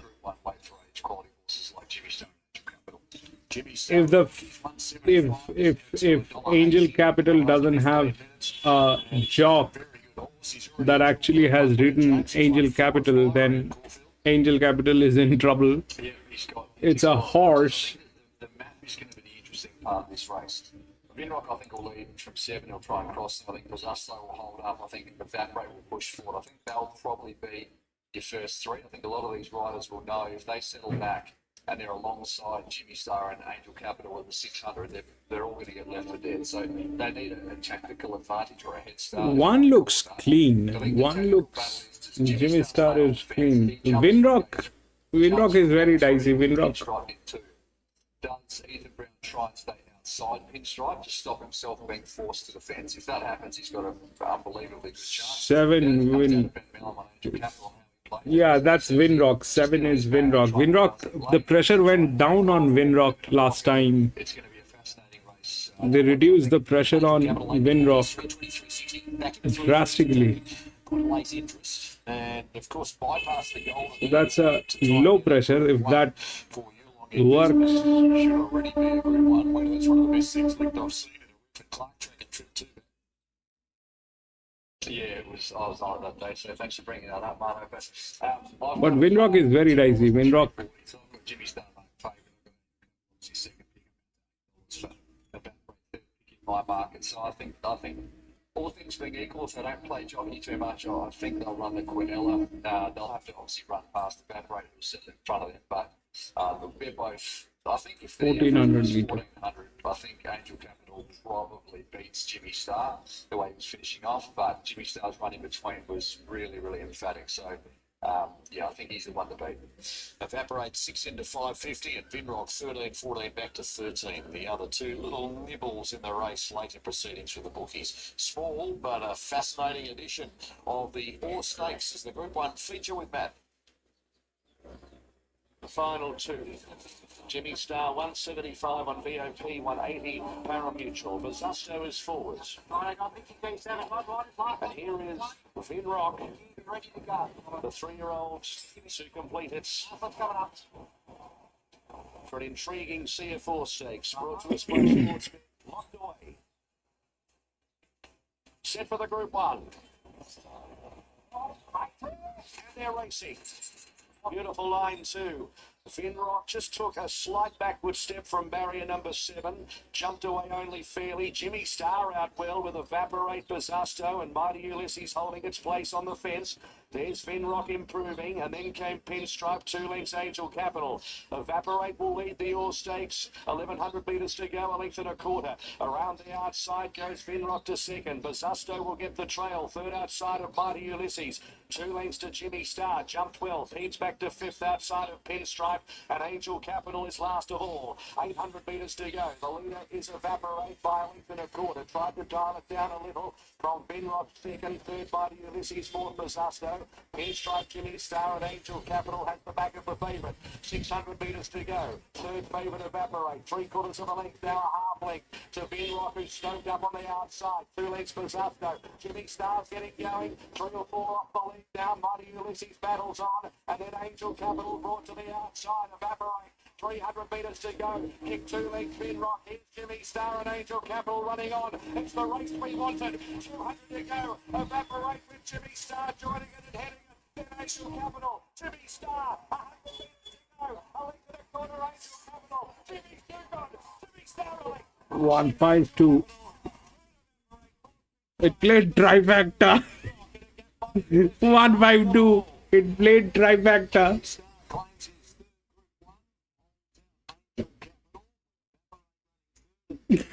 Too good.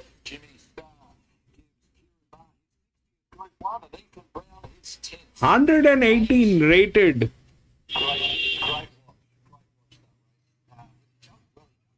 It played trifecta through the odds. 1, 5, and 2. Winrock is very dicey. Winrock is dicey. I don't want to pull up those races, but Winrock is very dicey. There's a pressure drop on Winrock. Winrock is very moody. Winrock is a lot of trouble. We are going to do race number 8.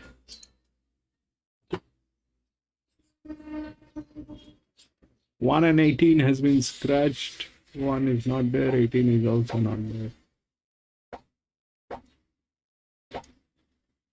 14, 16, 3 and 11.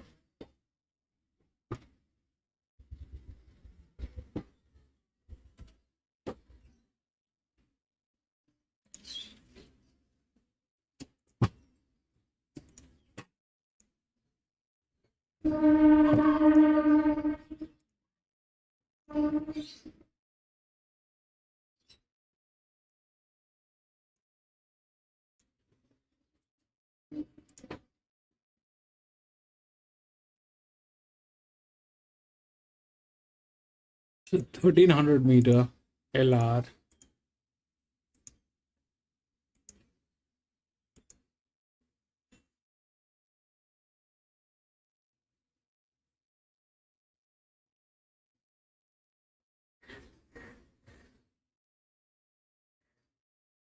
Is at a 58% leverage, has a jock, has a vacation of approximately 40 weeks, 39 weeks. Everything is right about this horse. Everything is right about this horse. Has the jock, the best actually.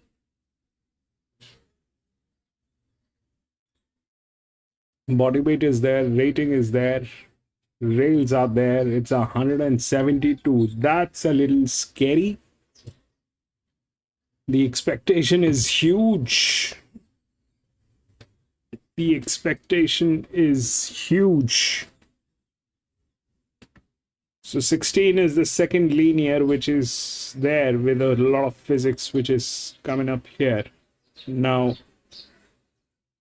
what can go wrong and where will it go wrong? There has to be an advantage in between. 3 is okay. From gate number 4, but that's an 8-year-old gilding.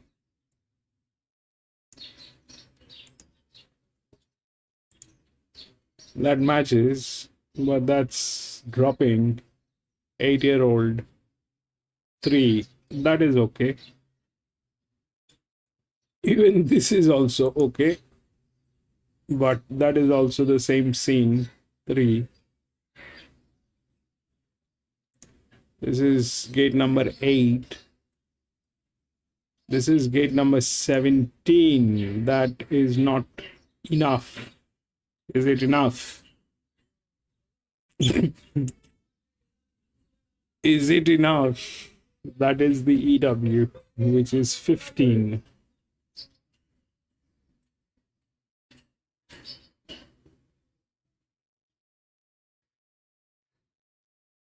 Huge odds on 15 from gate number 17. 68, 65, 16, gate number 9.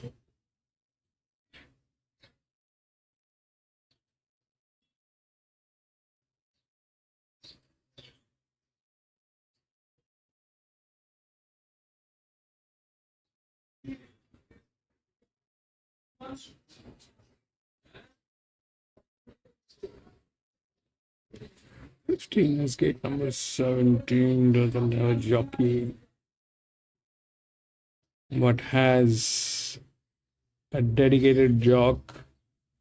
111, 108 is 114, 116 pressure. 11.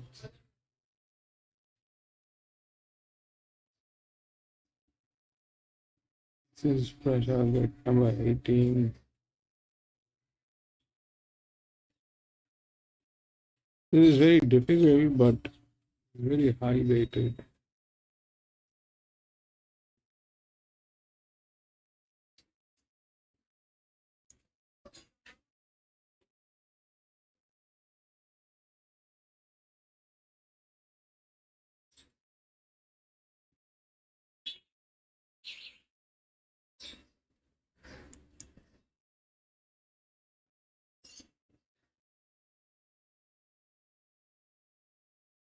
Mm.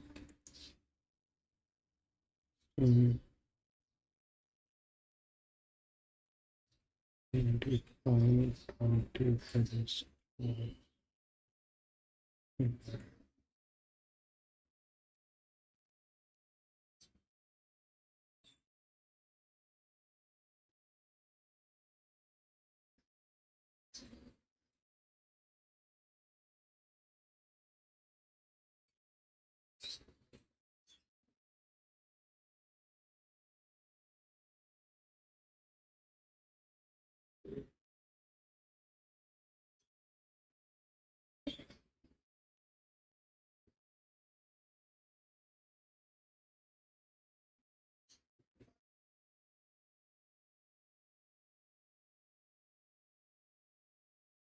91, 83, 6, 6, 6.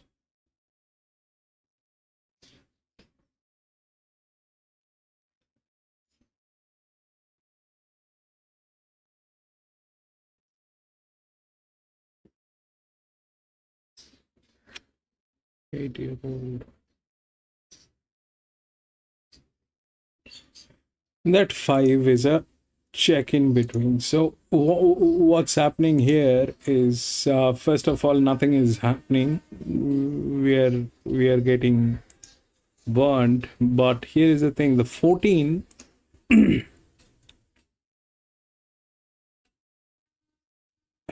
The 14 is good. Okay, technically you can't beat this horse. But what can go wrong with this horse is this, that so these numbers are all expected numbers. Now this is 172, all right? If it is expected 172 negative linear, which is very rare to see. So this basically means two things. One, it rarely races, and when it races, it wins. All right, because they follow the calendar. That's one thing which is there. They follow the calendar. They follow the calendar. With that leverage, you need vacation. They have given it a proper vacation, which is 39 weeks. You need a jock. They follow the rules. You have a jock on that. So they're not playing with this horse. Technically, you can't beat this. Technically, you can't beat this. Rest, everything is a speculation. Now, this number 15 is the highest advantage. All right. If this is at 111 with an advantage, that's an 108 with disadvantage, which is pressure. So that automatically gets nullified. Now, the question is whether that 15 will be able to deliver from gate number 17 is a big question. All right. That's where this thing comes. This is from gate number 8. It's not as good as this one, but it is still there with a low pressure. Even the 10 is from gate number 11 with a zero pressure. It's a neutral, has physics with it, can do this. So those are all speculations, those are all speculations. The 16 is a pressure line, which is 143, which is the second pressure, which is this race looks okay, but that generally doesn't happen. This one and this one will not go hand in hand. Even the 11 is dicey. 11 is dicey. Why? Because it is from gate number 3. The pressure is 65, and at this ground, we can see what they're doing with the pressure model, the jocks. That is a misfit on that on that horse. Okay, that jock is a misfit on that horse if that's a pressure line. 16 is the same thing. If that's a pressure line, there is no jock to handle this. So it'll go to an advantage. The question is whether it will go to 15. That's the highest. But it is from gate number 17. Difficult. Very difficult. From gate number 17, that is, whatever advantage you give, that will never be enough. That will never be enough from gate number 17. So that's where the 5 comes in. That's the low pressure. Then there is a 15 at negative. The 10 maybe. The 10 is the other one which is zero pressure from gate number 11. It's a 5-year-old gelding. This one is a 6-year-old gelding. Falls to 91. This is 102.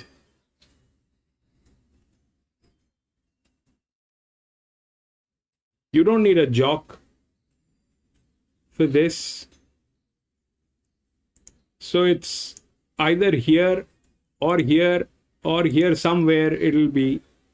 But the point remains that what we are looking at on 14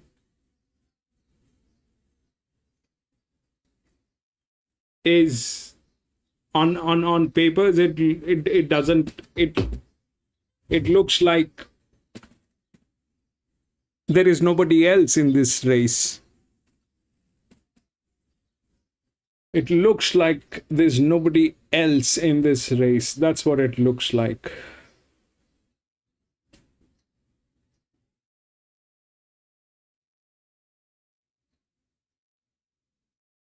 That's difficult. Gate number 18, 17. We needed a low pressure from a inner gate.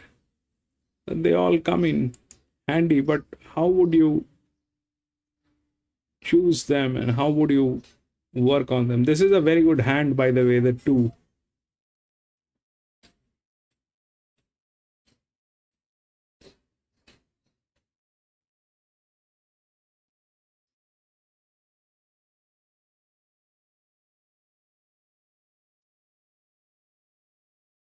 But very difficult to work with these horses. Whether they will work, they will run. I mean, they don't have the body weight. They don't have the rating. They don't have anything. The 2 is like not even robusto. The 2 is there. The 2 is 1, 2, 3, 4, 5, 6th in the odd. 108, 2.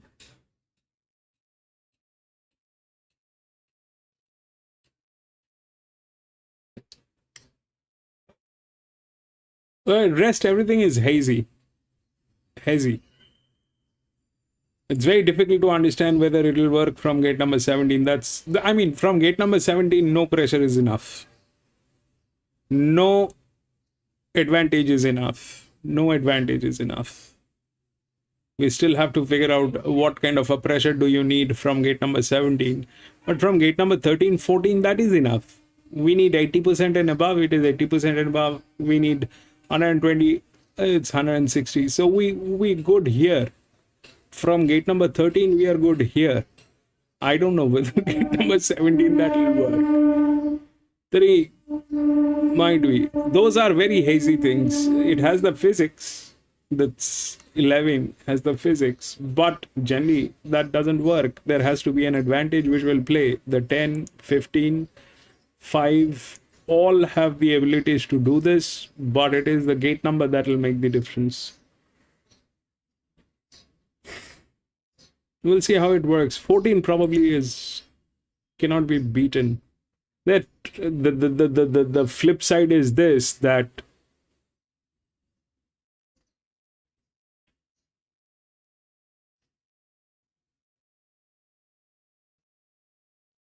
what is the flip side? The flip side could be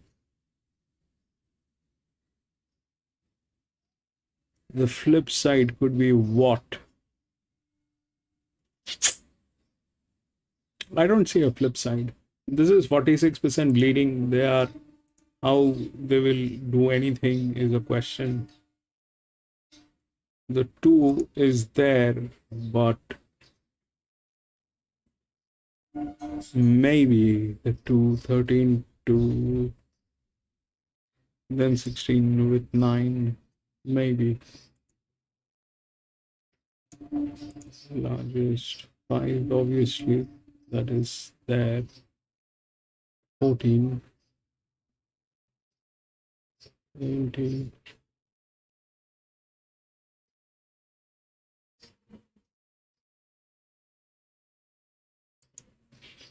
to 91, 5. We'll see how it works. It looks like you can't beat the 14. And if the 14 gets beaten, then we are at a very wrong place.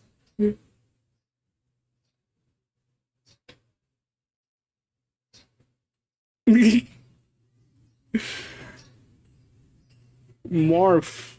Morph. We've never raced Morph.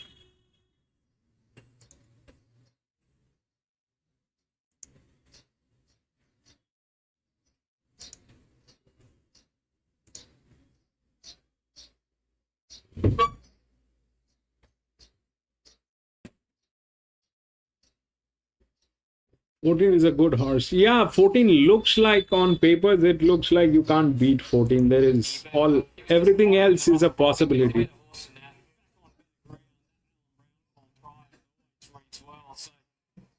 Turn it around if he shows his best. He's a hard horse to catch, though. $1 million up for grabs. The 7th running of the now Group 2, the Hunter, is Darren.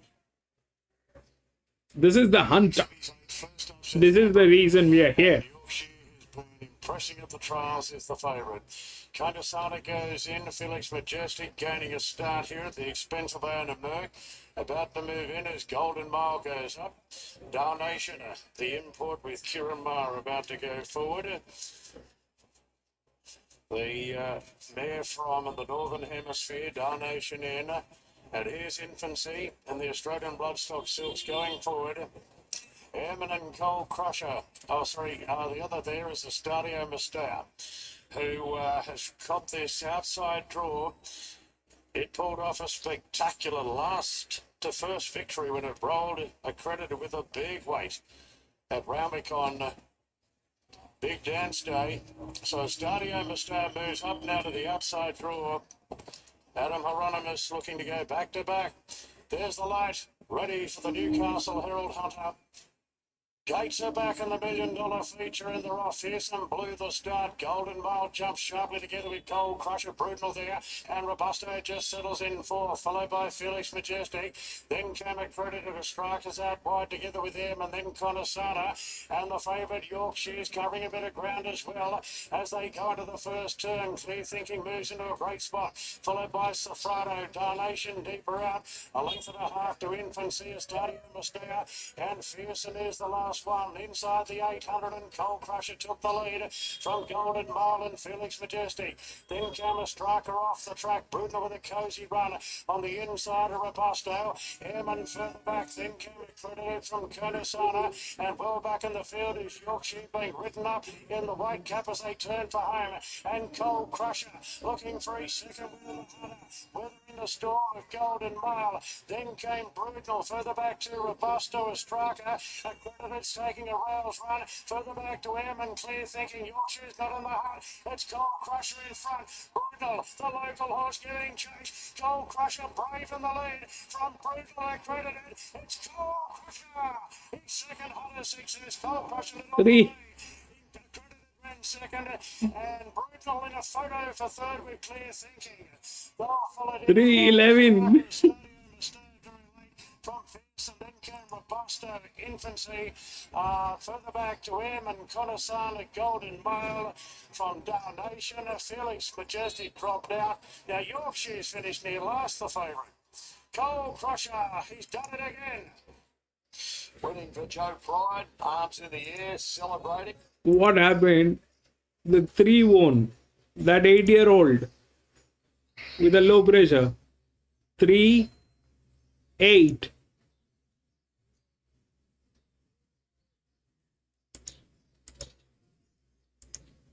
No, 3:11. 3:11. 3:11. Then what? 14 did not get there.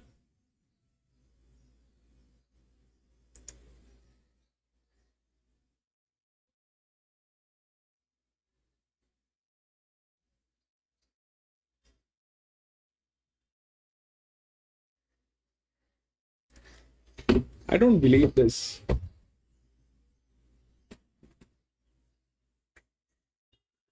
I don't believe this.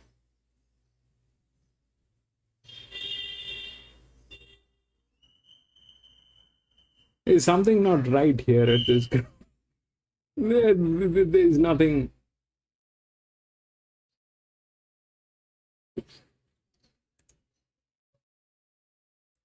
Adaman, do you have the numbers? Daos, do you have the numbers? 311, then what? It doesn't matter. After the races right now, what are we going to do with what happened? But the point is that the 14 lost. And why?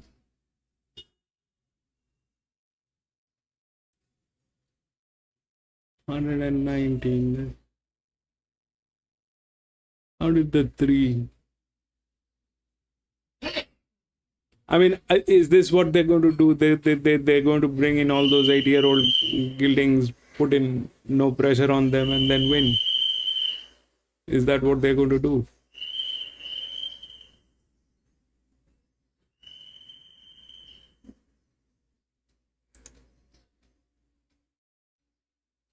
$311, 8 and 16. $311, 8 and 16. 311, 8 and 16. So 14 was nowhere. 3, 11, 65. 3,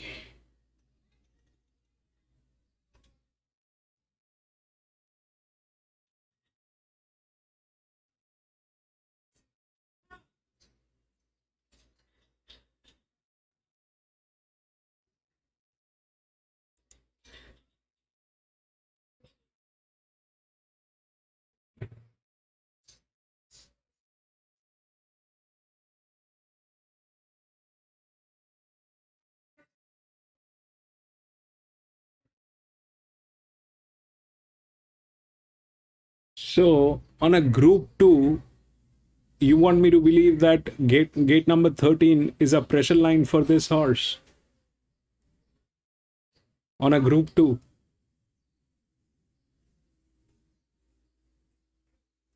This was a group 2 race, right? And because it was gate number, none of the outer gates gotten, right? None of the outer gates gotten. 3 was from gate number 4. 3, 8 was 1. 16 was the last, which came in from gate number 9.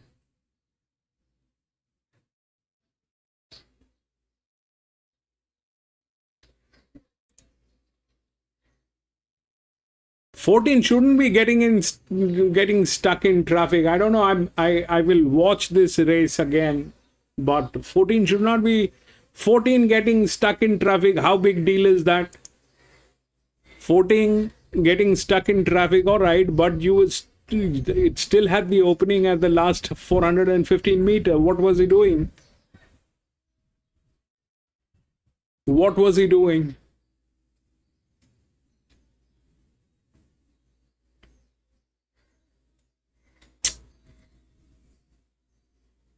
What kind of a traffic are we looking at? What kind of a traffic? What kind of a traffic are we looking at? It is definitely not as big as,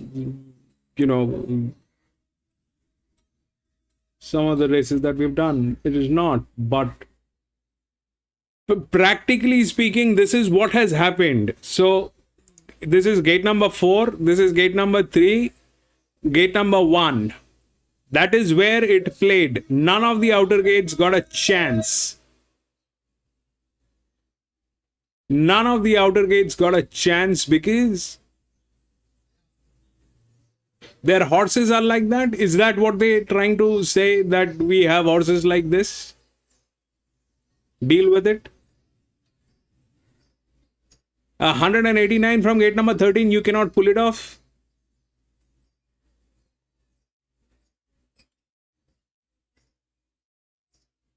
Very bad.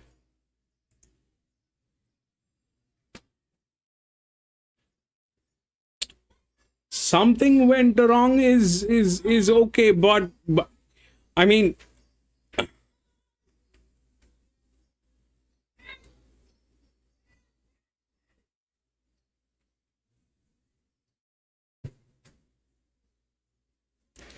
what is enough? what is enough? 172 is a very, very strong expectation, that I understand. 172, we haven't seen a horse like that in a long time. I haven't seen a horse like that in a long time. That's one thing. 172 is something I haven't seen in a long time. Even Flemington, if we take a look at the Flemingtons, this is where we started off with Flemington. Let's check these races of Flemington.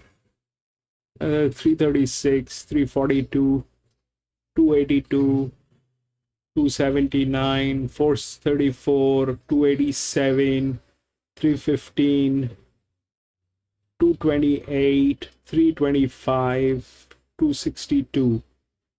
So Flemington first day did not have, on second day it did not have. Then we had these 368, 352, 398, 350, 375, 299, 219, 220, 323. So even in Flemington, I haven't seen anything like this in a long time. But that also means that it is, I mean, on papers, it is a fabulous horse. There's no doubt. So what went wrong? Strong handicapping, or gate number 13 is not enough?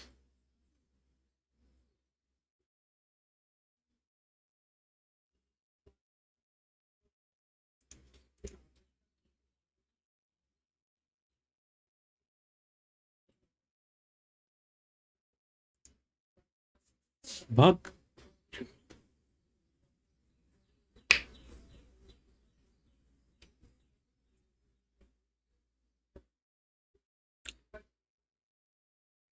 $1,300 an 8-year-old gelding knocks out a horse like that.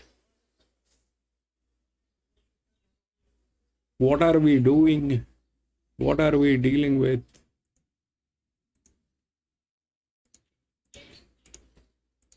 We'll put on Doomben.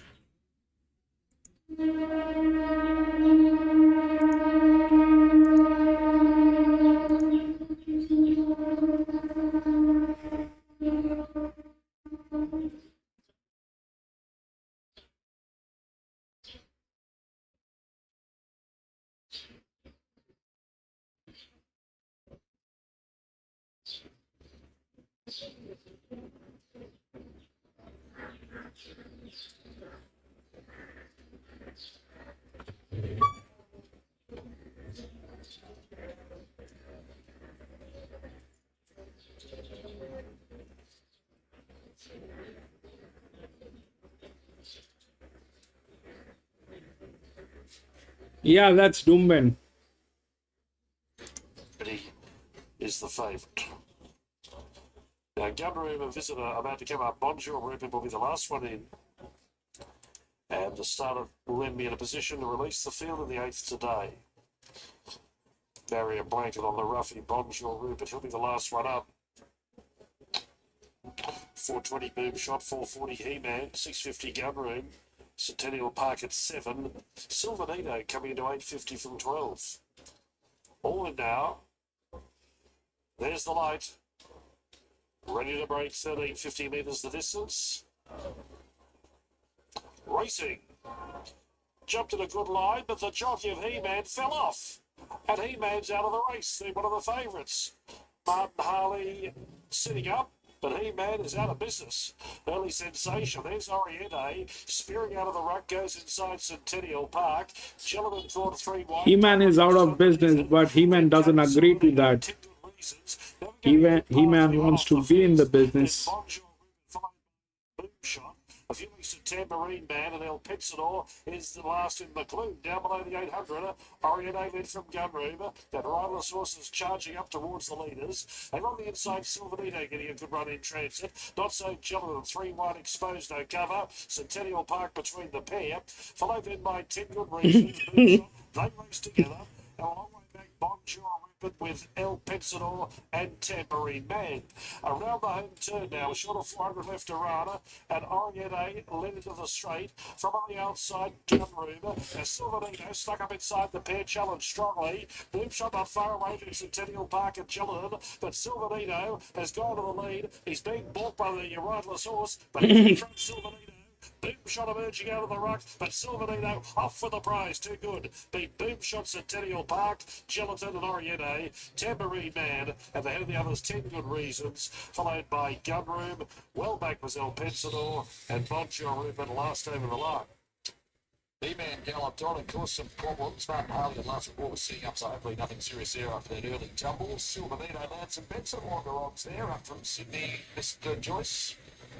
Yes, Mr. Martin, and I think they're brave, these jockeys, but what about Kyle and Taylor? You've got a riderless horse, obviously circled the field, cut to the inside, caused some interference, and Kyle shot straight up underneath all of them and then came across heel. So, very brave ride, and he's been rewarded. You can see Martin Harley there just tipped out off the side and sitting up thinking, well, 1 minute you're riding a crest of a wave, 8 minutes straight for Corey Bunce, and the next thing you're flat on your bum. So, that's racing moto, isn't it? We've been there to hide the lows.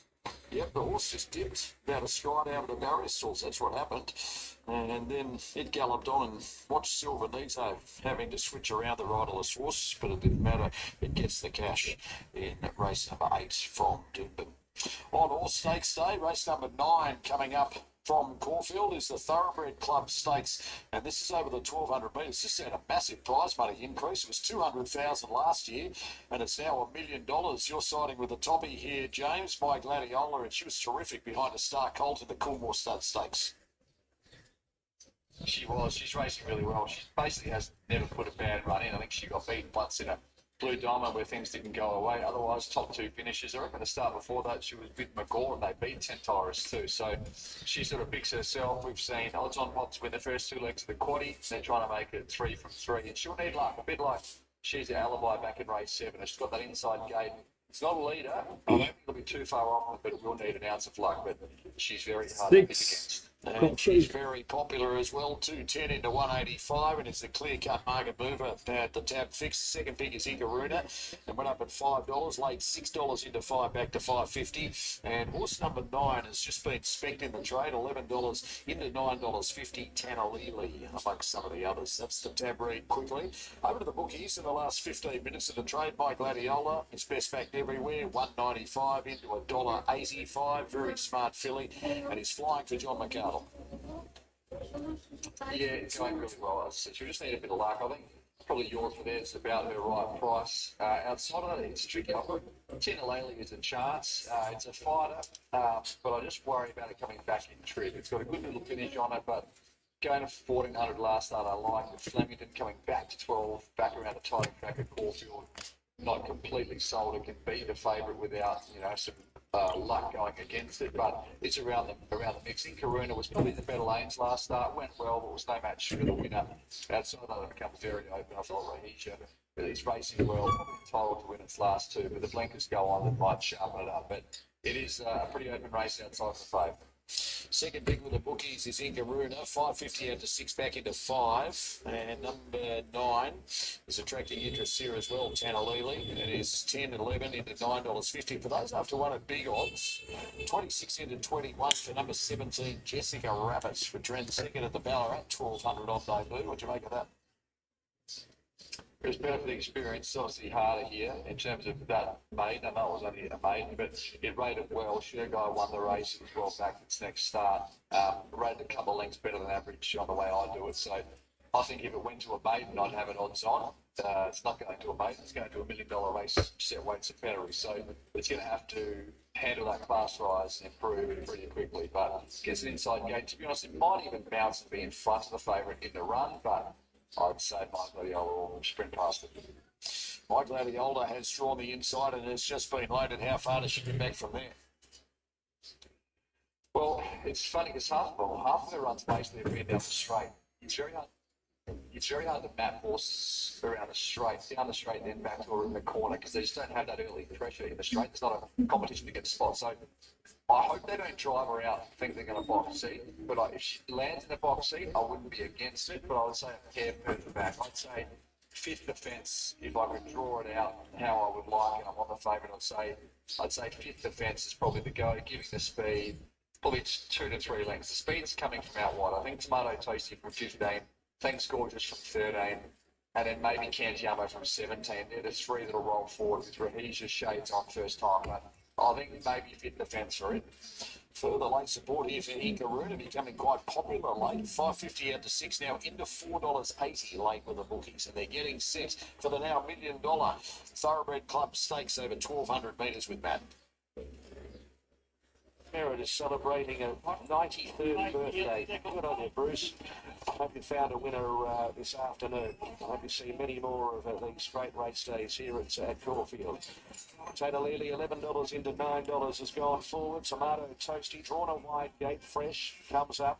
El Zaro Cantiamo are going to be two of the final ones. Inkaruna.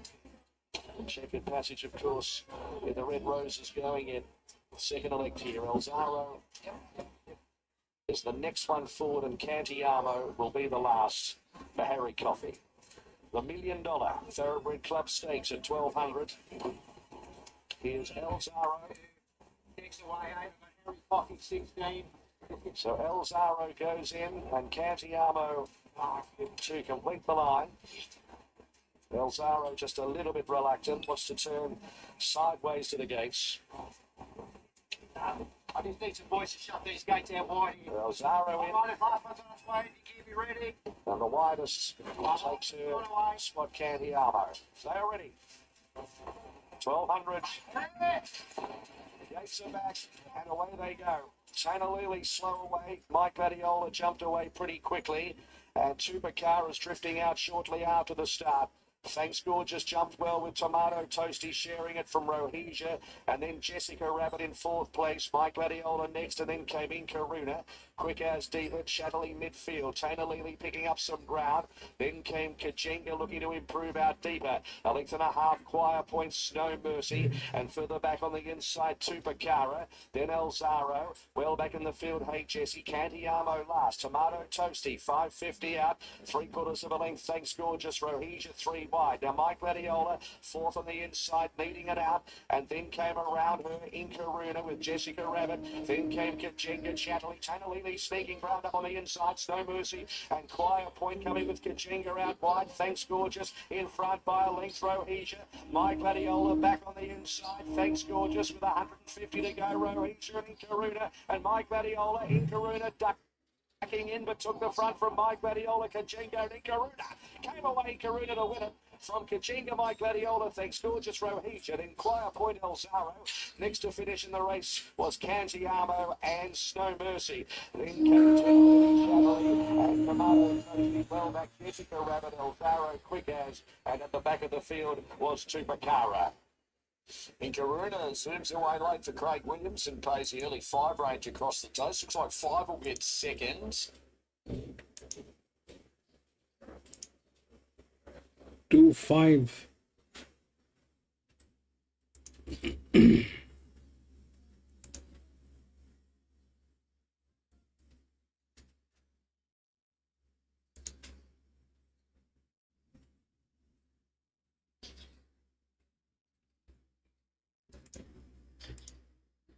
Six, 2, 3, 10.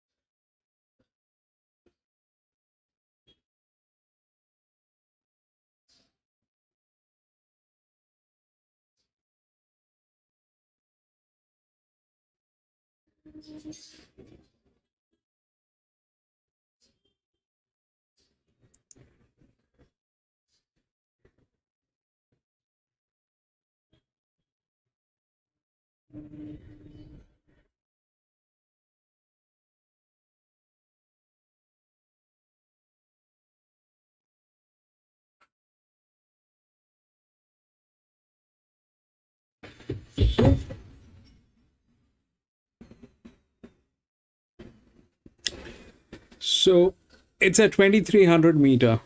It's the race that we all spoke about today at the beginning.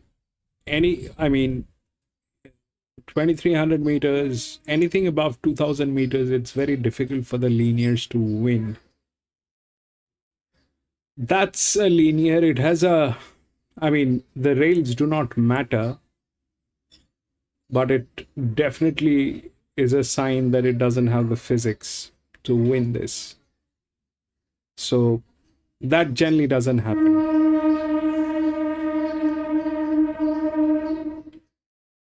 And the 5-year-old mares, they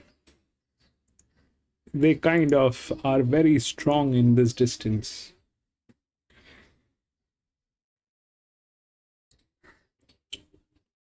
So this definitely is the favorite. We see why all that is there. That is the favorite. There's nothing doing. That is the favorite. 6. Then 2 is the linear, which is here. With that pressure and leverage, it doesn't have a jock. The jock is actually all here. 7 is the second linear with a negative leverage. This one is here. Then they are all 6-year-old, 7-year-old, 8-year-old. But the thing is this, that if we look at the condition of this one is a 6-year-old gelding. There is a lot of advantage. The 2 is from gate number 11. I don't know whether that will work, because here from gate number 13 that pressure did not work. So that 11 is a check, and I hope that does something good. That's 99, 94, 95, 99, 15, 9, 4G, 9, 126, 5, 5, 5. There's a jock. The best jock is on 11.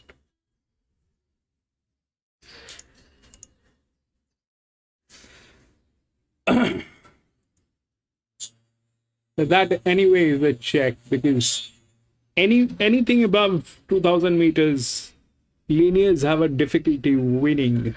That's one part of the story. 6 is the favorite anyway. Can't play an EW on that. But 11 is not there within the odds.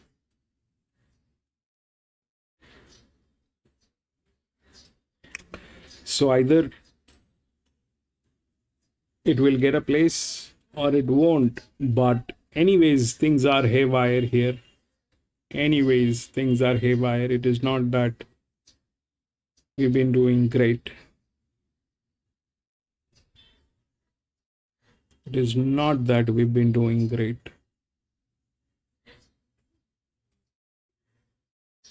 Anyone from a low pressure point of view can win this. Those are all 6-year-old. These are 4-year-olds. Obviously, there's a body weight, very strong body weight on this.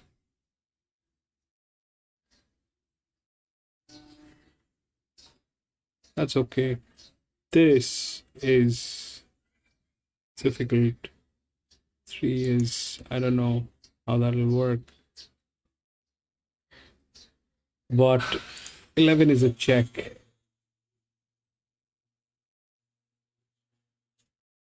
This is a listed race.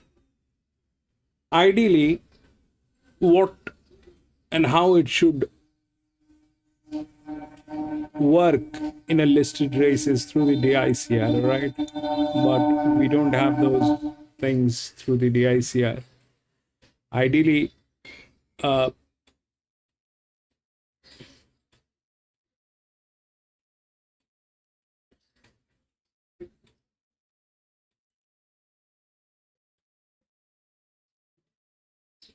ideally 6 should win. They're in that state. And this is that. This is that. Then 10 is rightly identified. But 11.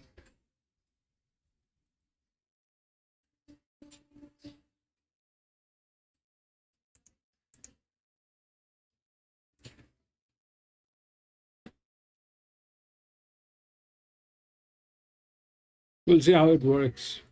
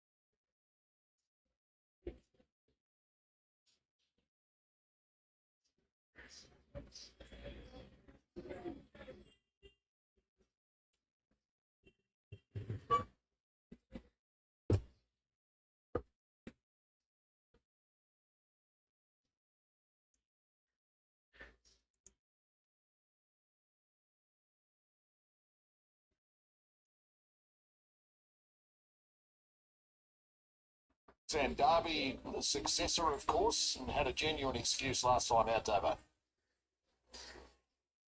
Yeah, really competitive race, Marto, over the 2,300 Yes, metres. very competitive race. Of course. Why not? It's quite sticky. It's well back to second favourite on that occasion. He's run right out in the Hill Stakes behind Lindemann was a cracker, and I think he can bounce back. He did get warm in the yard, but that's him. He didn't completely melt, which is important because he always does get quite worked up. So I'm going to stick with him on a day where you can make ground. 2, 6, 10 and 3. My numbers, saw Grandstand was the danger. He got a bit warm as well. He's on the way to the Perth Cup by all reports, and leaves from Sydney that the flight does in a couple of days. So he goes here on the way there, and he's just going to come back to 2,300, but he was luckless at Mooney Valley last time out. I thought 10 God's Window was one of the picks of the yard. I think he can be forgiving. Clearly too bad to be true last time out down there in Victoria.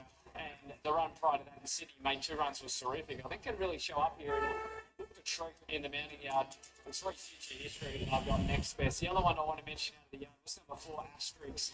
I thought Asterix and God's Window were the clear 2 picks out of the mounting yard in this race. God's Window's best back race with the bookies to join Grand Piero on the top. So God's Window 6,650 into $5. Grand Piero 460 into 5, and Mason Movie is $5 to $5.50. So with the winkers removed today, God's Window back in New South Wales attracts good interest for its first Australian win. He does, yeah. And look, I thought he was terrific 2 starts ago when making those 2 runs. He sort of took off early and had to sustain a long run at Rose Hill and run up behind State of America. Went down to the Bendigo Cup and he was off the map. 480 into $4, and they bet bigger than that earlier in the week as well. And look, he was beaten 8.5. He was keen in the run, didn't settle, and clearly too bad to be true. So back the Sydney way of going, I think if you can forgive that last start effort, he looked great and he can certainly bounce back.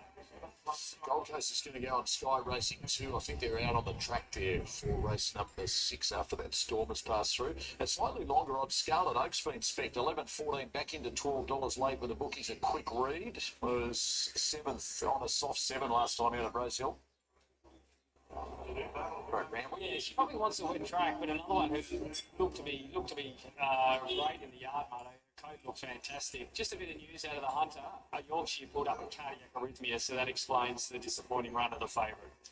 Set trackside for the listed, the Beaufort, 300 grand on the line with Darren. The gates. Cole Crusher. With his second Hunter success there in the previous, beating the stablemate accredited. Now, firm agreement, Tom Sherry about to go the Triple Crown Runner into the gates. Just circling around here. Is everything else okay? One's being unloaded from the gates here, Mr. Fabulous.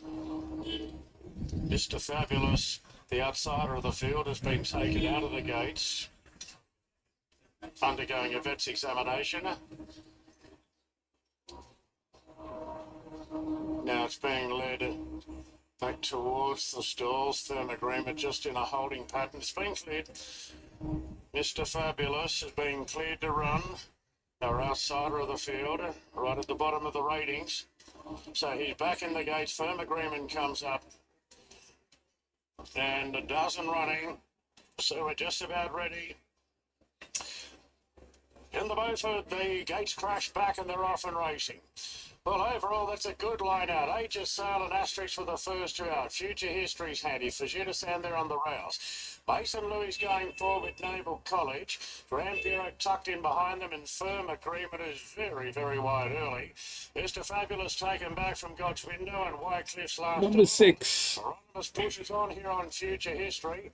And Future History will take the lead out of the straight from Mason Louis and Naval College working up on the outside. Asterix has got a forward spot, 4th on the inside. Then Scarlet Oak from Fujita San. Further back to Aegis Sail. Now, one of the favourites here, Grand Pierre's in a 3-wide position. Caulfield 14. God's Window down on the fence. Further back to Mr. Fabulous. Firm agreement had to go back. There was no hope of getting over. And Wycliffe being quietly ridden as last of all. So with Future History to the back. Lead by 2 lengths on Naval College, who goes into a stalking spot at the 1400 metres. A couple off to Mason Louis racing on the outside of Asterix. 2 further back for Shooter Sand on the inside of Scarlet Oak. Then God's Window from Age of Sound. A Grand Period just dropped back bit. And has got a bit of cover now as they flatten out down the back. On the outside of Mr. Fabulous, firm agreement. Wycliffe is last of all and about 12 lengths off the front runner, which is Future History at the 1,000 metres by a length and a half. Naval College. 2 lengths to Asterix on the inside of Mason Louis. They're followed then by Fujita San on the inside of Scarlet Oak. 2 lengths further back to God's Window from Age of Sail. Then came Grand Piero, Mr. Fabulous, firm agreement. And Wycliffe is the last one. Racing towards the corner now. And Future History still a length in front, although Naval College is getting a bit closer on the outside, a half length away as Hieronymus rides up the leader. Future History and Naval College ahead away. Asterix is looking to come off heels, doing so now. Mason Louis, Come on, baby. back then to Scarlet Oak, getting to the outside for Sand, slipping up the inside. Future History, Naval College. Asterix is whacking away. For Sand's looking for a gap. Further back to Scarlet Oak. It's Asterix moving up now. Asterix at the 150. Got the upper hand. Got Window late on the scene. But Asterix. 4, 10, 3, 2. Future History third. I think Age of Sail got 4th in front of Fujita San. Then Mason Louis. A gap further back to Naval College. Grand Puro couldn't get into the race from Mr. Fabulous. 4, 10, 3, 2. Scarlet Oak. She peaked and Wycliffe was last all of the way. Asterix.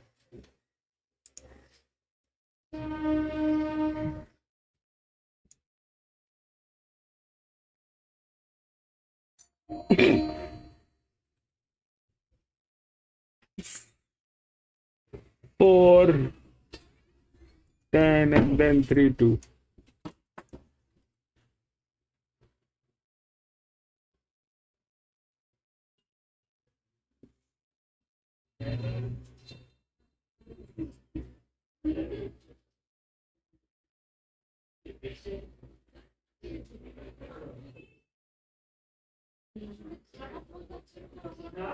This is bad, actually. This is very bad.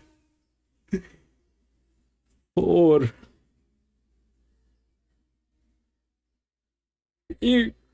I mean, what is...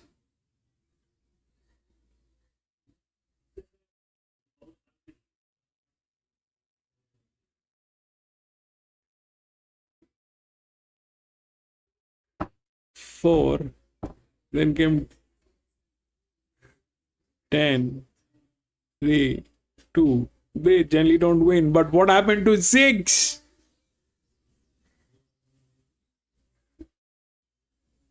Because it's a 6-year-old gilding.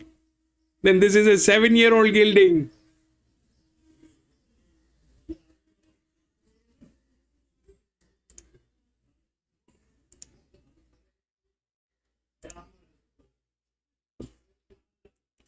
This is why I started avoiding these tracks. This is why I started avoiding these tracks. They are like that. This is like that. This is why we stopped racing at Newcastle. I remember that, sometime back, I think Lewis and PC, they were racing at Newcastle, and I specifically asked, why are you doing that? And Newcastle...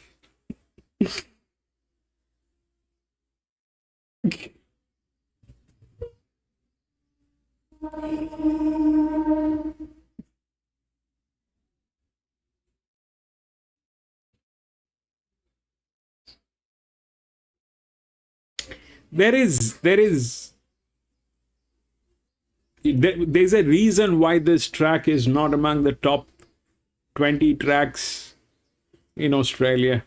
There's a reason why it is not there. Because they don't want to be there. Their business is somewhere else.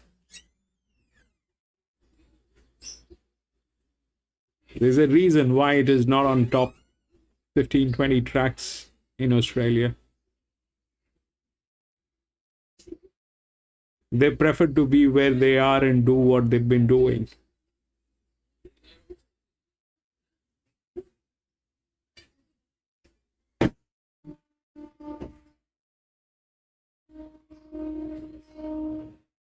It's better business for them.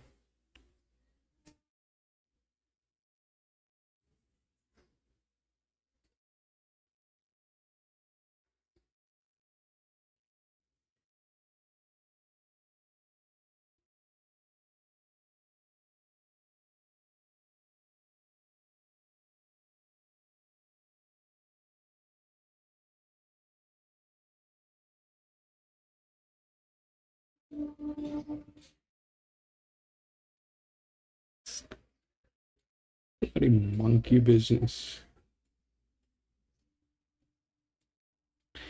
They're showing Ascot will take the odds for the last race.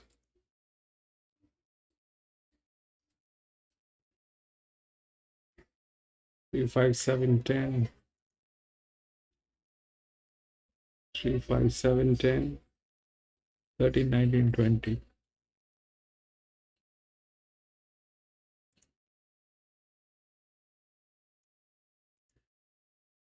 14, 15, 18, 12.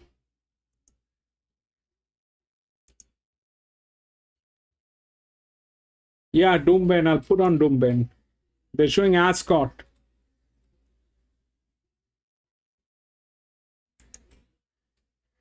$14, 15.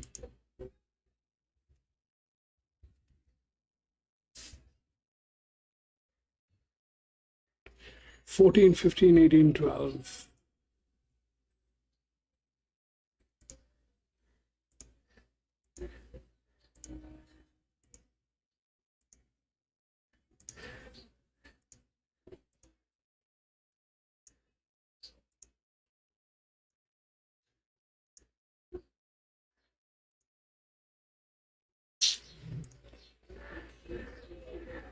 That probably will not happen.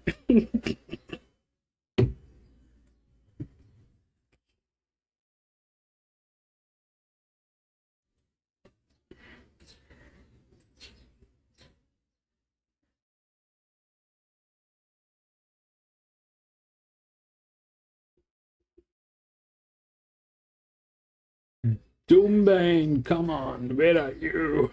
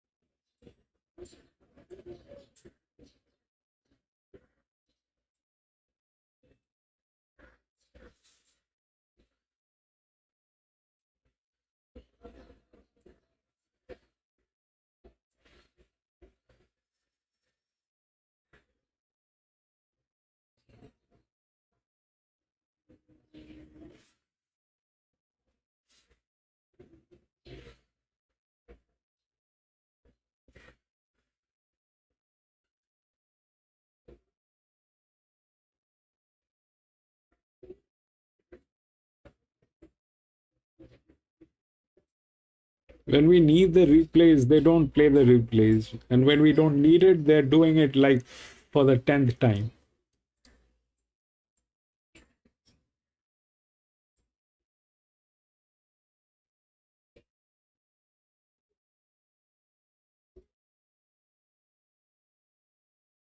Doomben, there is a delay. It's raining.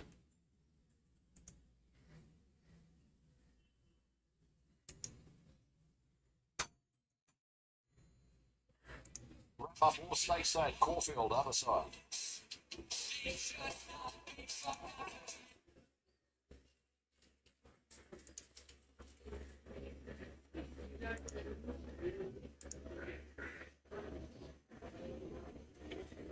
It's raining at Doomben.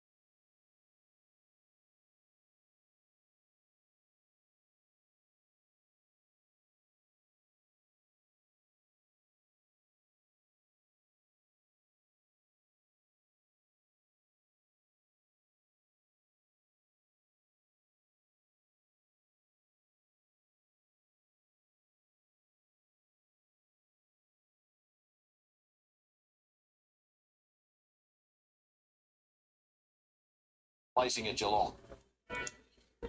Yeah, it was a good effort there. The format of that race has actually been pretty good. Stolly Bolly was in that race, which was well back. It's run since didn't do that well, not as well as Persian Spirit, who we remember on Cup Week absolutely blew a field away in the last race. It comes out of that race, so it's not a bad little form race there at Geelong, but there are a few chances in this race. The market's gravitating to a couple that I probably had to mark a little bit longer, so there's a bit of value around horses like Stylish and Dark Simba down the bottom, so it's an open way to finish.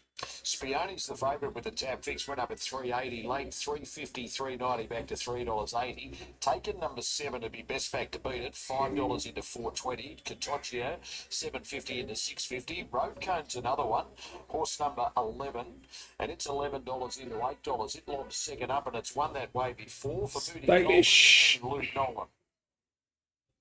Yeah, I reckon last prep it was third up to 1400 metres where it sort of hit its strap. So it's only second up this preparation. But it does go to 1400 metres. I think the other aspect the market likes, it has drawn a low gate. It's going to jump from 1. It's probably not your leader, but it'll settle in the first 4 or 5 on the fence, which is not a bad spot. Though that last race, we just saw them edge off the fence. They gave the run to My Bloody Ella, but I just wonder if maybe lanes 1 and 2 not quite as good now at this stage of the meeting as lanes maybe 3, 4, 5 and beyond. So we'll wait and see. But the market definitely, with Road Cone and also with Catocchio, it's drawn 13 Catocchio, but we know that the Gay Waterhouse Adrian Bott horses still like to roll forward. I'd say that's what happens here. And if you back them at any stage of their preparation, the Waterhouse Bott team, the best time to back them in terms of an ROI is third up, which is where Catocchio finds itself.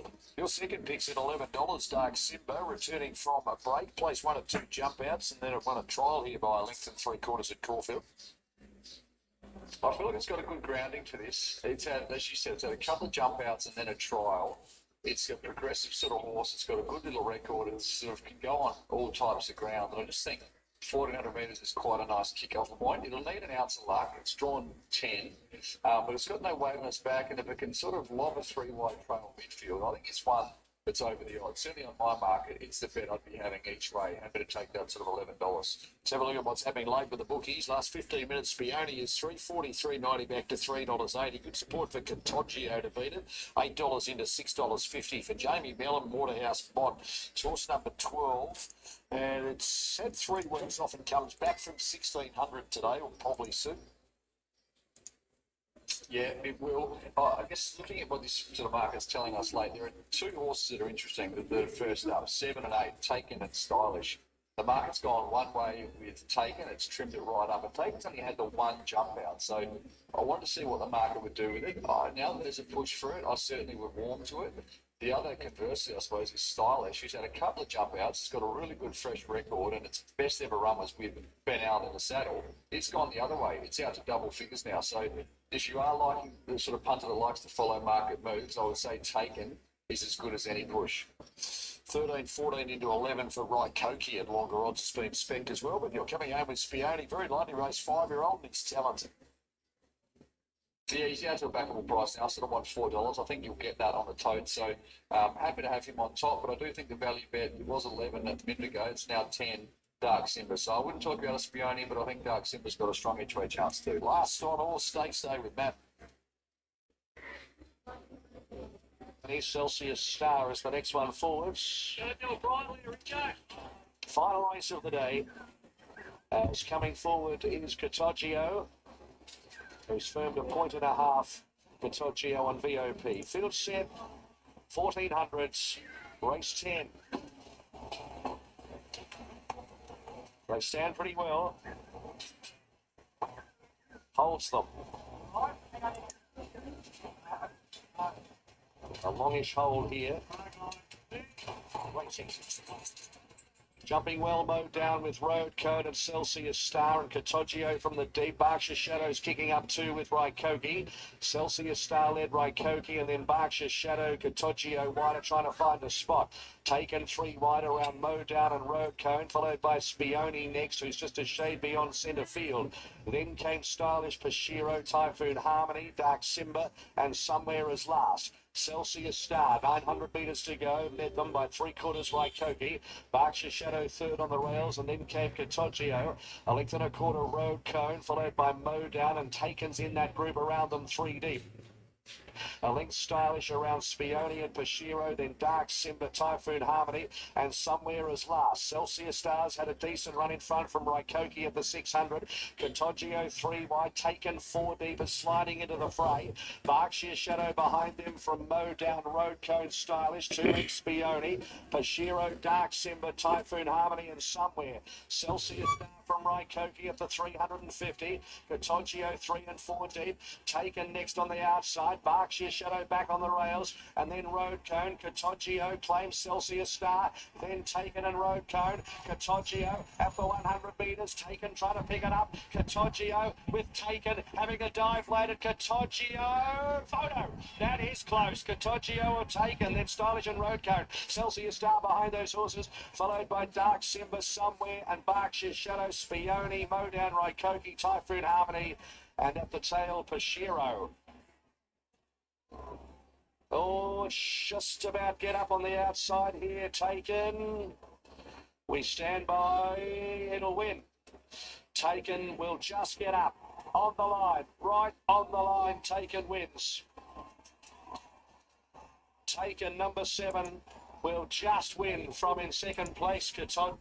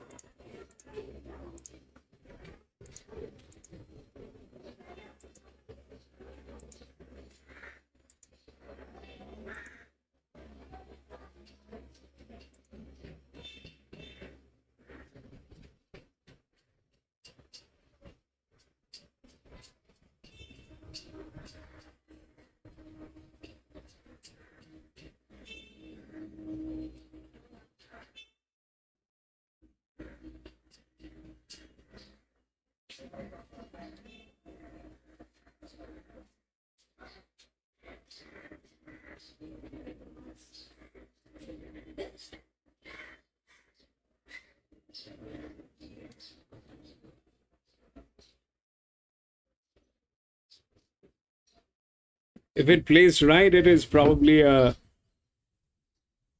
try. 14, 18, 15.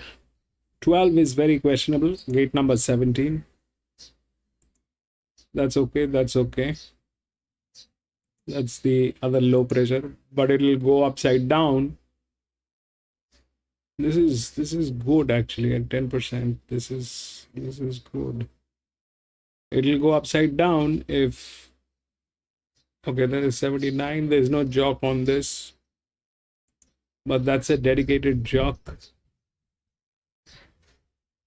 So ideally, if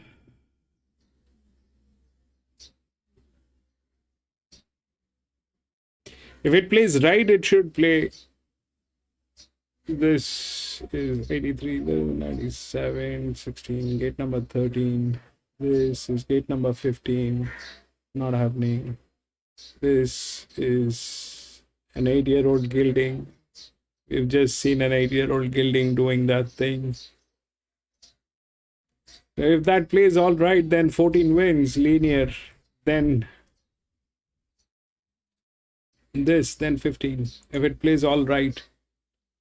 But I doubt very much that it'll play all right.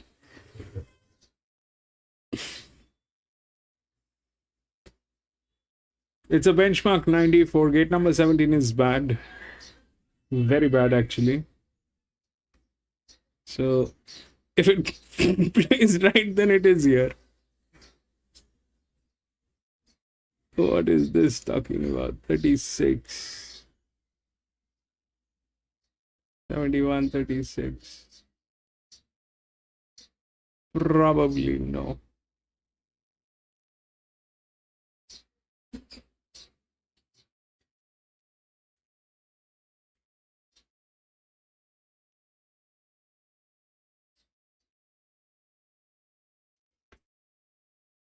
That probably is not there, but that's more or less it. If it plays right, that's linear, that's advantage, that's the other pressure which will come in. So if it plays all right, that should be a trifactor. The question is whether it will play right.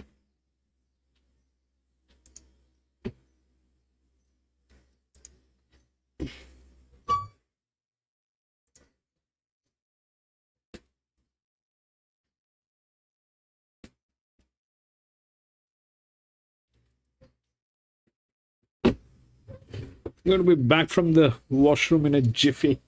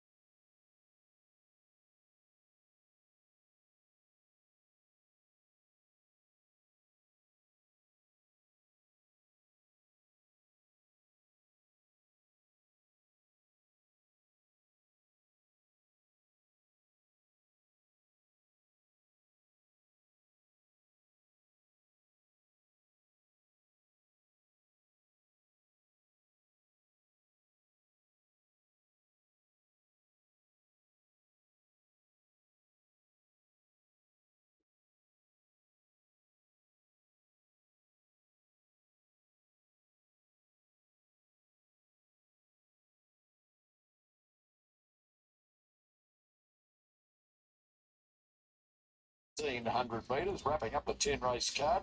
And Just Party is Group 2 place, and the 4-year-old resumes off 2 trials here, Davo. He does, Mate. He's been trialling really nicely as well. Horse that paraded well enough in the yard to me. And look, he comes back off fresh last preparation. Of course, you're in second in a Hawkesbury Guineas and absolutely flashed home that day. Resumes at 1,300 here instead of 1,400 metres, but I think you can get home over the top of them. Just hoping there's enough pressure in the race with a few of the leaders brought out this morning through scratching time. 12, 14, 15 and 1. Thought Brave 1 was the clear horse to beat. He had the writing on the wall there first up at 1,100. Gets quickly 100 now and onto a dry track, but his run was so good fresh that he is the horse that got to beat. 15, Midnight Oval, a bit disappointing last up, but on the home track today, just might be able to turn his fortunes around. And number 1 is the Darky. I thought he also paraded well enough. He's got a good fresh record, and I thought he could sprint well fresh here too with a bit of class on his side. But for me, in the last Just Party, hopefully getting home over the top. And is attracting interest on the tab fix for Tim Clark. Went up at $10. It's into $8 at the top. Brave one, $2.50 this morning, $2.25. Set to $2.30 late. Midnight Opal and Bojangles both firm in from $7 into $6. Then Just Party. The rest are in double figure odds and nothing that I can tell you about there. And we're 3.5 minutes or so away from closing the book on another today. Brave one is the favourite with the bookies, and $2.25 out to $2.40 in the last 15 minutes of market. Midnight Opal is $6.50 into $5.50 back to $6. Bojangles 7 into $6. Just Party firms here as well from $9 into $8. 10 of his 13 starts have been in stakes grade. His Group 2 places I touched on, Dovo. Yeah, trials have been sneaky good as well, Marto. He's just been sitting there under double wraps, really, in those trials. And look, we know he's a good fresh horse. He does draw that horrible gate, but scratchings this morning means he should only be 5 or 6 lengths off them here. And we know you can make ground. So hoping that he can get home over the top of them, but we'll need a good ride in the process here from Timmy Clark. Brave one is a talented 4-year-old with a good early record and gets big weight relief today. He does. He gets weight relief. He gets better for the run first up. He's really getting the line hard there. He's still got to do it on a good track. He's probably been a better horse with a sting out of the track to date, but he's the one to beat. The market suggests that at 2.30, and it's hard to really knock considering his first up run and how well he's come back. Midnight Opal is the second pick jointly with the bookmakers. Blinkers removed and the winkers are back on today and was placed last time out on a soft 7 at Randwick. Yeah, he got forward in a race where they walked early, and he's probably a little bit disappointing, but maybe he didn't appreciate the sprint home. And more generally, run race here might help him, and he might be able to turn his fortunes around. I always say when we go out to these sort of provincial tracks that often when they're trained is a big advantage, and he is one that fits that bill trained here in Newcastle. No spot in your 4 for Bojangles of a last start placing behind Midnight Dynamite at 20-1 at Randwick. What's the reason? Vishwa, 18.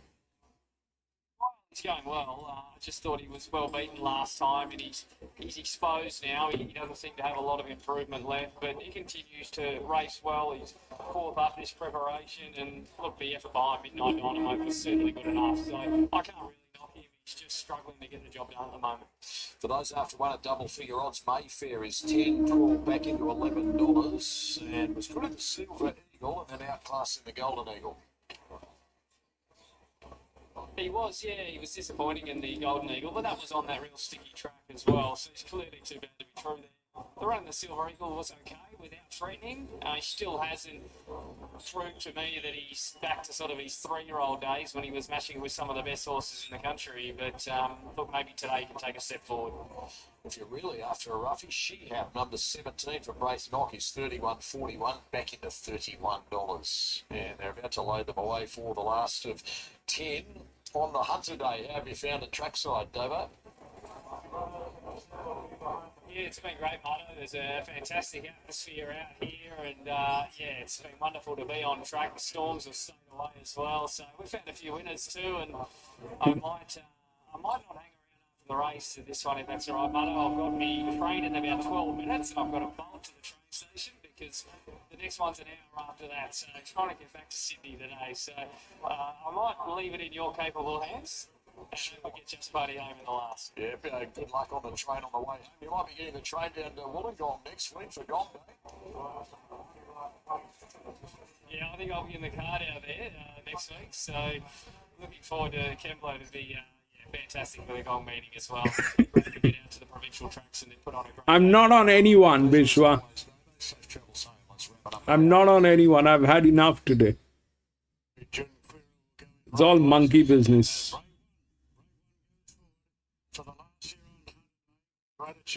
But if it plays right, it should be a trifecta. All the majors during the 14, 18, 15. and Cole Crusher with his second Hunter success, Which I highly doubt. Classy performance by Green Spaces to win the Spring Stakes. He was different class. The previous, the Beaufort, going to Asterix, first Australian win. Earlier today, the Maxley's Classic, nice horse there, CIA, trained by Peter Soda, Magic Millions horse. Nick Kyrgios, one of the part owners of CIA, the first winner today. So we're getting close to action here on the last of the day. We've got through it without any type of rain. The suggestion of that was fake news.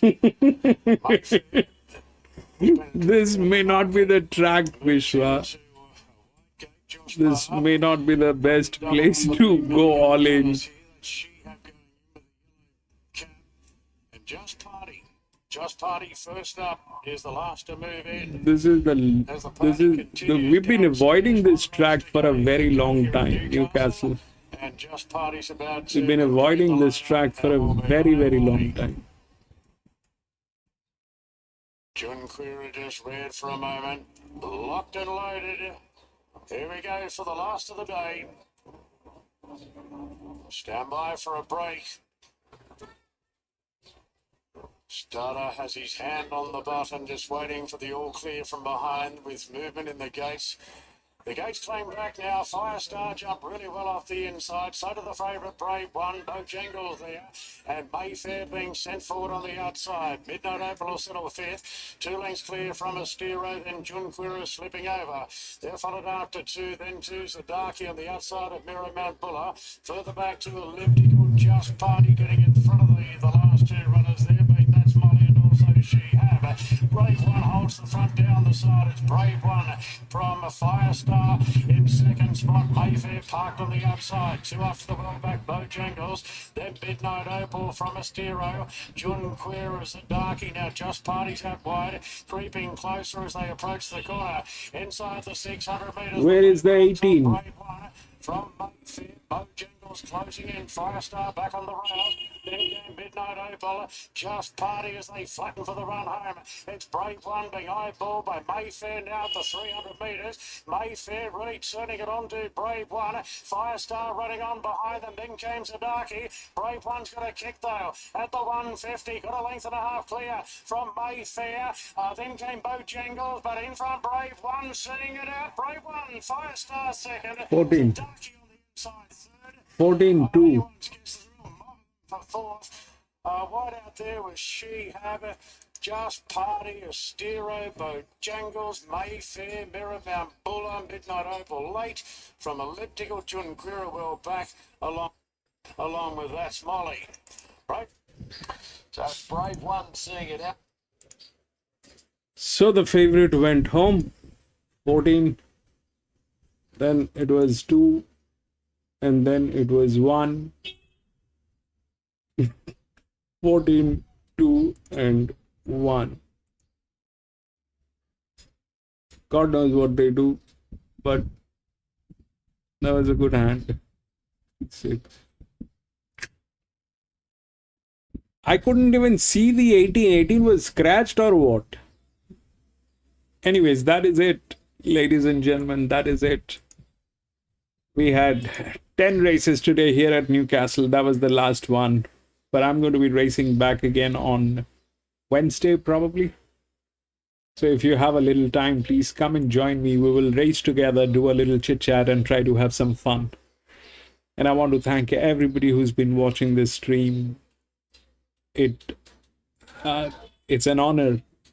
My heartfelt gratitude to everybody who's been watching this from anywhere under the sun. I know there are very difficult countries. The timing is very weird, but people do watch from there. I want to thank everybody for that. And thank you so much for being there, my friend Vishwa. Thank you so much for being there, my friend Araman. Daos, thank you so much for being there, my friend. Lee, thank you so much for being there, my friend. Tuna, thank you so much for being there, my friend. PC, thank you so much for being there, my friend. Rexy, I know you went off to sleep, but thank you so much for tuning in, and thank you so much for being there, my friend.